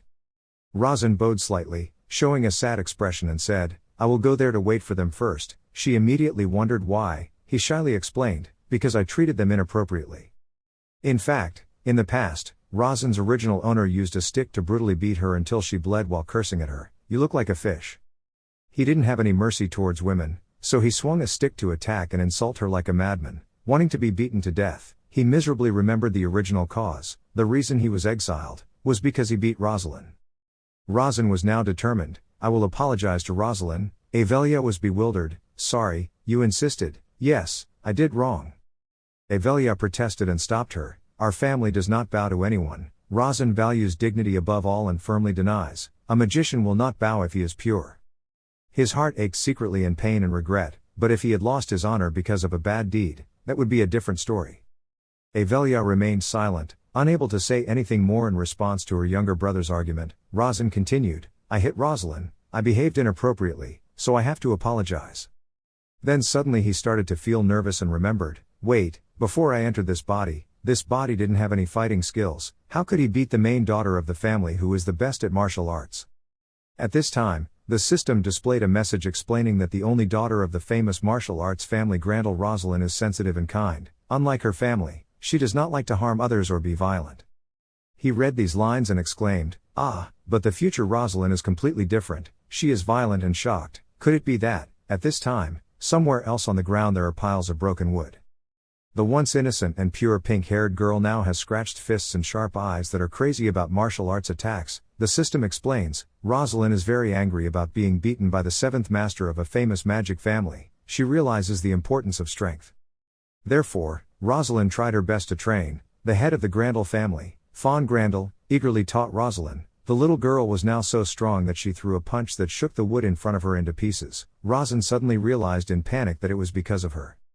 The now rebellious Rosalind is a completely new person. In fact, she is extremely talented. she just didn't want to learn martial arts before. She improved extremely quickly. Her talent made the Grandel family very excited. Razin was shocked and exclaimed, "It was truly the butterfly effect. A small supporting character like me could influence one of the other important characters. Avelia reminds me now, I am the one invited and the main character of this event." Then she didn't object anymore and gently said, "Just do whatever you want, I will support you." Razin happily replied, "Yes, ma'am."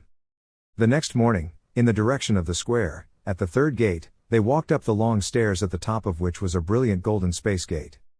Rudia was jumping around next to him and smiled eagerly, so excited. There must be a lot of delicious food at Cassin's place. He smiled indulgently and said, "Yes, there is a lot." The little girl happily shouted, "Cassin is really good." At this time Hampton was also following closely, secretly worried, interacting with the enemy, and even a dangerous enemy. Then he clenched his fists in determination. "One day we will have to defeat the Side family. No, Mr. Razin will probably forgive them, he is very kind." He blushed so happily that tears welled up in his eyes, secretly proud. Mr. Razin probably had a plan ready. It was an honor to accompany him. After that, he kept moaning in happiness while frantically wiping his tears. Hira looked at this scene and didn't know what to say. They walked closer to the gate preparing to enter. The current location, Sunflower Square, the third gate. Through that gate they came to a gloomy place with a red sky. The current location, the small midnight forest, the seventh gate.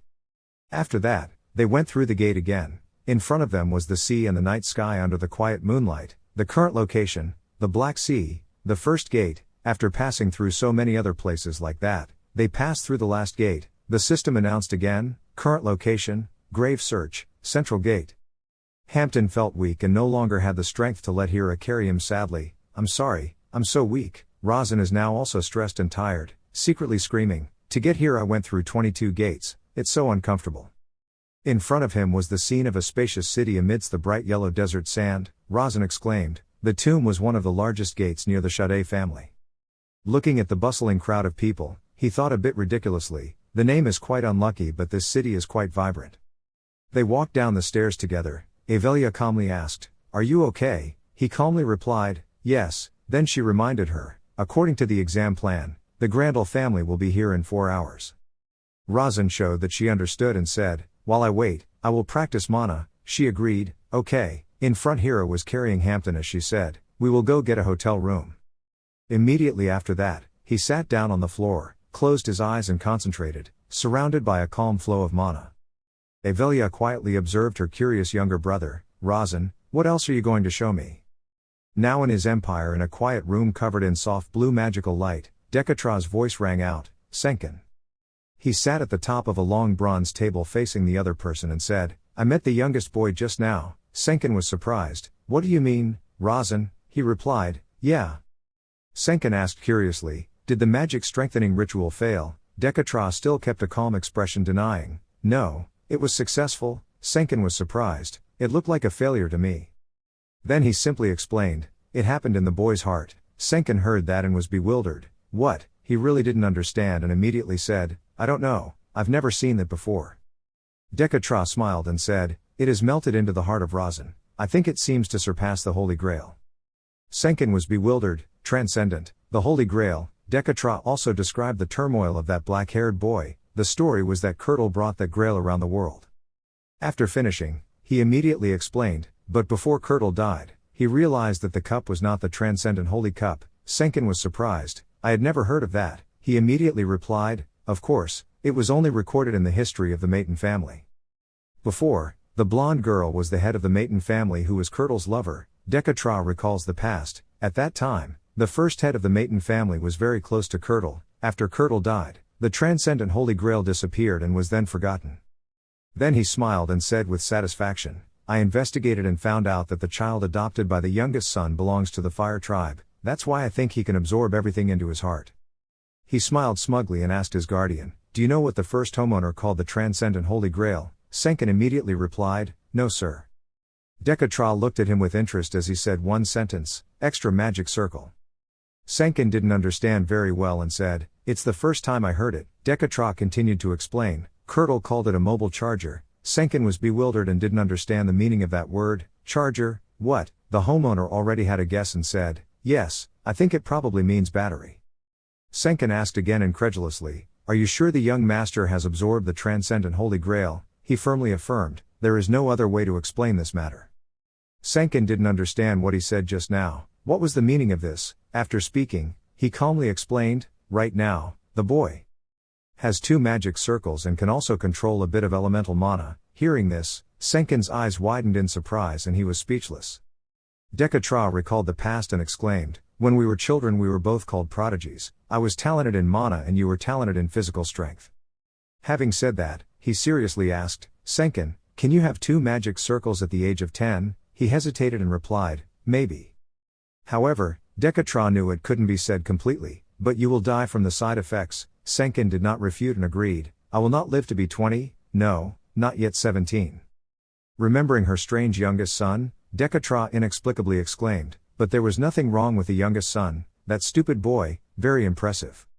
Then his eyes were thoughtful and full of troubled thoughts. "Yes, but why now? Why didn't he show any signs before he was 10 years old?" Finally, he solemnly concluded, "Senkin, the boy is hiding something. I will give you a task." Hearing this, the loyal guardian immediately stood up straight and serious. He clasped his hands, placed them across his chest, bowed his head respectfully and said loudly, "Please speak out." Dekatra replied, "Watch the rosin, don't let it die." Senkin obeyed and asked a question, "Until when?" The homeowner's eyes flashed a bit of thoughtful light, sincerely looking forward to his stupid son. He finally spoke, "Until I die." Back to the blue sky above the bustling metropolis where the central gate is now located. Rosin, who was concentrating, suddenly widened his eyes and noticed a movement that silently announced, "The famous martial arts family is here." He stood at the foot of the stairs and looked up at 2 dark figures who had just walked out of the gate. They proudly looked down with murderous intent, causing Rosin to remark in admiration, their temperament was very different from the swordsmanship family. Rosin calmly smiled politely and looked up to say hello, "Long time no see, Rosalind." None other than the young daughter of this famous martial arts family. Her temperament was strong, her sharp eyes and mouth were no longer in her innocent smile, standing next to her powerful uncle, her eyes looking down at him with contempt and hatred. Rosin looked up from below and politely greeted, "Rosalind." Rosalind looked at Rosin with confused eyes, "Who are you?" She stared at the face before her eyes. It was that face that reminded her of the scene where she was laughed at by Rosin in a fight. She looked like an idiot. Rosalind suddenly woke up. She immediately stood on tiptoe. Then she jumped from the top. Rosalind landed as smooth as cold sunsilk. "Why are you here?" Rosin stood looking at Rosalind's actions and couldn't help but admire. "What's wrong?" She landed so well from dozens of stairs. Seeing that the situation seemed tense, Rosin immediately reconciled. "I wanted to apologize to her." She heard that and asked again, "Sorry." Then she hugged her stomach and burst out laughing. Rosalind glared at Rosin indignantly, deliberately emphasizing, "Sorry." He seemed to be realizing that the situation was not changing positively. It seemed she was mad and much more stressed than I thought. At this moment, someone suddenly came to save this embarrassing situation. A tall, muscular man wearing a martial arts uniform walked up to the 2 children and smiled reproachfully. Shouldn't he have greeted the adults first? Rosalind was startled and turned around to look at the man. "Uncle." Rosalind's uncle stood tall with his arms crossed. "Do you know who I am?" Rosin did not hesitate to politely reply, "Hello, of course yes, the one who supports and guides the Gradle family, the warlord Magner, right?" Magner heard that and did not deny it. "Exactly." Rosin even knew more about his background than anyone else. The warlord Magner was the second most powerful person in the Gradle family, currently Rosalind's uncle and the younger brother of the family head. If only in terms of martial arts, he was even stronger than the head of the Gradle family. As for Magner, he still continues his gossip column. "Rosin, I was planning to lecture you on morality when we meet." Hearing that, Rosin immediately cleverly argued back, "But that's not the way a prestigious martial arts family usually does things." Magner was quite surprised. This boy was not intimidated by me at all. Rosin maintained a serious stance, "Because I was the one in the wrong, so I wanted to find a way to apologize to your family." Rosalind seemed to immediately change her welcoming attitude. "Do you want to be forgiven the way a martial artist does?" Her attitude turned 180 degrees and immediately threw a hateful punch at him. "Then let me kill you." But strangely, Rosalind stopped before he was hit. Manger looked at the owl just now and was even more surprised and impressed. He looked at his niece who had just swung her fist at Rosin, but he was still not afraid and was as calm as a pillar, silently admitting, he didn't even blink an eye. Rosalind smiled and stared at her opponent. I thought you would be scared. The girl continued to throw a punch at an angry Razan. Okay then, let's try to block this punch. This time, she unceremoniously punched his stomach directly, forcing his body to use it, automatically applying the slow flow attribute. Self-defense combat magic would be activated. Even so, Rosalind's one hit still made Razan stunned. Before he could recover, she immediately kicked him, causing him to fall to the ground. Magner stood witness from beginning to end. He realized there was something conjecture about, whether it was martial magic or not. If I remember correctly, the prestigious mage family called it combat magic. He looked at the boy who was emitting a valuable green light, yet he was able to react so quickly and take the blow with just defensive magic. Rosalind was dissatisfied because Razan did not respond and just endured being abused. She got angry again. What did you do? Why didn't you fight back? He still maintained a sincere attitude, apologizing to her. Rosalind couldn't believe her ears and asked back, what? He still boldly asked for forgiveness. In fact, I was wrong 2 years ago, but I meant to apologize. In his heart he consoled himself. He had lived in a modern society before, but apologizing was not difficult. Rosalind couldn't calm down and continued to yell and babble. What the hell was that? She immediately hesitated for a moment when she heard an extremely convincing argument from the position of a certain shameless guy, just because she was so beautiful. She didn't believe it and asked again, why? That guy still continued to speak fluently. You know what men's psychology is like, but because I wanted to get your attention, I bullied you. She felt ridiculous with this boast. Immediately, the anger went straight to the leg of the guy sitting on the ground. Razan gritted his teeth and tried to endure it, but he groaned, his knees fell, and at the same time his body became automatic. Self-defense combat magic was automatically activated. After torturing him, she contemptuously let out 2 words, boring. Razan's A-shaped eyes and O-shaped mouth were surprised. What? She shouted again, it's boring if I hit you but you don't even bother to fight back. You have to fight back too, only by doing that will my mood improve. He looked so pathetic, his clothes were covered in sand and dirt, but he still maintained his stance. Okay, but not now. Magner applauded. He spoke up to defend Razan's point of view. Yes, this place is not suitable. Rosalind still stubbornly struggled. Why? Only by killing this bastard will you feel better. Magner advised his stubborn niece. Look around. Everyone is talking. There's probably going to be a fight. Since when? Razan also added, causing trouble here is not very good. If we keep fighting each other, it will become a bad reputation far away. Rosalind is still stubborn. Who cares? He also looked at everyone with understanding and advised them, if we get into a fight here, someone will get hurt. At this point, Rosalind seemed to come to her senses. Magner smiled with satisfaction, quite wise for a child. Rosalind is still stubborn. You said you would apologize, he firmly affirmed. I can do it if I say it can be done, but choose somewhere other than this. You are still as stubborn as a crab. Is there any other possible place? Magner patted his niece's head to console him. He was right, we have to go somewhere without people. Rosalind calmed down a bit and called out earnestly as if wanting to ask something. Uncle, he understood what his niece wanted. Advise us, let's move outside the Sades area to deal with it. Suddenly a voice came to Razan's head. You're a good actor, making him hesitate. This voice is. The voice continued to threaten him. From now on try to pretend to be friendly. Don't let rumors spread that there was a fight between the Gradle family and the Maiden family. When he heard this he immediately recognized it but also wondered, is this Magner's voice? He is not talking at all but I can still hear his voice. At this time, a notification immediately appeared. The character War King Magner was interested in Razan Maiden. This character would analyze and evaluate all of Razan's actions. An event had occurred that could affect the plot's progress. Reading those notices, he surmised, I could see how he would evaluate my actions. War King Magner would. Warning notice, the Heavenly Mage has doubts about the lack of probability. 3 times an incident has occurred that affects the probability and plot. There is doubt about the possibility of this world's existence. Reading this he can't help but be confused. The Heavenly Mage, Decatra. Non-stop announcements. 2 requirements have been met. You have successfully interfered with the thoughts of an influential figure through intentional behavior. You are still chaining. The Heaven Mage and the War King are both doubting the probability of existence. The announcement line continues. A new ability is being created. The character Razan Maiden will be given creator perks.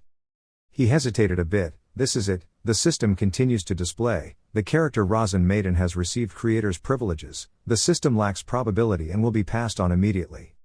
A magically flashing white object appeared right before Razan's eyes. A piece of paper fell into Razan's hands with information. The character Larvian, age 27, ice attribute, cold personality but sometimes a bit cruel, chocolate is a bad number. He suddenly realized something important, this was. He paid attention to each line, chocolate best on the paper he had just received and confirmed that it was a system he created. Countless events were like turning lights in Rosin's head, it also contained what I wrote, Evian, the number one chocolate. Persha maiden, hobby, cutting people in half, or Hera an assassin that even the strongest people in the world fear.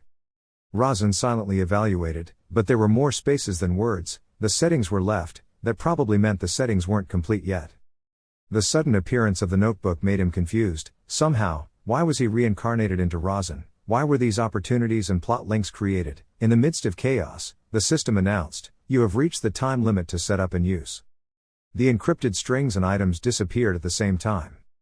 Rosin was confused, it's gone, can I only view it for a certain amount of time? It seems like it lasted about a minute, I'll probably have to wait a certain amount of time or meet a certain requirement before I can view it again. Magner came forward to call him, let's go to the restaurant where Avelia is waiting for us. Rosin replied, yes, War King, thinking to himself, I don't know what will change in the future. Everyone moved to an agreed restaurant. Magner walked in and immediately said, Avelia, long time no see. Avelia smiled politely and replied, long time no see. When Magner saw her, he burst into laughter, it seemed like she had gotten stronger compared to the last time they met. Avelia calmly replied, I think I will be able to defeat you in 5 years, and when Magner saw you so confident, he laughed even harder, I will accept your challenge any time. Avelia seemed to remember some old stories with some regret, when I was young I could challenge him any time I wanted, but now that's not possible anymore. Rosin thought to herself, Avelia is now a magician and one of the heads of Maiden, so she can't challenge him for fun anymore. Magner also sighed, she had lost her childhood cuteness. When she was a child, she used to rush at me everywhere and at any time. He remembered that little girl who used to play around every day, even though she was injured, she still swung her small fist at him. Magner didn't hesitate to mention some of Avelia's not so small achievements, one time she even burned off all my hair while I was still sleeping. Avelia smiled shyly, I tried to burn your head but failed, followed by Magner's endless laughter. Rosin stood there listening endlessly, it was hard to keep up with their conversation. At this moment, Rosalind blushed and said, ah, hello, the whole group just noticed her. Rosalind shyly introduced herself a few minutes ago, I'm Grandel's daughter, Rosalind Grandel, I met you 2 years ago, do you remember me? Rosin also had to gasp, what the hell, is that really the kid from before? He silently remembered the young lady here who had given him a little kick back to the elders. Rosalind summoned all her courage and shouted, I want to become strong like you because female martial artists are often at a disadvantage compared to men, that's right, you still can't use your soul fighting spirit, right? Rosin silently recalled, soul fighting, swordsmen used swords as weapons, and magicians used magic, and martial artists used their physical abilities. To put it bluntly, people's bodies have limits, but they can use soul fighting to defy the laws of physics and do impossible things. Rosalind blushed and swore, I will practice my soul fighting to become a strong person like you. Avelia nodded, I will wait. After a few weeks of dinner Avelia immediately got to the main topic, the space gate will be reactivated today at 7:17 p.m. I will operate it myself, do you want to come with me? Magner immediately agreed without thinking, sure, and Rosin was gaping at the eating power of those two people, these two people ate everything there. Seeing that the two sides had agreed on a decision, Avelia replied, there's still about an hour left, I have something to tell my youngest sister, can we excuse ourselves for a moment? Rosin was startled at the cue, what about me? Magner and Rosalind also asked permission to go out, so, shall we meet you at the space gate at 7:17? Avelia nodded, yes, see you then. The two sisters leisurely went to the beach to play. Avelia opened her mouth, her adorable younger brother. Now should we talk about what happened before, she asked. Rosin replied, you mean what happened at the space gate? Avelia looked at him, yes, that's my plan. Rosin nodded honestly, yes, she continued asking, and I also knew she would attack me. Rosin replied very calmly, yes, that's why you came. Avelia looked at him thoughtfully, if you were planning to resolve your hatred with her. I could have mentioned the demilitarized arena of the Sade family, and asked to settle things there, with a bit of scolding in my voice. Rosin asked, you mean to ask me why I used combat magic techniques there? Avelia looked interested, that's right. He answered loudly, because the War King Magner was there. Magner is the second strongest person in the Grandel family, he must be thinking about the fact that I used combat magic techniques effectively. Razan remembered his cold eyes at that time. Avelia thought to herself, combat magic techniques and Magner. She analyzed the matter. He must have thought that Razan's ability to use combat magic techniques was higher than what one would expect from a 10-year-old child. He must have also noticed the amount of mana inside Razan. Razan was famous as a scoundrel, so the most logical conclusion he could come up with was that either Razan had changed, or the boy was raised to make a difference. Magner's back appeared again. Father's cold eyes. The youngest brother's drastic change. Avelia silently exclaimed, Razan shouldn't have understood Magner too well. If he had predicted all that and created this situation, then it was truly impressive. Razan confidently replied, maybe. He smiled arrogantly. He would think I was a trump card raised by the Maiden family. He will want to know everything about you. Avelia was stunned when she heard these words.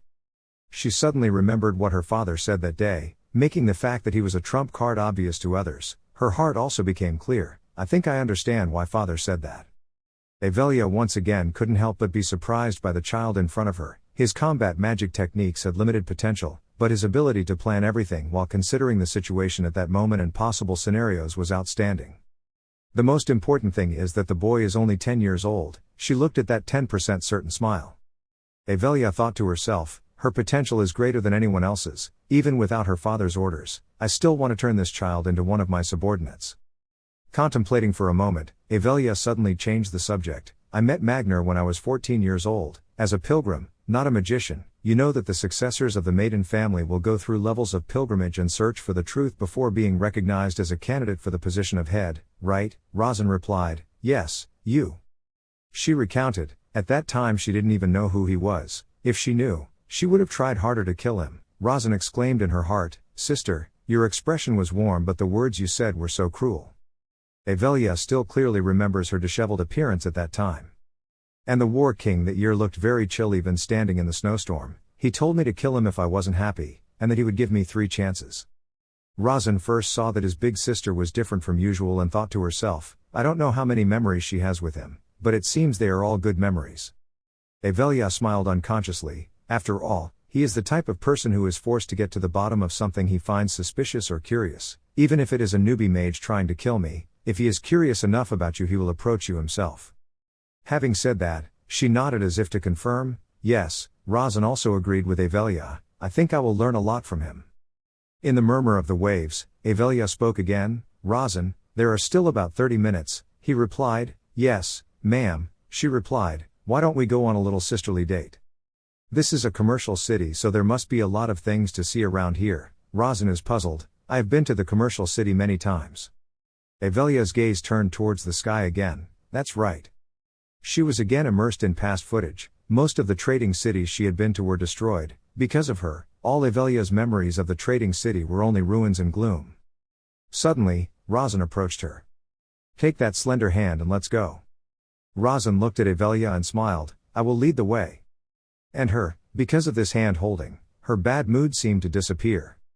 The two of them slowly walked on the sand. Their 2 shadows seemed to overlap each other, extremely close. On the other side, the 2 uncles and nephews were also walking around the street.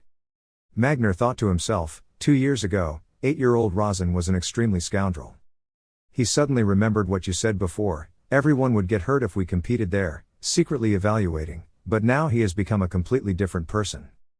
Magner took another bite of banana. A person could change so much in 2 years, it's impossible, people never change. That must mean his previous image was fake, his image was distorted. Magner's heart seemed to have 100,000 questions about why and what Maiden wanted to achieve, so he did that. There must be some grand conspiracy. The Sade family also invited us, but it was just to add on. What they really wanted was the relationship between Sade and Maiden. The image of those 2 brats appeared in his mind again. Magner chewed a banana and pondered. There was something going on that he didn't know about. The Grandel family was weaker than the Maiden family and the Sade family. He suddenly crushed the banana in his hand. If an unforeseen situation occurred, the Grandel family might be swallowed up by the other 2 families. On Magner's face was a strange smile. If Razan is at the center of what those 2 families are plotting, then I will find out what that plot is. Finally, the appointed time came. They were all gathered. Let's go in. At this time the space gate was also operated by Avelia herself. Seeing this, Magner smiled and said, It was truly an honor to operate the space gate herself. Avelia advised everyone, remember to be careful when moving. She also reminded Magner that, you remember I still have a chance. He also smiled and said, oh my gosh, that's right, I'll be careful. Then everyone walked through the empty gate together. When passing through the space gate, Rosalind felt very uncomfortable, dizzy, and felt like her body and mind were separating. Finally arrived, someone said loudly, we have arrived. A green space appeared. At this moment, Magner turned to ask Avelia, don't you want to try something? Avelia said, yes, I have to behave a little better, after all, I have a cute baby with me. Suddenly, from somewhere, there was a scream calling Rosin's name along with Rudia's. It turned out that it was Cassin. He ran up and asked about them. Walking such a long way must be very tiring for everyone. Magner was also surprised to see Cassin Shade, the most likely successor to the Shade family. The Shade family has never come to welcome us themselves. Rosin smiled and said hello, it's been a long time since we've seen each other, Cassin. Cassin also smiled back at him with his hand still on his head making the sign Rosin is taller. Compared to last time, he has grown up a lot. Hearing his friends compliment Rosin could only laugh and say, that's magic. While Cassin and Rosin were greeting each other, Rudia rushed in to separate the two. She angrily said that I am Rosin's closest relative. Rudia, stay away. Telling Cassin to stay away from Rosin, Cassin did not get angry but smiled and said, I don't think friendship has any level, it's just that Rosin and I have the same thoughts and goals, so we decided to become friends. Then Cassin smiled brightly and asked, isn't that the important thing? Rudia didn't understand what Cassin said, thinking about the purpose. Rosin, what is he saying? So Rudia still firmly said that, after all, I'm still closest to him. Suddenly Cassin said, but we can also be friends. Hearing that she stammered and said, that's also true, isn't it? Rudia also calmed down, held Cassin's hand tightly and decided, I will also be your friend. When he saw her agreeing, he immediately said, thank you. She smiled and replied, what's the point? Suddenly Rosalind walked up and called, young Master Cassin. She looked at him shyly and reminded him, don't forget there's me, I'm also invited there. Cassin immediately bent down and said sorry, I met a friend I've always missed so I was a bit excited. Rude, welcome, the path of cultivation, I'm very honored to meet someone with noble blood and walk alone on that path. Rosalind heard Cassin say that and immediately replied, you don't need to be so formal, I'm younger so just talk normally just in time. Before she could finish speaking, Cassin turned back to laugh and joke with Rosin and Rudia, making Rosalind feel very uncomfortable and annoyed, really annoyed. To us he was so friendly and sociable, why did he act so distant in front of me? Magner stood next to him silently praising Rosin, the boy is really smart, it seems like he intentionally created the current situation. He believed that it was not an ordinary 10-year-old child, it was as if a 100-year-old snake was controlling it. At this time, Rosin spoke up and asked Cassin, I want to ask you something. Cassin wondered, what is it? Rosin immediately said what he wanted to do, I intend to compete with Rosalind here. Hearing that, Cassin was also surprised, what about a competition? Rosin asked him, can you arrange a place for us to organize a competition? The opponent is the only daughter of a prestigious martial arts family, the setting is the arena of a famous swordsmanship family, and people from all three families will watch the competition, it is the official debut arena of the scoundrel Rosin Maton. Now everyone is talking about who will win, who do they think will win between the two of them? Some people say that Rosin is a stupid little scoundrel, of course Rosalind will win, but others say, I heard that Rosalind can't control soul fighting well yet, the other person says, if that's the case then their physical ability will decide who wins. They thought about Rosalind's strength and said, so wouldn't Rosalind win, but an interesting fact is that Rosin's main skill is combat magic, so now they are very confused about who will win. This story finally reached Karsh's ears, he asked his son, what do you think about this match? But the answer he got from Cassin was, I'm very jealous. He also felt right, of course, competing with friends would be fun, people seem to think Rosin is a stupid scoundrel. But Cassin doesn't agree with that, I used to think so too, but he's really nice. Cassin sees that Rosin is a strong opponent, and I think he is a formidable opponent. Karsha heard her son say that and smiled and asked, why do you have an opponent of the same age? He smiled and said, yes, I am stronger now, that's how it is now. In Karsha's mind, she thought, I guess the information about that child was intentionally distorted, which means. He smiled mysteriously and thought, Rosin is the trump card that the Maiden family wants to hide, and this battle was created by Dekatra. Karsha continued to ask, who do you think will win? Kassin answered without hesitation. I think Razin will win. Karsha heard her son say that Razin would win and was surprised. Razin, Kassin said again, but I think Razin will lose. He wondered, what do you mean? Kassin said seriously, Razin is very kind. Karsha also understood what his son meant, and because he found it so interesting, he decided to also go watch the match tomorrow. I guess I will have to go see the match tomorrow too. Kassin is also very happy that he will come. You will also go. So you can introduce your friend to me. He smiled and replied, what about my son's friend? I'm really looking forward to it. The next day, at the sword tourney, Rosalind was taking a stance and preparing to attack and said, I've been looking forward to this day. Razin on the opposite side was also taking a defensive stance, preparing to attack, thinking, I have to dominate the arena.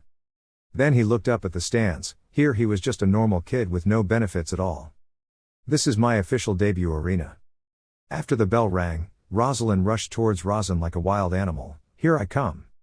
Razin's slow movement talent has been automatically activated. While playing in Razin's head, he thought, if we consider the physical battle, then I have an advantage, because Rosalind cannot control her soul fighting yet. At this point, Razin can only dodge the attack and the initiative is leaning towards Rosalind. She jumped high, turned around, then gave a kick to Razin's arm, at which point the defensive combat magic technique was activated.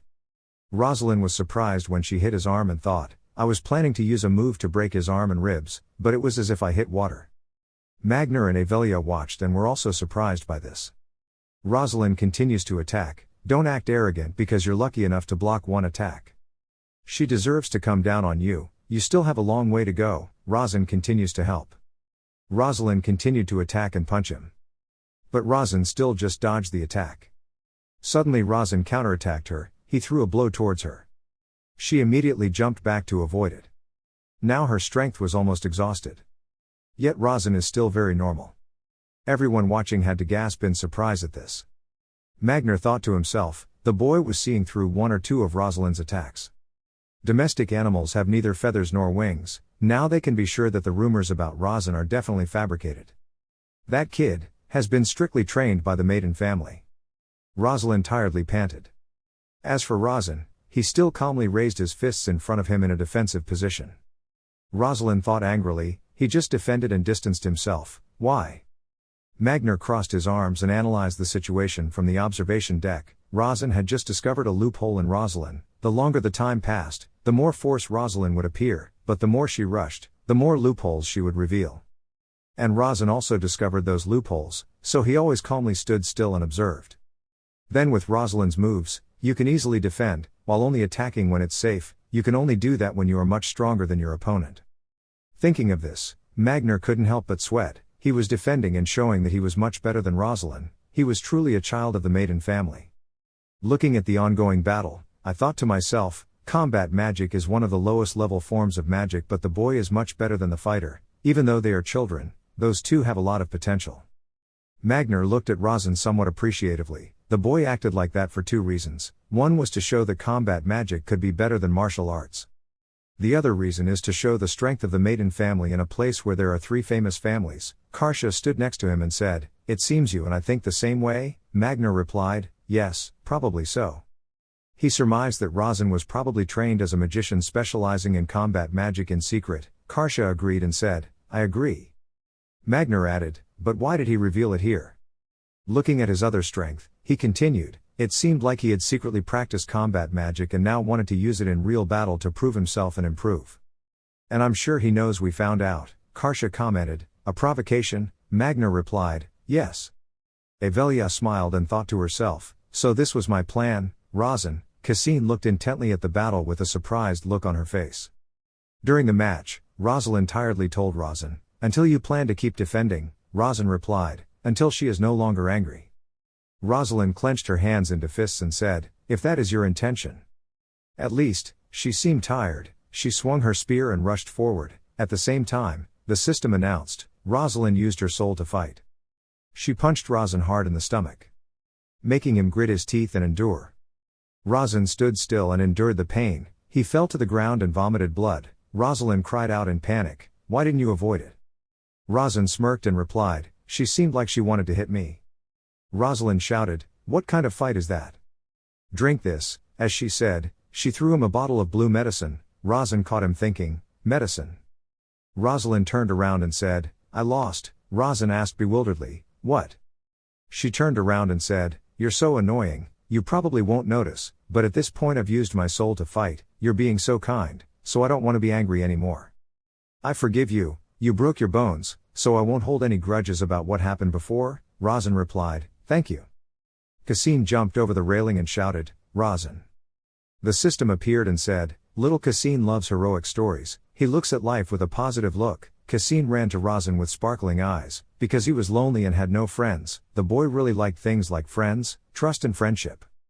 Cassine clenched his fists and said excitedly, you've improved a lot. Rosin was still sitting on the ground thinking, meaning he liked that match between me and Rosalind. He said, combat magic improved very quickly in the early stages. Cassine suddenly said, I'm happy that my friend is stronger. Rosin was startled and thought, wait, could it be? Cassine happily said, I officially challenge you, friend Rosin Maiden. Rosin thought, hit the nail on the head.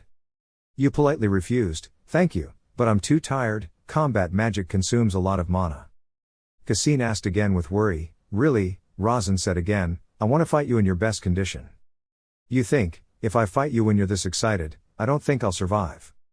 Cassine said, thank you, Rosin replied while taking the medicine, it's okay. Cassine said again, so will you fight me tomorrow? Rosin thought, it seems he wants to fight me as a birthday present. Rosin replied, okay, the system informed, your wound has healed. He went to where Rosalind was sitting and said, Rosalind, I want to ask you something. Rosalind asked, me, what is that? Rosin said, just now you used your fighting soul to fight me. Rosalind took the water bottle and frowned and said, are you planning to humiliate me? Rosin replied immediately, you know I wouldn't do that. Rosalind asked, then what is it? Rosin raised her hand to her chest and said, when you hit me, I felt something. Rosalind didn't understand and asked, what, are you a pervert? Rosin said, I don't know, it's like realizing something, I can almost feel it but I'm not sure. Rosalind shyly said, what are you talking about? Rosin begged, please help me, I think your martial arts skills will make me stronger. Rosalind asked, why should I help you? Rosin replied, I will repay you later. Rosalind seemed sad and thought, every night, I promised myself I would take revenge, but now it's all gone. At this moment, Magner came down and said, just try it, Rosalind. She immediately replied, yes. Magner smiled and said, openly helping the son of a famous magic family is not bad. Rosalind put her hands on her knees and stood up and said, then I will help you once, remember to repay me. Rosin said, thank you. You make up your mind, surely, I swear by the title of future magician. Avelia thought in surprise, future magician. She slightly raised the corner of her mouth, did he really say that, as well as saying that he would participate in the inheritance war as a potential heir of the Maiden family. Celia looked at the two people in the distance in surprise, she said that in front of the heads of two famous families. At this time, Rosalind enthusiastically asked, I just need to beat you like before, right? Rosin excitedly replied, yes, I'm ready. Rosalind said, I shouldn't even call it martial arts. She threw herself at Rosin and said, it's not my fault that you got hurt. Rosin endured the pain thinking, there must be a reaction, the mana in his heart reacting to Rosalind's incomplete fighting soul. Rosalind asked, is that all? Rosin replied, one more time. She waved her fist and continued, really? Magner crossed his arms and observed, thinking, what's going on? The boy seems to want to do something. Rosin's voice shouted, once again. Karsha asked, Ms. Avelia, what are you doing? Avelia replied, it seems that the mana in Rosin's heart reacted to Rosalind's fighting soul. He asked, how did he react? Avelia replied, I'm not sure, I just know there was a reaction. Rosin hugged her stomach, causing Rosalind to ask worriedly, are you okay? He thought, I'm sure. Rosin surmised, my transcendent mana reacts to the fighting soul, but according to what I wrote, the fighting soul and mana cannot harmonize. At this moment, he suddenly realized, that means, the accuracy was decreasing. The system pops up, informing you that you have personally discovered the inaccurate truth, you are given the ability to fill in an inaccurate element. Rosin thought, what I have to do in this imprecise world is not just to survive. Suddenly a blue book appeared in Rosin's hand, he thought in surprise, the book set up earlier. The people around suddenly became motionless. The colors of time somehow fade. Rosin was surprised, time had stopped, Perhaps when the world was established, time would stop. The book suddenly opened by itself. Alarm system, the fighting soul of the famous martial arts family, the mana of the famous magic family, these two cannot be mixed, but during the match between Rosin Maiden and Rosalind in January 219, Rosin Maiden's mana reacted with Rosalind's fighting soul. The reason is, there is a blank paragraph behind. Rosin thought, I have to fill in the blank, the already written setting will end here. A pen appeared in Rosin's hand. He thought, I have to fill it in, if I'm not careful I will conflict with the previous settings. You act careful, I can't just write and delete, I might become the destroyer of the world. Rosin decided to put down his pen, a reasonable reason that does not contradict the setting. The reason is this. The reason is, the character Rosin Maiden does not follow the rules of this world. Rosin raised his pen and thought, I was thinking about writing about another reason, because I have transcended the Holy Grail. Then he was a bit confused, maybe it's because I have transcendent attribute mana, or it's because I have holy body, but, I think it's best to focus on Rosin Maiden rather than external factors. Watching the book fly up, a thought suddenly appeared in Rosin's mind, if I let myself be a character who does not follow the rules of this world, I will be completely free from the world's probabilities, and I will not be entangled in the world's preparations. It means Rosin Maiden is a special individual. The book suddenly disappeared. Notification system, based on the lack of probability you have received the privilege of adding a line. The privilege of adding a line will be usable for 10 seconds, Rosin thought in surprise, one more line. At night there was a knock on the door at the Citadel. In Rudia's room, she sat on the ground with her head bowed, fast asleep. The continuous, intense knocking on the door finally woke her up. Rudia opened the door, rubbed her eyes and walked out asking, who is it?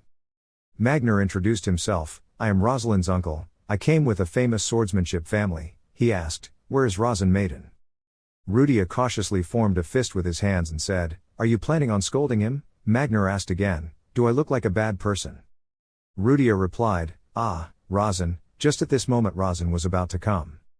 Looking inside from the doorframe, Magner thought in surprise, he trained his body well, the mana different from the fighting soul was flowing throughout his body. He silently exclaimed, most magicians concentrate their mana in their hearts, but he is unique, like a mutant. Looking at that body, Magner also guessed that using mana would not be very comfortable if he trained his muscles too much like his family's martial arts training, so this body has been specially trained for magic fighting techniques. Rudia innocently pointed at Rosin's stomach and said, you have 8 dumplings in your belly, can you touch them? Rosin crossed his arms and said, no.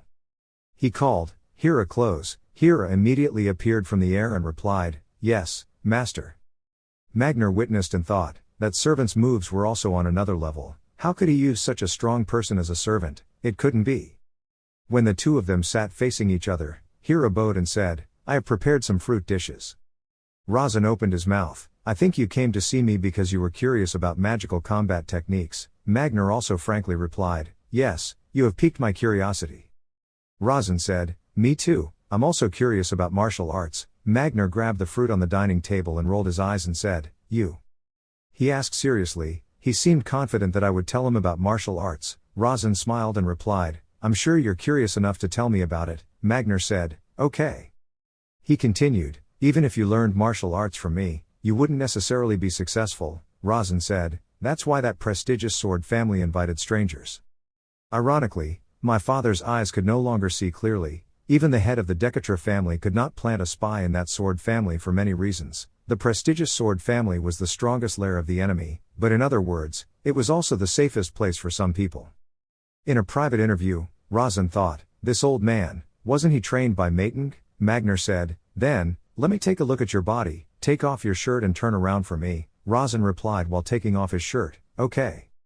He grabbed Rosin's bare shoulder and thought, his back was clear and stiff, he couldn't believe this was the body of a 10-year-old child, this wasn't just after a few days of training.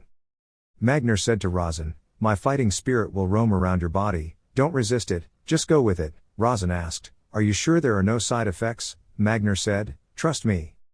What can you do if you are going to turn on me? Rosin said, I will believe you.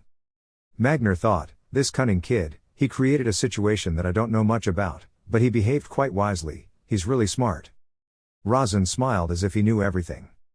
The system notifies you. The privilege adds a line that can be useful for 10 seconds. Rosin held a book in one hand and a pen in the other and thought, after dueling with Rosalind, I had many thoughts. What would an author give the main character? If I were an author, quickly write it down.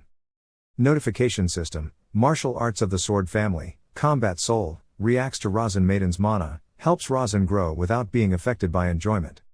Suddenly, a tiger-shaped red light burst from Rasen's body, he thought, the fighting soul had entered his body. Magner also pondered, he had merged with his fighting spirit, is this what Maiden wanted to show us? He slightly raised the corner of his mouth, a magician who can harmonize with the spirit of battle, this is the Maiden's declaration of war. Magner asked, from whom did you learn magic fighting techniques? Rasen replied, I learned it myself. Magner said, I analyzed your body, a magician can absorb battle souls, this is the first time I have witnessed this. Rasen said, yes, before that I also didn't know that a magician could do that. Magner asked, do you admit that a Maidens will grow up and use martial arts with a fighting spirit? Rasen confidently replied, yes, I will learn what I need to learn. In Rasen's mind, learn what needs to be learned, the Maidens consider swordsmanship to be trivial. And consider martial arts to be for losers. They look down on people who aren't magicians. But one of the Maiden family was more advanced, learning about martial arts and developing it. Magner put his hands on his sides and bent down to ask, are you sure you are a member of the Maiden family? Rasen joked, if you ask what my father's name is, obviously my father is Dekatra Maiden. Magner laughed and said, I have never seen anyone like you before, so what you want from me? Rasen held my hand and asked, can I say? He seemed to see you talking, you weren't going to say it anyway, right? Don't waste time, just say it. Rasen replied, please be my advisor. Magner folded his arms and remained silent. Rasen looked at his fist and thought, I currently have a connection between my magic and martial arts abilities, that's why my combat magic is always lacking. His eyes sparkled with determination, I will strengthen this weakness.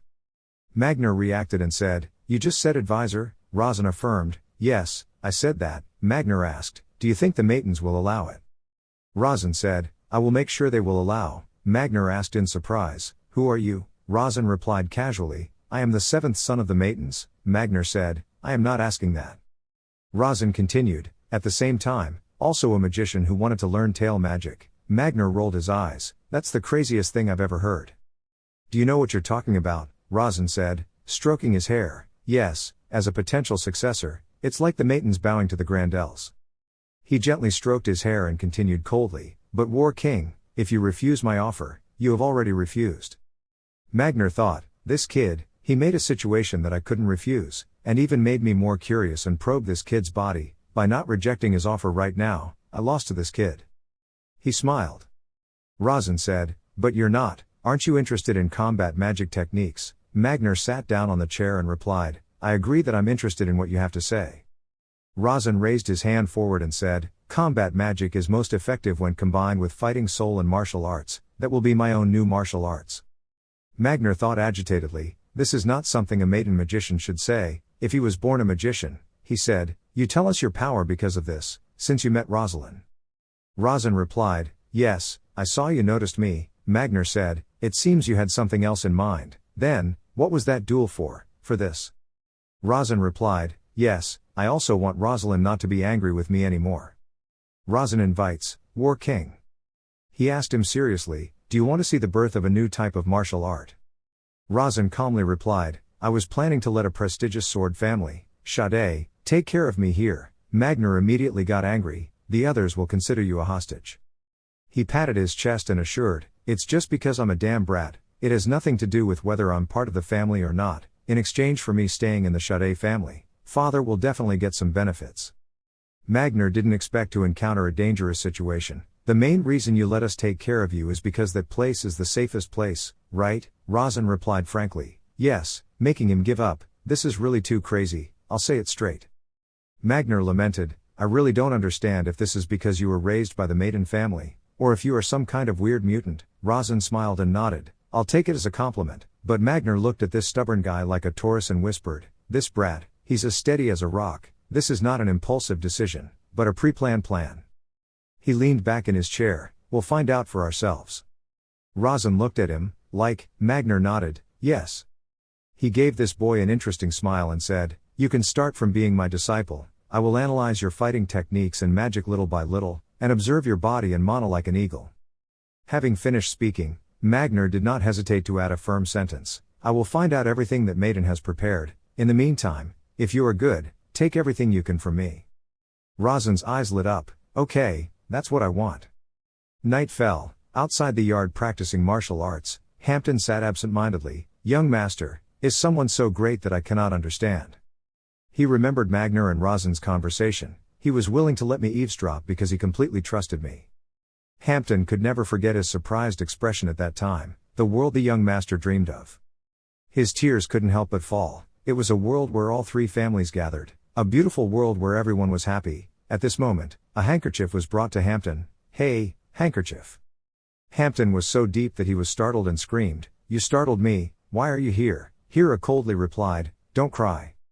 Hampton lamented, "I still can't believe that you are also a shadow. At this rate I will have a heart attack." Hera immediately poured ice water on this joke. "If I die so easily then I am not worthy to serve the young master."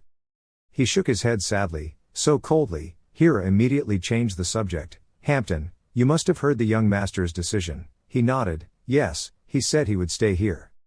Hera nonchalantly replied that when the birthday party was over, he would do what he wanted, leaving Hampton stunned. "We will have to risk our lives to protect him." Hearing her words, Hampton's hand trembled involuntarily. After a long time, he answered, "Yes, because that is the duty of a shadow." Hera asked, "Even if the homeowner punishes me?" And Hampton replied without hesitation, "I will still protect young Master Rosin's side." In his eyes was absolute steadfastness and loyalty, because young Master Rosin is my light.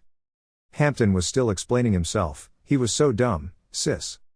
On the other side, where the tulip forest blooms under the moonlight, the other person asked, "Do you want to see me?" Rosin replied, "Yes." Avelia was extremely interested. "It seemed like you had something important to say." Rosin smiled back. I understood quickly. Avelia's rosy red lips softly asked, "Why don't you say it?" She looked at that flower garden. She felt that these rare moments were too precious to say something important. The gentle wind blows the flower arrangement, carrying the fragrance of the night far away. Rosin suddenly asked out of nowhere, "Do you like tulips?" Avelia replied coldly, "People are attracted to beautiful things." Rosin smiled, "I thought for you, magic is the most beautiful thing." Avelia seemed quite uncomfortable. Magic had once been the most beautiful thing to her. She remembered the people tied up and thrown into the fire. They struggled and screamed, "Damn it, I can't move." After that, little Avelia commanded the spell and disappeared. The blinding golden light rushed toward those people. They screamed in pain and then only skeletons remained. There was a bit of sadness in Avelia's voice, but then it also became the cruelest thing to her. "At least, flowers don't harm people." Her words were like drops of water disturbing the calm surface of a lake, making my heart ache a little. Suddenly, Rosin opened her mouth. He smiled innocently. "Next time I will definitely give you a bouquet of flowers." Avelia was surprised. "Flowers?" Her cheeks turned red, her bad mood disappeared. Those words touched me. Avelia looked at the flexible kid in front of her. "Okay, then what does your youngest brother want to say?" Rosin replied, "I want to stay here with this swordsmanship family." Avelia looked at him intently and asked, "Rosin, do you want to become the homeowner?" Rosin replied without thinking, "Not at all. If you want, you can test me with your ability." Avelia immediately reached out her hand. "Okay, it's better to check to make sure." Then she muttered the spell. The magic formation's eyes opened. "This is the skill, the Eye of Truth." Avelia brought the magic circle closer to her younger brother.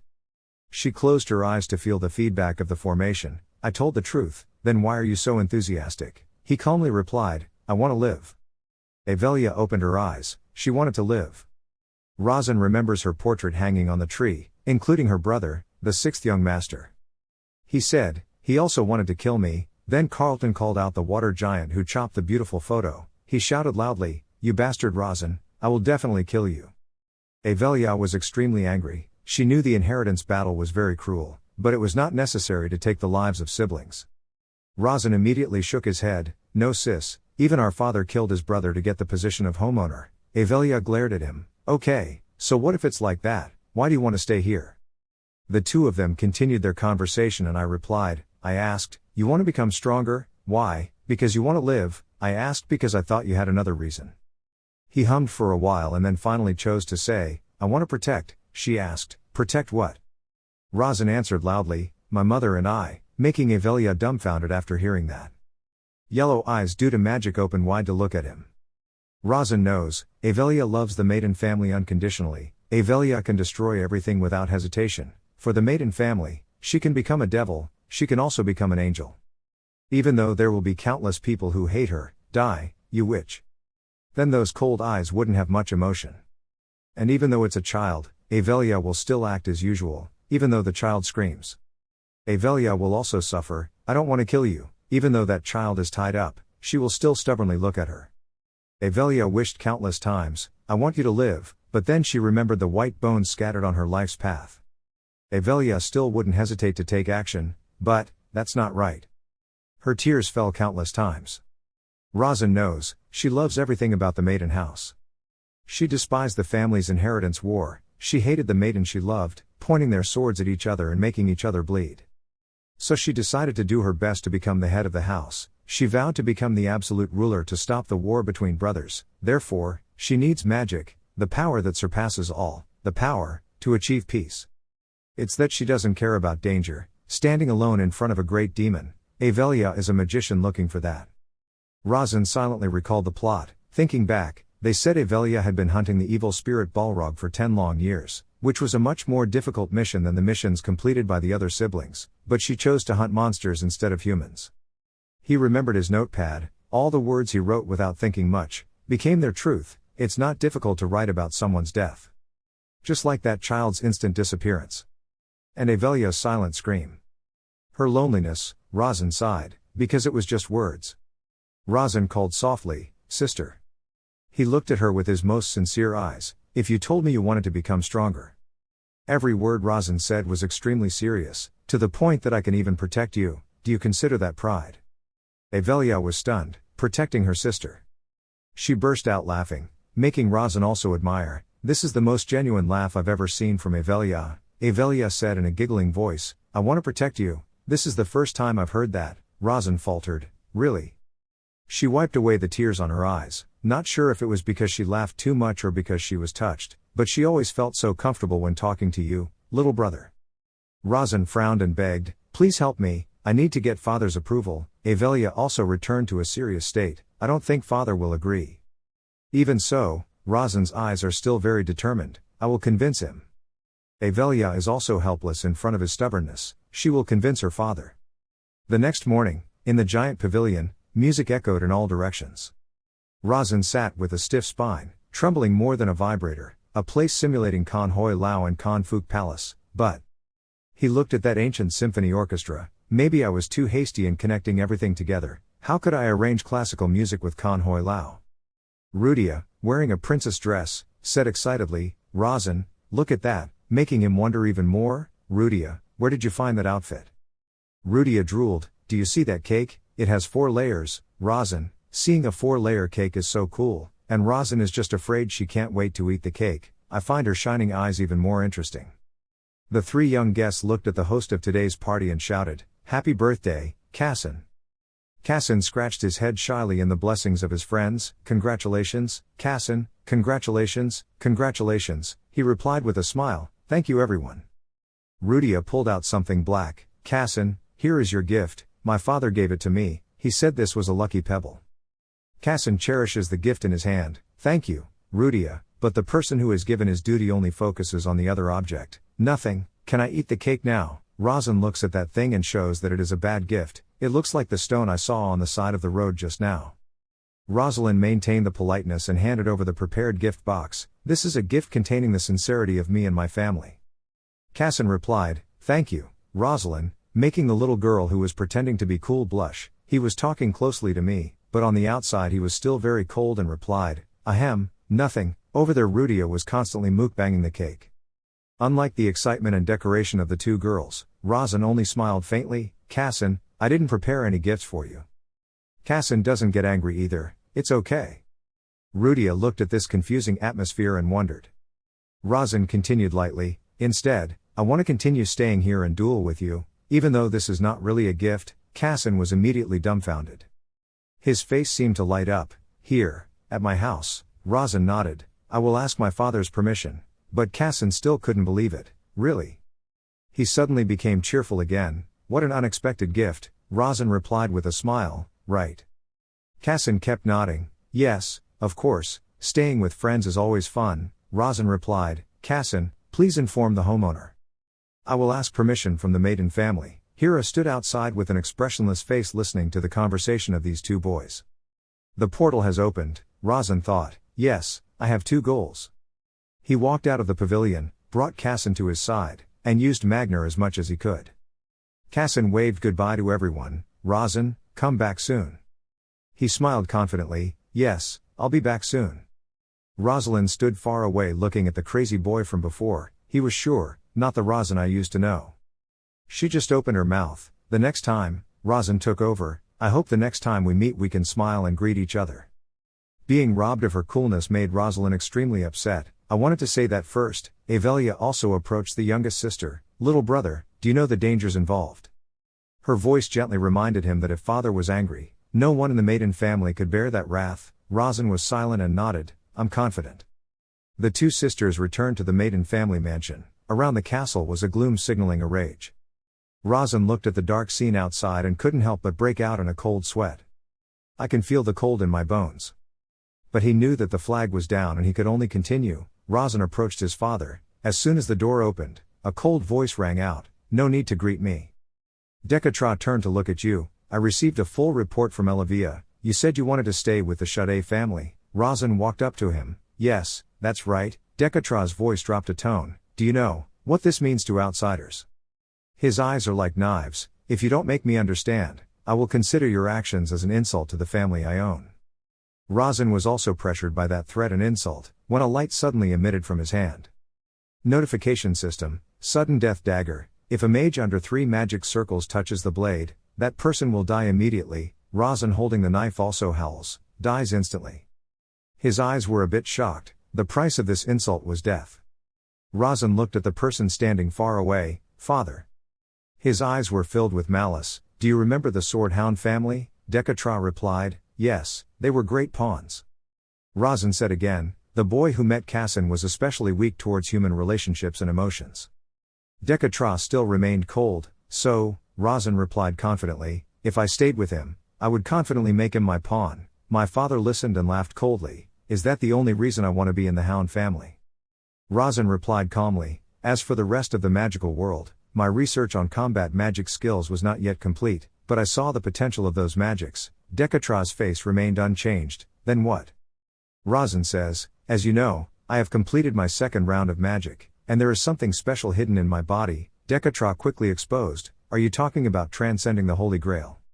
Razan was also a bit surprised. Did you know that, but did not hesitate to hide it and release that hidden energy, surpassing the Holy Grail, my special physical abilities and magic. My body also reacted to the fighting soul of the famous martial arts family. He looked at that rushing source of energy and replied, I have absorbed a small part of the experience from that fighting soul, and it is slowly accumulating more and more in my body. Razan honestly recounted that he received an invitation from the Shade family, from which the relationship between him and that family was established. It is the interaction between two families to achieve the best things. Can that be considered the first step of success? Having said that, he again divided the tip of the knife into his throat. The swordsmanship family does not use arguments or petty opinions when practicing. They also have their own views on the fact that I want to stay in that family to further improve my martial arts knowledge. Eyes like a wolf like a tiger, I will take full responsibility for what I do. If I fail I will commit suicide. Dekatra nodded. I guess you are confident that you will succeed? Razan replied clearly, yes. Then he naturally continued to ask, so what about the next step? His pupil shrank. Next is. After that, he immediately knelt down on one knee and reported, we proposed to them in advance to achieve cooperation. I'm sure you understand the importance of alliances between families. He thought to himself, if Dekatra is domineering. He answered very deeply, in my opinion, absolute power and strength are effective methods of ruling, but a warm hug and mutual trust are always required. Having said that, those sharp eyes are not afraid to look straight at their father, plus vision and humility are what create a truly lasting ruler. Dekatra knew that his son was powerful, so he didn't hesitate to preempt it. If he said something like that and couldn't do it, he wouldn't be able to breathe anymore, making his complacent face instantly cringe. Dekatra had silently accepted that argument, so he didn't hold him back anymore. Okay, go. I will observe to see if you can do as you said. The dagger in Razan's hand also disappeared. He replied, thank you. I will definitely try to meet your expectations, father. But you're still young, you're only 10 years old. As soon as Razan uttered these words, Decatra's eyes seemed to look at the youngest child. Are you complaining? He smiled and replied, so. With a very full voice, I had to say, I still need my mother's warm love, please let me go to the Sade family with my mother, making my father immediately fall for the Tu Diao Chan technique. Decatra laughed loudly. He showed a rare expression of praise. Look, you know how to move others. In my heart, this guy's assessment is way behind Zhuge Liang. It's interesting, a kid like that is considered a failure. Decatra thought to himself, it's unfortunate that its talent is combat magic, but it's also strange, why didn't anyone recognize it sooner? Suddenly Rasen's face became panicked. The system screen appears, announcing that the gods have suspected the lack of success probability of the event, so everything will become more difficult. Due to this doubt, the probability of success has been partially reduced. His whole body seemed to be stiff, the probability of success had decreased. If things didn't go as planned, he would also be destroyed. Elsewhere, Avelia is reading a book in the study room. When Avelia wears glasses, her coldness increases to the maximum. Suddenly there was a knock on the door, making her look up. She didn't expect you to come to my room to visit me, Persha. Persha smiled affectionately. Sister, why that book? Why are you looking at basic magic books? Avelia coldly replied, nothing. Persha gently exposed, Alberto's 77th book, Easy to Learn Mana Cultivation Method. Rasen is also reading that. I guess that book is quite popular. Avelia took off her glasses. Persha, there is something I need to tell you. Persha also replied softly, I also want to tell you something, sister. Avelia stood up from her seat. I won't beat around the bush. Her body was quickly surrounded by magic. I will take care of and pay attention to our little brother. On the other hand, Persha is not afraid to fight with fire. What a coincidence, I came here to say that to you too. Avelia frowned, looking at her younger sister. Could it be that father also gave Persha a chance? This is the problem, whoever is accepted by the boy will be able to protect him. Her eyes were extremely cold. I told you, this is not your problem, Persha. Actually, it has nothing to do with you, the boy has to be handled by me. Avelia did not hesitate to warn. Perhaps we have to act according to the precepts if you refuse to cooperate with me, Persha sneered. Do you think you can do whatever you want by relying on your strength? There is no such thing, you have had many opportunities to kill me before. The only thing to blame is that the wind that day was too cold and the abyss was too deep, so that memory just needs to be reminded and it is imprinted in Persha's mind, like the time in Nupia Canyon. If I were you, I would have turned you into a disabled person. Even though her life is as thin as a thread, she can still laugh like crazy. And the person named second sister looked at her loftily. Persha laughed mockingly, but she didn't do that. Avelia activated her power. You misunderstood, Persha. Her eyes are curved like sickles, is that true?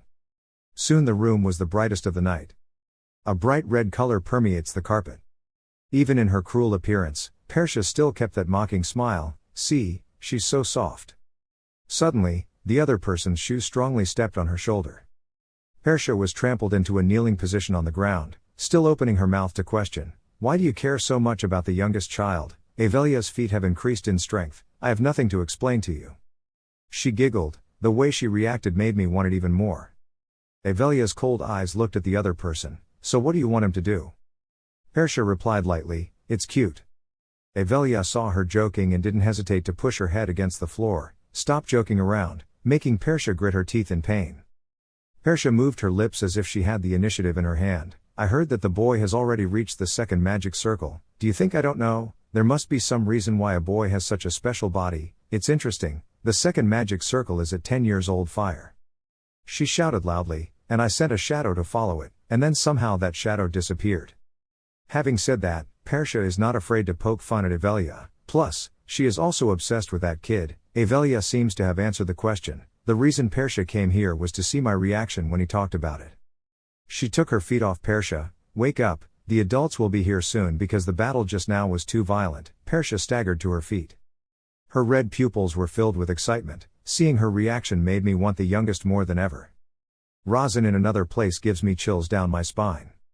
Soso was concerned about his son. What's going on? But he just laughed it off. It's nothing. A few minutes later, a bowl of spaghetti was brought up. Young master, here is your food, spaghetti and meatballs. Rasen exclaimed in his heart, having Hira here means the possibility of being assassinated will be lower. What a relief, what a sigh, then turned around and nodded to Hira. Thank you. But what he got in return was her affectionate smile. Of course, you have to eat a lot during your growing age.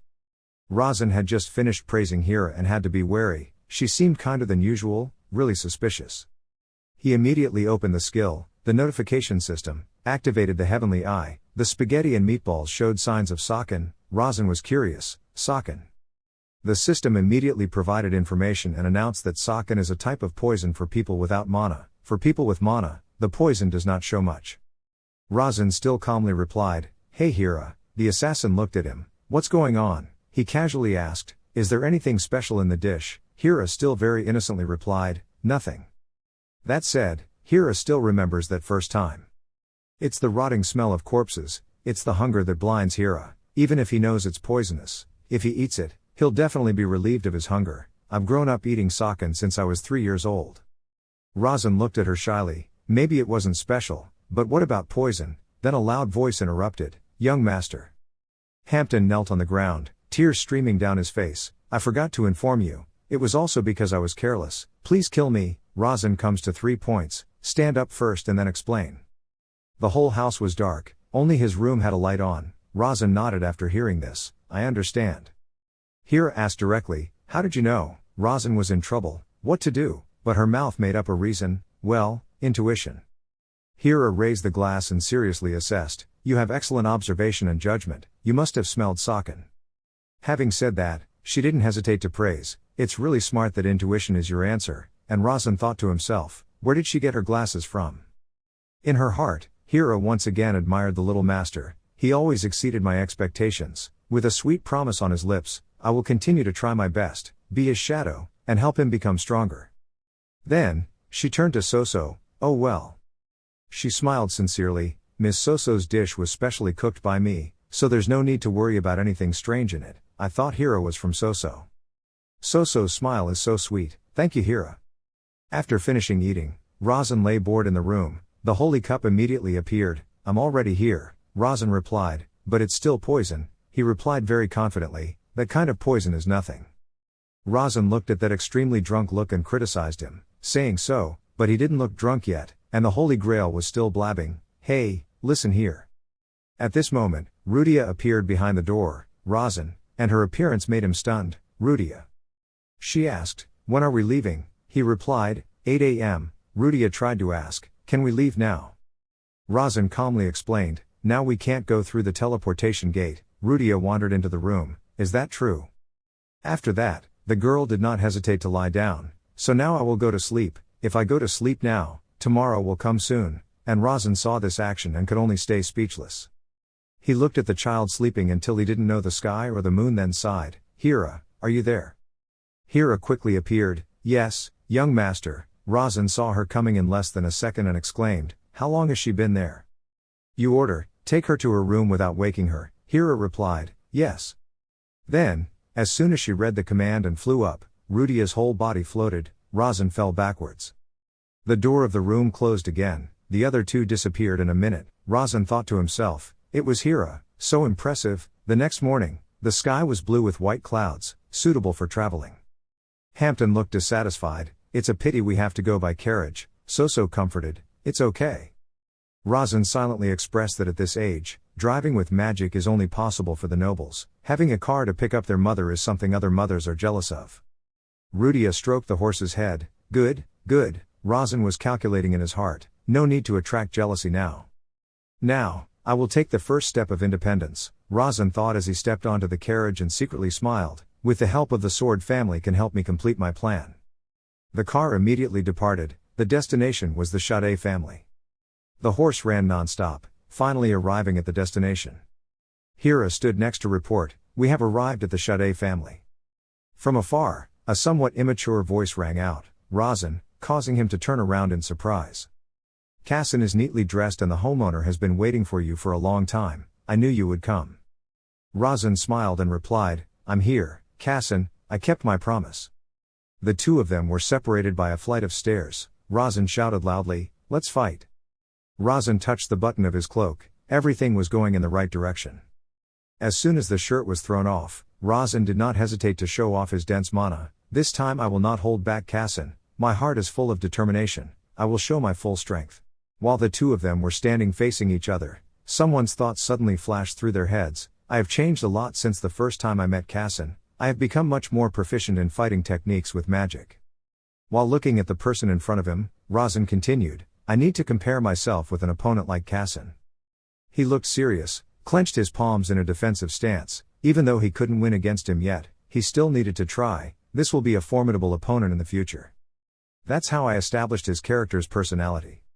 No one of his age can compete with him. Kassan is a genius among geniuses.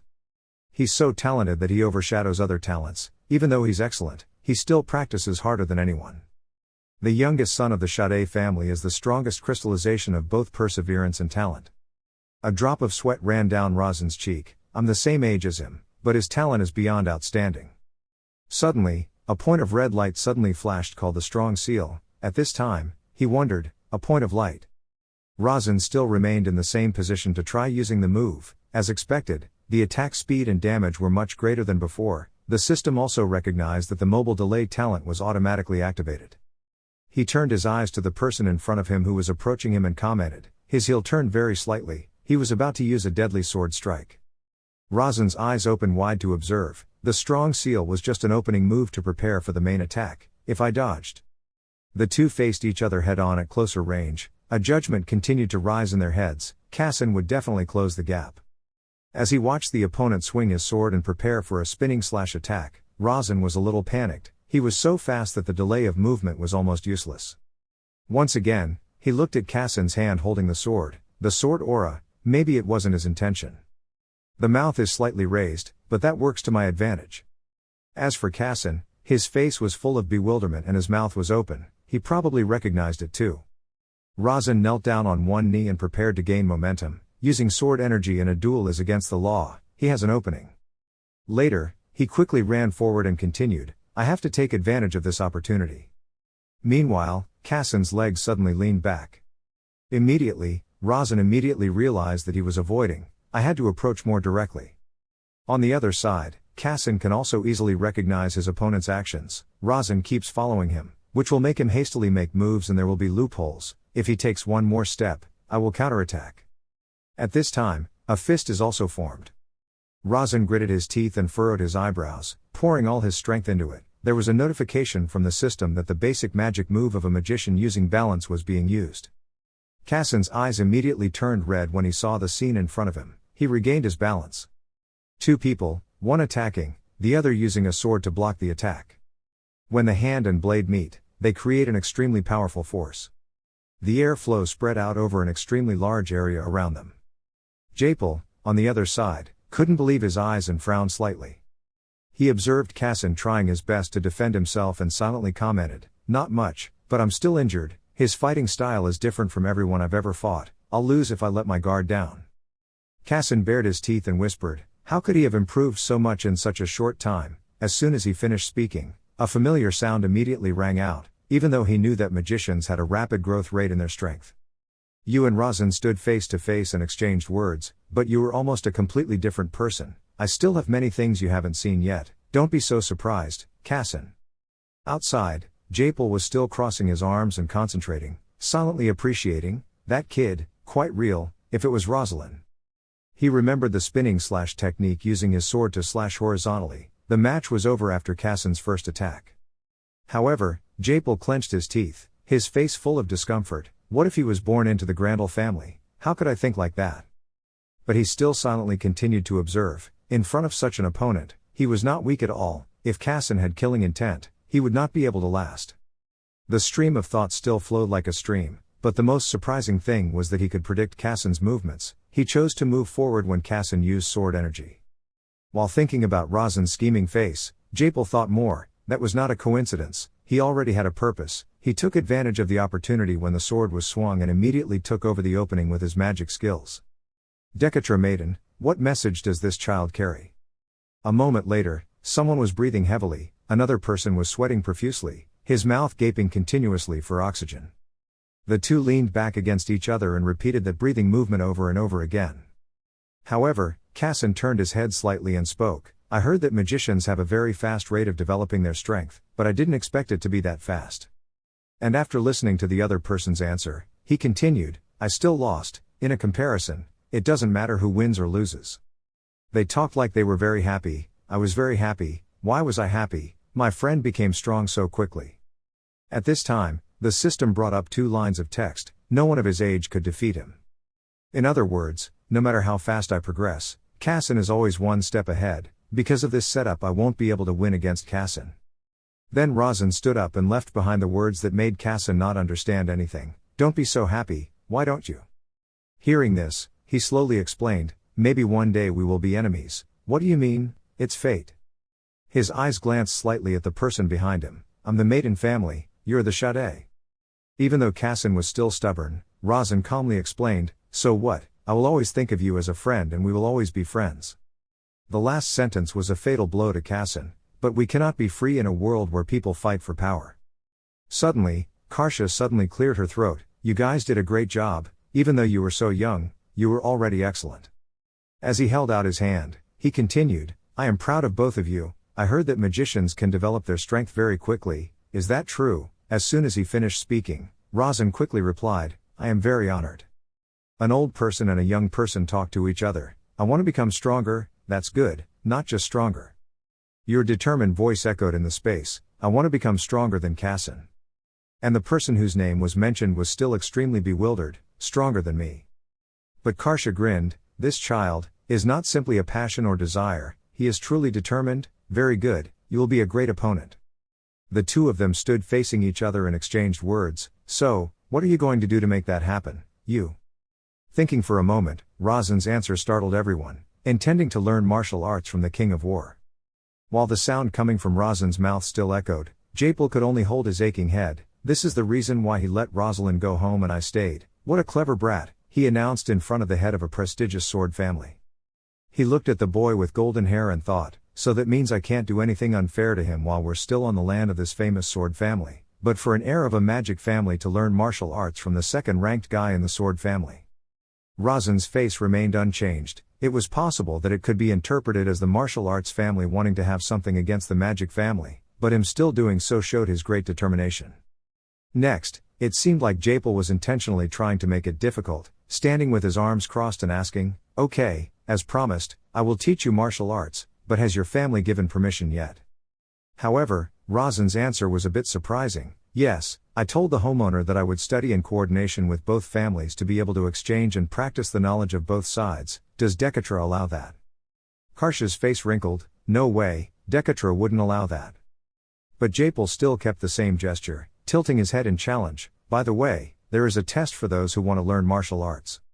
After reading the notice, every potential heir of a prestigious martial arts family must take a test before learning martial arts. The test is taken before the age of 10, the goal is to hunt blood tigers or white tigers, adults are not assisted. After reading, Razan thought for a while, the test, I understand, tiger blood or white tiger. However, he quickly decided, making Japal a bit surprised, I will hunt the white tiger, I haven't explained it yet, you must have researched our family very carefully. At this time, Razan gently placed his hand on Kassan's shoulder and talked to each other, can Kassan come with me, I know I can't receive help from adults, white tiger, are they strong?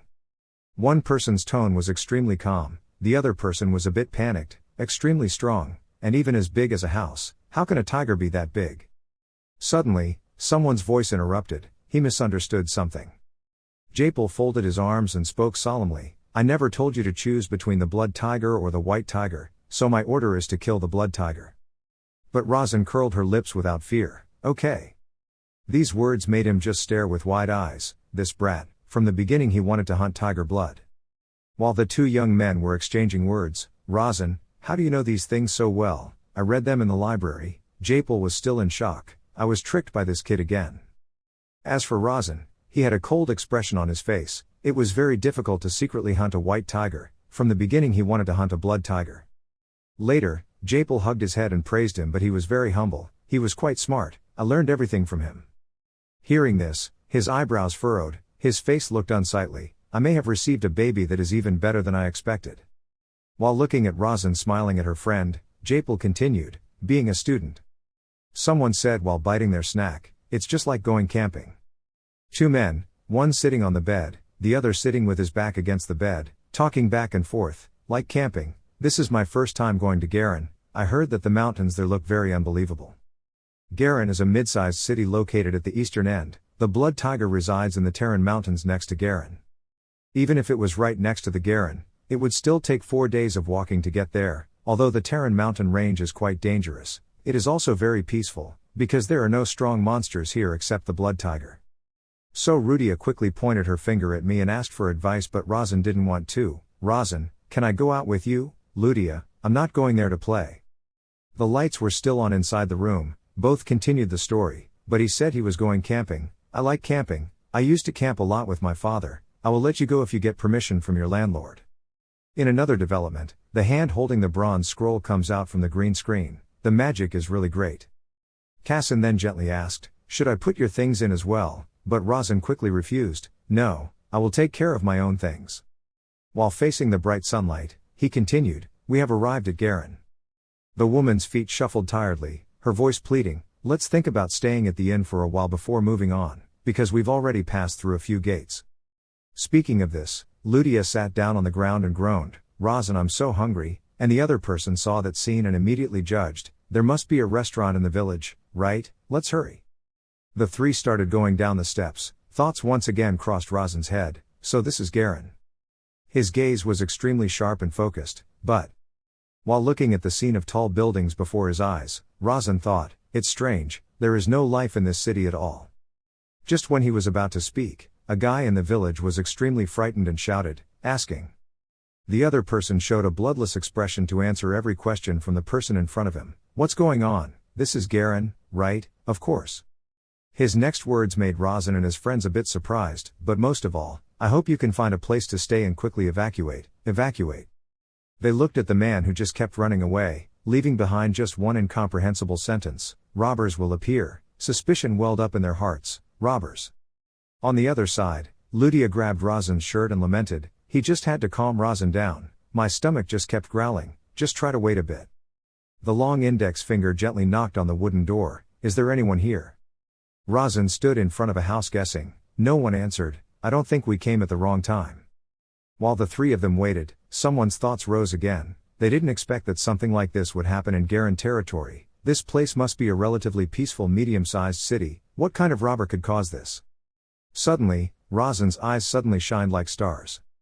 The two men bent their legs in an attack position, while Ludia stood with her head back, eyes wide open, looking upward. On the opposite side, a tiger with bright yellow eyes appeared in front of him. That was tiger blood. It carried a person sitting on top of its head and walked to the front of the Razan group. As soon as he saw the person sitting cross-legged, he quickly commented, not only that, it was not a wild blood tiger, someone was riding on it.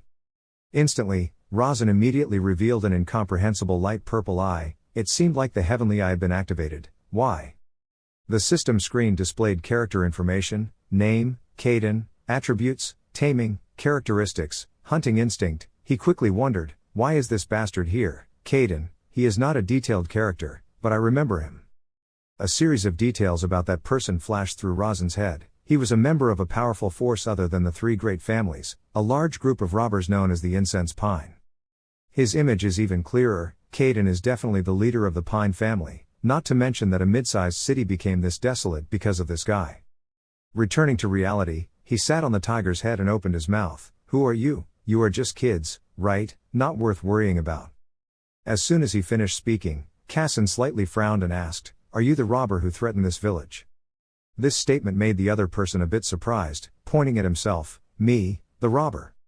However, Kassan still maintains his cold attitude. What is there to laugh about? At this time, Caden quickly changed his voice to a deep and scary tone. I'm not a robber, I'm just a person who likes to hunt people. Hearing this, after a moment of contemplation, Razan gritted his teeth and spoke up, even if it was Kassan, if we fight with Caden now, we will only die, so, you are trying to beat us. The answer startled the person who was calmly sitting with his arms crossed, but he still boldly continued, I really don't know who gave you the right to hunt here. But Caden just smiled contemptuously, a hunter doesn't need permission to hunt.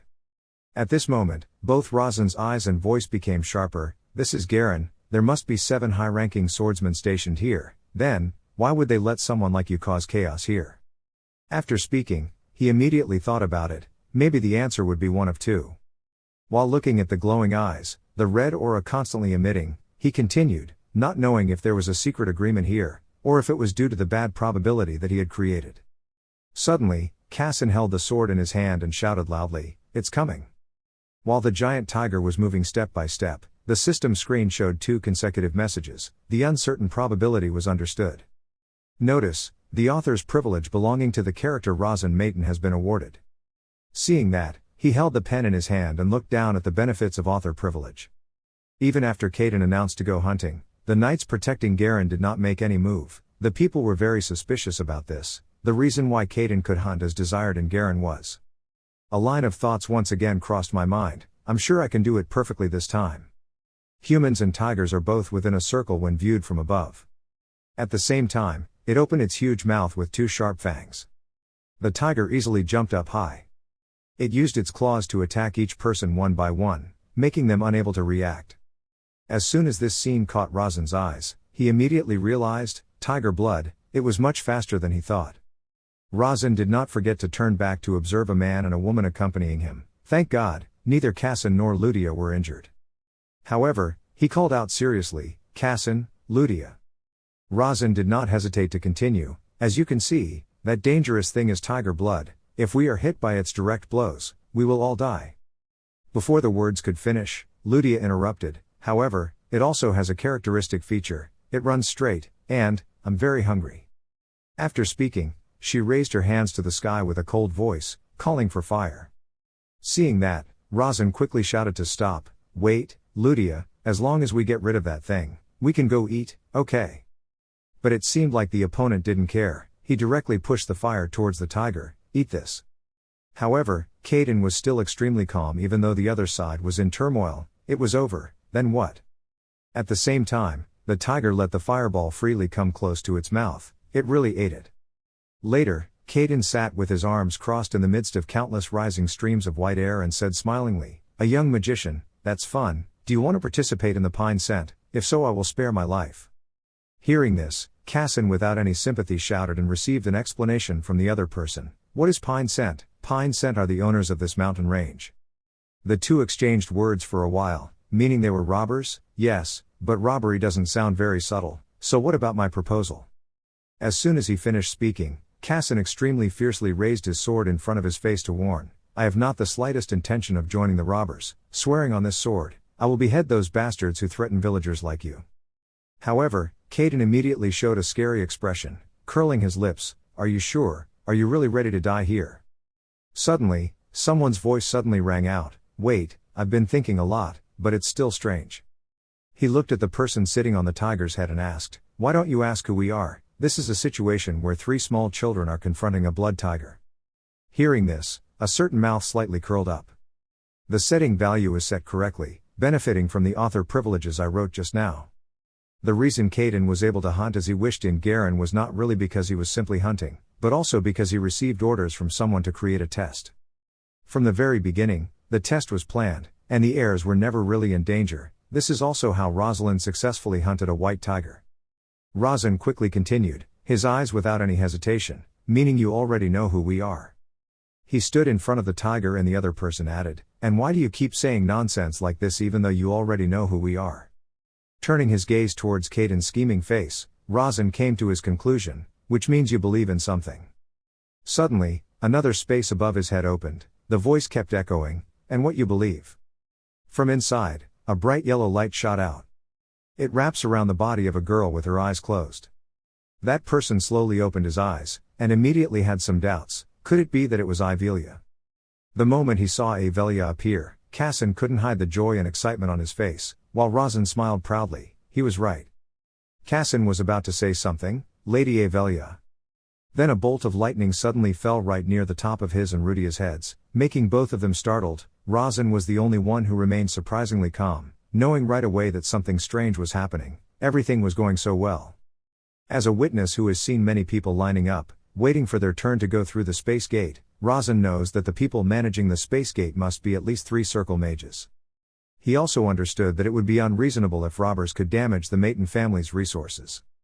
And especially, even the fact that people locked their doors and ran away is even more strange, just because of an announcement about the hunt. Up to this point, he can be sure of one thing. In addition, Kaden is not a notorious villain. Currently, he probably hasn't even hunted anyone yet. The moment he and his two teammates Kassan and Rudia directly confronted the giant tiger, Razan had the thought that a city like Garen is not a place where people can do whatever they want just under the excuse that they are in a test, which only left me with one final answer. And then when Avelia took action, she emitted a sparkling halo right into the middle of the battle. That extremely dazzling light made Razan suddenly realize that this was not Garen, but actually an artificial space, and there was only one person capable of doing so, Avelia. Discovering that Razan was the only one who knew about her at first sight, Avelia was a little surprised and asked, "Sharp, when did you notice those things?" Razan smiled and replied, "Since everyone started to escape from here." Avelia continued to ask suspiciously, "If that's true, was your fight against the red tiger just for show?" Razan didn't deny it. "It was true. I thought I should put some motivation into the test." Hearing that, Avelia immediately flew down, landing on both feet. Then she closed her eyes and asked, "So what do you think?" By the time she said the two words "sir," Magner had already stepped out from behind a nearby tree trunk. He cleared his throat and announced, "He passed the test." Caden jumped down from the giant tiger's back, knelt down on both knees, bowed respectfully and said, as expected from a Maiten and Sade family member, "To show such amazing calmness in front of the tiger is truly admirable." He bowed and looked apologetic. "Young masters, I hope you will forgive me for this rudeness." Luckily Razan was not angry at all. "It's okay, you have nothing to apologize for. After all, this place was created by her and the Do Vuong." Caden gratefully replied, "Thank you for understanding me." Looking at this scene, Magner silently assessed, "I can see that Razan is the person with the higher position among the two of them." He turned his eyes to Kassan. "I thought that Kassan was the leader because he was the stronger of the two, truly an interesting kid." With the excited thought that teaching him would be extremely interesting, Magner crossed his arms over his chest and said, "The Grandal family does not directly ask their prospective successors that they must defeat the red tiger or the white tiger." Hearing that, Kassan immediately wondered, "Is the purpose of this test to test our courage when standing in front of the enemy?" Magner admitted, "Yes." Kassan pursed her lips and continued, "The guardian spirits protecting us must also be hiding around here." Hearing this information, Razan still couldn't believe it. What? To check the authenticity, he had to use the Tian Li Eye activation, and in fact, he was right. Kassan was only 10 years old and could deduce like that. If it weren't for the fact that I was the author, I probably wouldn't have been able to read this situation. Looking at Rudia happily caressing the red tiger, Razan thought to himself, "I must have been so scared that I fainted when the red tiger appeared." At this time, Magner repeatedly asked Kassan, "Kassan, did you attack the red tiger because you believed in the protective spirits?" Kassan without any concealment replied, "Yes." Magner smiled, "That's not a very satisfactory answer, right?" Kassan continued, "I don't believe that a wise person is a lonely person." Magner raised his eyebrows and asked, "So what?" He replied, "Someone who is strong and strong only by his own strength will not be able to get himself a real victory." Kassan firmly affirmed that even if I myself have many shortcomings, I can have trustworthy people by my side to compensate for my shortcomings, which I think will mean that I have lived a meaningful life. Razan does have a different view of Kassan now. Kassan is not afraid to admit that he himself is still weak and has many shortcomings. He nodded appraisingly. Instead, he quickly discovered the existence of guardian spirits, and placed his trust in them. After thinking about it, Razan opened his mouth and smiled and said, "I think what you can count on is your own skills and what you possess." These words of yours made Avelia somewhat surprised. Those are not what a child of a famous mage family would say. Avelia also clearly recognized one thing. That was something she would never think of. Feeling her heart as if someone was squeezing it, Avelia gently closed her eyes and wondered, but hearing those words from that child, why did she say that, making her heart ache? At that moment, the system sent a notification that a variable affecting the plot had occurred. Razan's eyes widened in surprise. "Is it another variable? I can't see what that license plate is because my proficiency in the Tian Li Eye skill is still not high." Not noticing Razan's change in expression, Magner still smiled and said, "Guardian spirits are also your power, Kassan, although that is not the answer I want to hear." Then he turned to ask Razan, "So Razan, how did you realize that there were guardian spirits around?" Razan nodded and replied, "Of course, but what you realized was not thanks to Kassan, but thanks to yourself." He continued, "As someone who could potentially inherit the legacy of a famous mage family was officially invited to a famous swordsmanship family." He seriously confided, "That child should not be injured when traveling with a child of the sword family. That would not only damage the dignity of the sword family, but it would even open up for my family, the Magus family, a huge opportunity that they have been waiting for a long time." Hearing this, Avelia couldn't hold back her surprise and exclaimed, A chance, Razan nodded firmly. Yes, that's right ma'am, a chance. Avelia didn't believe it. That would just be an insult to the Maton family. How could putting you in danger be an opportunity for our family? Razan frankly replied, that is because you are not me. Recalling the image of the past when he just leisurely sat down to eat and did errands for the maids, he laughed mockingly. You are not someone who holds an important position like me, he continued. Just recently, you were still considered a piece of trash not worth worrying about, if such a person unfortunately lost his life in an unfortunate accident. Razan's next words were like a hammer hitting Avelia's head straight. The Maton family would simply benefit from being able to get rid of someone they considered an ulcer, and this accident could also be used by the Maton family as an excuse to threaten the Sades family. The more Avelia listened, the more heartbroken she felt. Why was she still so calm when she said those words? Shouldn't that be the way a 10-year-old child thinks about her family? Seeing that Avelia wanted to say something and then stopped, Razan immediately realized that he was being a bit too imposing, so he confusedly explained, please don't misunderstand, ma'am, I don't hate my family, I'm just saying that from a rational perspective. Suddenly, Avelia didn't say a word but suddenly opened her arms and hugged Razan. Hearing Avelia sincerely whisper in her ear, Razan, the blood of the Maton family is still flowing in my veins. It was heartbreaking to hear those words from a child like me, because I didn't expect her to act like that, so Razan couldn't help but freeze for a few seconds. Ma'am. Avelia tightened her hug and said, I hope the name of the Maton family does not put too much burden on your shoulders. Razan replied emotionally, thank you. But when his eyes accidentally fell on Kassan, seeing his hand tightly curled into a fist shaking nonstop, he frowned in confusion. Kassan, what's wrong with him? Without Razan having to ask, Kassan loudly declared, Razan, I can be your best friend. He said seriously, I can become more friendly, I will try to change. Razan listened without understanding anything. What is he saying? Why has the atmosphere changed? How should I handle this now? He was still bewildered and didn't know what to do. Then it was Rudia's turn to rush in and hug him. Mr. Razan. Pressing Razan on the ground, she shouted, I'm hungry. Then she smiled and asked, the test is over, we can go eat now, right? Razan smiled and replied, that's right Rudia, we should go. A few days later, inside the bathtub, water was flowing and Magnur's voice could be heard, come in. Seeing that the person entering was Razan, he raised his eyebrows and asked, what wind brought you here? Razan replied, I want to go to the Terran Mountains. Magnur asked a little surprised, to Terran? Razan shyly cleared his throat and replied, yes sir, I heard that the landscape there is extremely beautiful. Imagining the majestic mountain scenery and lush green grass beneath the sunlight, Razan was very much looking forward to it. I wanted to see the real Terran with my own eyes, not a Terran created by magic. Magnur asked amusedly, are you saying you want to go on vacation? It sounds like it, but in reality it's not. Razan shook his head, no sir, making Magnur curiously ask again, so what do you want to do? Razan awkwardly adjusted her bangs while grinning as she replied, I found a message in the city in the space that my sister had created the day before. It was something my sister had prepared for me. Hearing that, Magnur immediately widened his eyes and exclaimed, what? But he wouldn't be able to know that this was clearly a lie.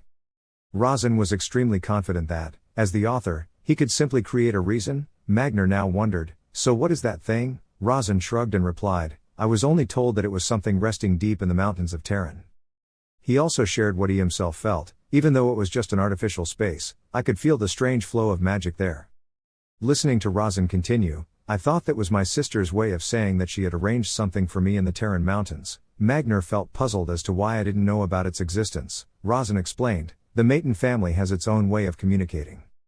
Magnur's mouth trembled, do they communicate with each other using magic? They are truly unusual. Sighing, he asked, is it okay if you tell me this important thing? Razan calmly replied, you are my master. Magnur nodded, that, yes. Next, Razan raised two fingers and said, there are two reasons why my sister communicates with me in such a strange way. Magnur asked, what are they?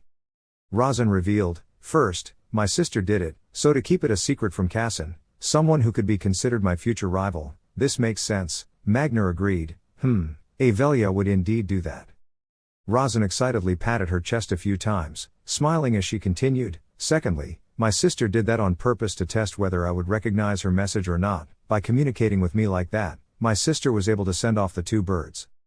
Magnur asked curiously, so is there something in the Terran Mountains? Razan smiled and replied, I will know what it is when I see it with my own eyes, but she gave me some of the location there.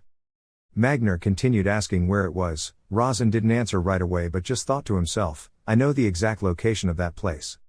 You know, an opportunity is given to the Sades family in the main plot, the location of the 1,000-year dragon armor. If Magner comes with you, there will be less risk. After thinking like that, Razan revealed the location of that place to Magner. It was near the beginning of Long Sun, which was also one of the 108 mountains of the 108 mountains. Hearing this, Magner was startled and sat up, the beginning of Dragon Mountain. That reaction of his couldn't help but make Razan ask suspiciously, is there something bothering you? Realizing that he was a bit lost, Magner quickly regained his composure and gently shook his head and replied, it's nothing.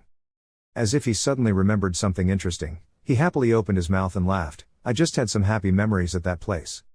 After discussing everything, Magner also agreed to go with Razan. As of now, both of them have passed through the space gate. Seeing that Magner was a distance away from him, Razan immediately ran after him and helplessly called out to his master. He was both tired and panting and begging in frustration. We went through so many space portals that I was nauseous. Can we rest here for a day? Who would have thought that Magner would cruelly refuse? No, time is money, don't you know? Razan whispered and replied, I know I have to walk for 3 days to reach the top of the Dragon Mountain. Magner glanced contemptuously at your weak appearance. What are you saying? Then he firmly affirmed, 1 day is enough, making Razan gasp, almost making his jaw drop. But only you can do that. But Magner had no intention of stopping. If he didn't hurry up, he'd leave you there. Knowing he wasn't joking, Razan started to panic, so he took me with him. But Magner sarcastically said, if you can't catch up with this crooked old man, what are you going to do? Razan shouted in panic, I'm a magician. Hearing that, Magner stopped walking and turned around to say, use teleportation. Razan rolled his eyes, how can a second-round magician use teleportation? Magner chuckled and then leisurely walked on, then, try harder, considering the distance between the two of them is getting farther and farther, master. Razan has no choice but to continue chasing. And of course the consequence of that fear of being left behind is that Razan is so tired that he can't speak. Yet, in complete contrast to a young man like him who seems to be strong and broad-shouldered, Magner looks surprisingly healthy and alert, as if he was just taking a stroll to admire the scenery. He's crazy, really crazy. At this rate I'll probably be building a grave before I reach the top of the mountain. Although Razan himself really wanted to continue, his body's endurance was limited. With his legs already numb, he sat down on the ground, breathing heavily. I gasped, unable to walk anymore. Then a sudden wave of nausea came, causing Razan to quickly hold it back. But unfortunately he couldn't bear it anymore. His mouth kept vomiting a lot of mucus. Seeing that, Magner frowned and took a few steps back. How can he be so timid at such a young age? But he still had to honestly admit that, well, he lasted longer than he thought. I thought he would faint early. More than anything in his heart was a feeling of surprise. Rosalind couldn't have gone this far. He had used a little of his fighting soul, but for a child with a mage background to be able to go this far was truly impressive. After raising his hand to wipe his mouth clean, Razan was able to somewhat relieve the nausea stuck in his throat. He heard Magner's cold voice asking, how can you still be my disciple if you are so weak? Razan grinned and asked in return, are you planning on withdrawing your announcement before the Sade family that day? Magner was startled and blurted out a word, looking like he wanted to say something but then stopped. Fortunately, Razan only let out a surprised sound and didn't ask for clarification, so Magner easily turned away and replied, no, nothing. He pursed his lips, his face somewhat tense as he thought to himself, boy, his breathing has returned to normal. It's really creepy, assuming he has a complete fighting soul. As someone who doesn't like wasting time, Magner began to urge, how long are you planning to sit there? The road is still very long. Razan calmly replied, I told you it usually takes 3 days. Hearing that, Magner immediately asked with contempt, is that the Maton family standards? Razan's mouth answered, probably so, but he also made the move to stand up and brush off the thin layer of dust on his clothes. Next, of course, was the job of running and following. Magner had no pity for the weak student, but he still kept the same moving speed. This time Razan did not give up. With his background as a magician, he even used magic on his feet. Even so, his moving speed is still far behind Magner. Damn, the road is rough but he still walks so fast, without even a trace of dust. It's not an exaggeration to say that he moves like the wind. It can be seen that Razan is quite bitter, but he still respected this master very much. Besides, for some reason, when thinking about the wind, a light suddenly flashed in Razan's head. A sharp feeling told him that he had to turn his head around. Only now did he notice, there was wind blowing from behind him, so could it be? From that strange sign, he envisioned a way that, up until now I had only been focusing on circulating mana through my entire body, but what if I used mana as an intermediary to mix with the incoming wind? It didn't take long for Razan to make a decision, and the moment he tried it that way, a burst of energy suddenly exploded within him. The greater success than expected on the first try made Razan extremely excited. That's right, my movements were much lighter. At the same time, he also received a system notification: the battle magic for beginners, attribute optimization engraved in your body has been enlightened. Combat magic for beginners, attribute optimization, wind attribute optimization has been activated. Razan lowered his head to look down at his glowing fist, optimizing attributes, and because of that, the new system reported, battle magic for beginners, optimizing attributes, was stored in your mind. Trying to move his hands surrounded by that enchanting light, Razan couldn't help but feel excited and smiled, thinking, I can't become a true ice magician like Rudia, but I can still use all the powers of multi-elements because I possess a superior mana source. In that brief moment, he realized something extremely important: this was the path a battle mage should choose. As Razan's master, it was not difficult for Magnar to discover that the boy had just learned something new. Time passed, Razan and Magnar finally found the forest. Mixed with the sounds of insects, was Razan's heavy breathing. He had used up all the mana stored in the transcendent Holy Grail and was determined not to be able to walk anymore. Perhaps because he knew that Magnar would only scold him, he chose to complain to the Holy Grail, Dude, I think I'm about to starve to death. Then he suddenly trembled and cried out, Master, try again, it's too late. After that, Razan just fainted to the panicked call of the Holy Grail, Razan, wake up, Razan.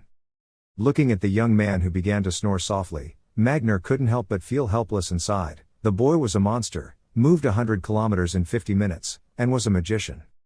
Hearing the Holy Grail's announcement, he was asleep. Magnar didn't know what to do anymore. Well, if he didn't go, the road would be the same. He smiled and continued, if you can't stand it, it's because you don't have the ability. That's how my brother and I learn and try. Realizing that he had unconsciously mentioned his brother, Magnar suddenly wanted to reminisce about the past. What was it like when he was 10 years old, 100 kilometers, in 50 minutes? The volume of his voice went from a normal level, then gradually decreased to a mumble and finally stopped completely. Magnar closed his eyes, his thin lips smiled happily. Neither could he, nor could his brother, a homeowner.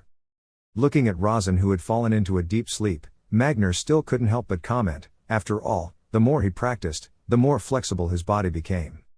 Not knowing how much time had passed, Razan suddenly felt pain all over his body, especially his back, as if he was rolling on something rough.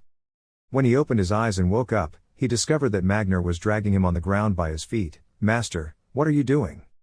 Seeing that he was awake, Magnar let go of his ankle, brushed his hands a few times and said, I had to drag you to the top of the mountain with this barren and fragile body while you slept. Being described like that, Razan's face froze. Barren, fragile, Magnar coldly snorted in annoyance. I'm tired, now you can do it yourself.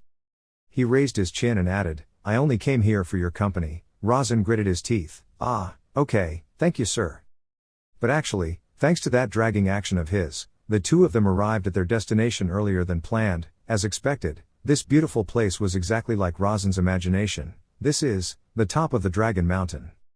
With his own goal, I will pretend to look around a bit. While looking for the well, he started looking around and said, this seems to be an abandoned town. Magnar nodded. Maybe it used to be a town of a community of people. Suddenly remembering what Magnar said before, Razan curiously turned around and asked, didn't you say you had some memories about this place? No wonder Magnar didn't bother to tell you, but just coldly replied, you don't need to know.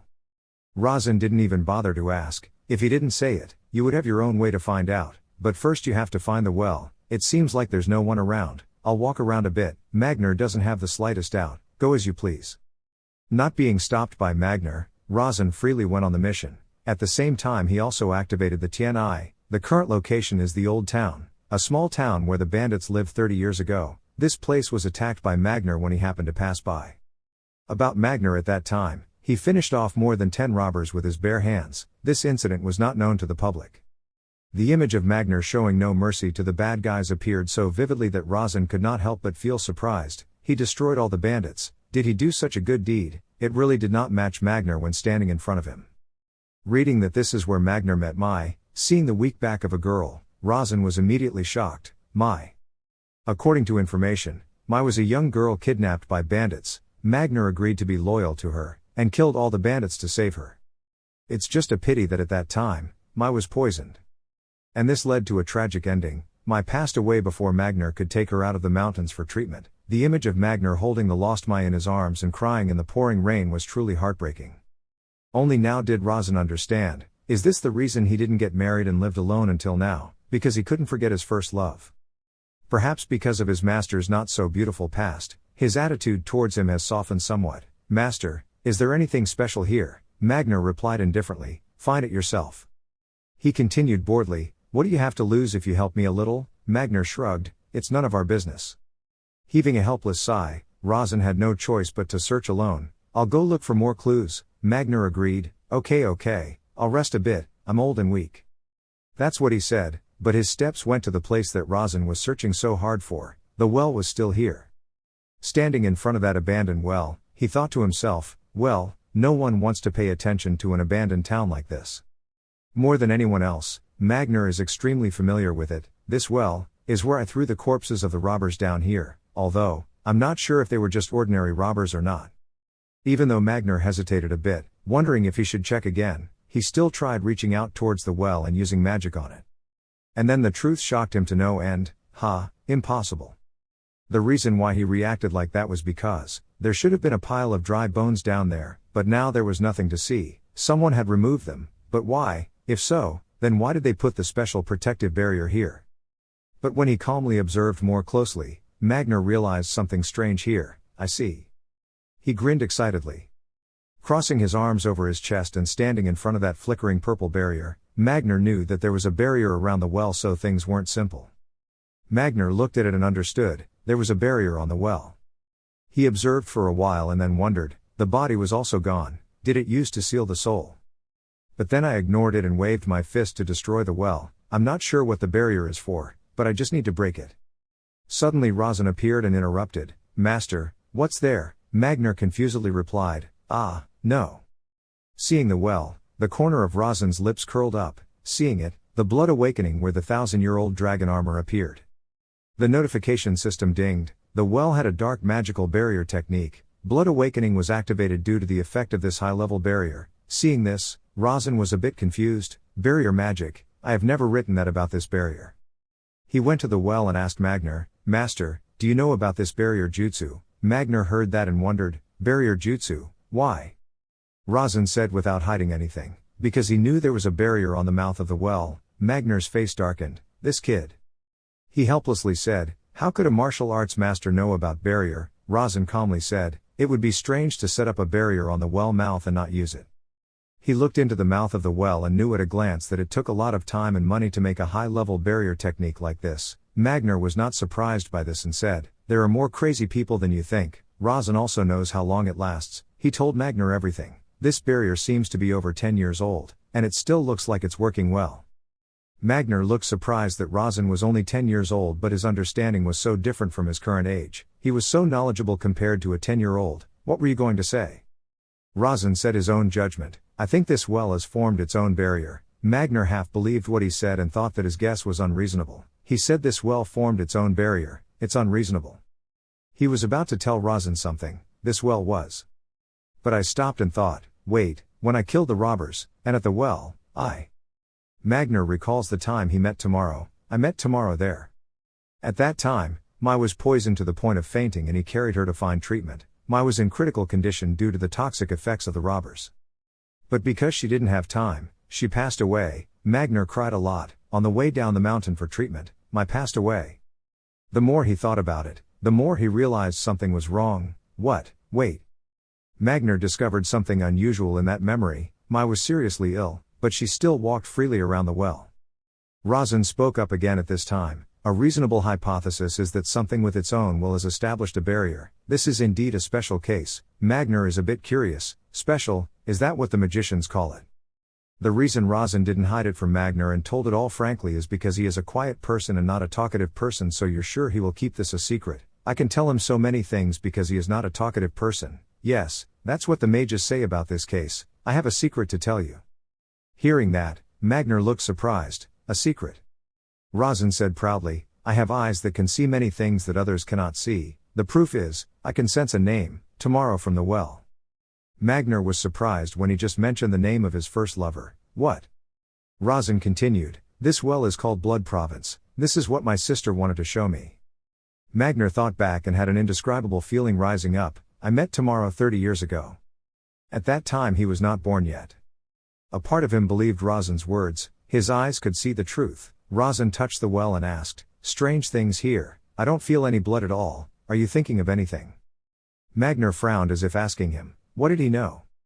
He couldn't reveal anything more. Razan leaned his back against the well and was about to say something, but suddenly there was smoke coming out of the well. That's all, I was thinking about this well. It exploded and threw Razan out. Razan was surprised and asked, what kind of smoke is this? Magner was also confused and didn't understand what was going on, as if I knew. In the pink smoke, a silhouette of a woman gradually appeared. That figure gradually appeared more and more clearly. Seeing that silhouette clearly, the other two were surprised. Magner's memories came back again, ghost. He exclaimed in surprise, tomorrow. Mai appeared with ladylike charm and smiled to greet Magner, it's been a while, Magner. Just looking at Razan, I knew she wasn't human, this woman was Magner's first love, Mai, she wasn't human. A feeling of fear appeared in his heart, she was a monster, this smoke, this was the scent that seduced humans. At this time, Mai spoke up and said, you have changed so much, did you come to see me because you still haven't forgotten me? Magner's face was 3 parts surprised and 7 parts happy to see you again, I have never forgotten you, Mai asked again, so how does it feel to see your first love again? She covered her face with excitement, you are much older, but you are much more beautiful than before. Razan glanced at Magner to see his reaction, this woman is Magner's first love, I guess first love is something unforgettable. Magner suddenly answered, I guess so, tomorrow is difficult to understand, what do you mean? Magner replied, I thought about when you died. He said in a self-tormenting tone, it's been weighing on my mind all this time, but now I can let that burden go. Hearing that, Mai's eyes became gloomy, Magner. She suddenly appeared behind Magner and whispered in his ear, it's been a while. She hugged Magner, why don't we get a little closer? Mai's arms tightened around Magner every time, back to how he was then, when we were children, but now he is more mature and more attractive. Mai is doing tricks to seduce Magner to attract him, it's great that we meet again, let's be together forever. Magner suddenly called Razan, Lassen, he was startled and shyly replied, yes master. He suddenly grabbed Mai's neck without any hesitation, causing her to scream, he reminded her, watch out.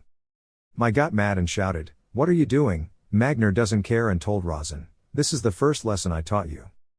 Magner knew from the beginning that she was a demon, so he didn't fall for her, this woman is a demon.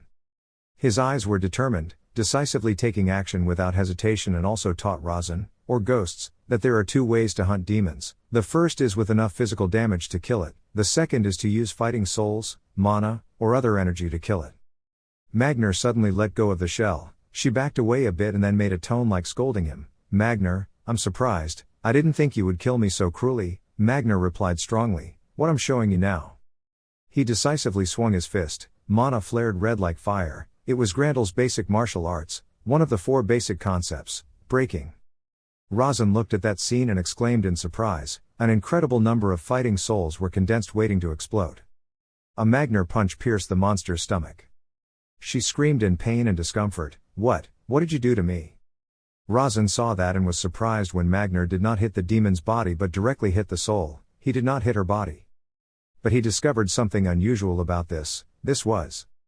Razan guessed that Magner used a completely new way to restrain the demon, he destroyed the space containing her soul.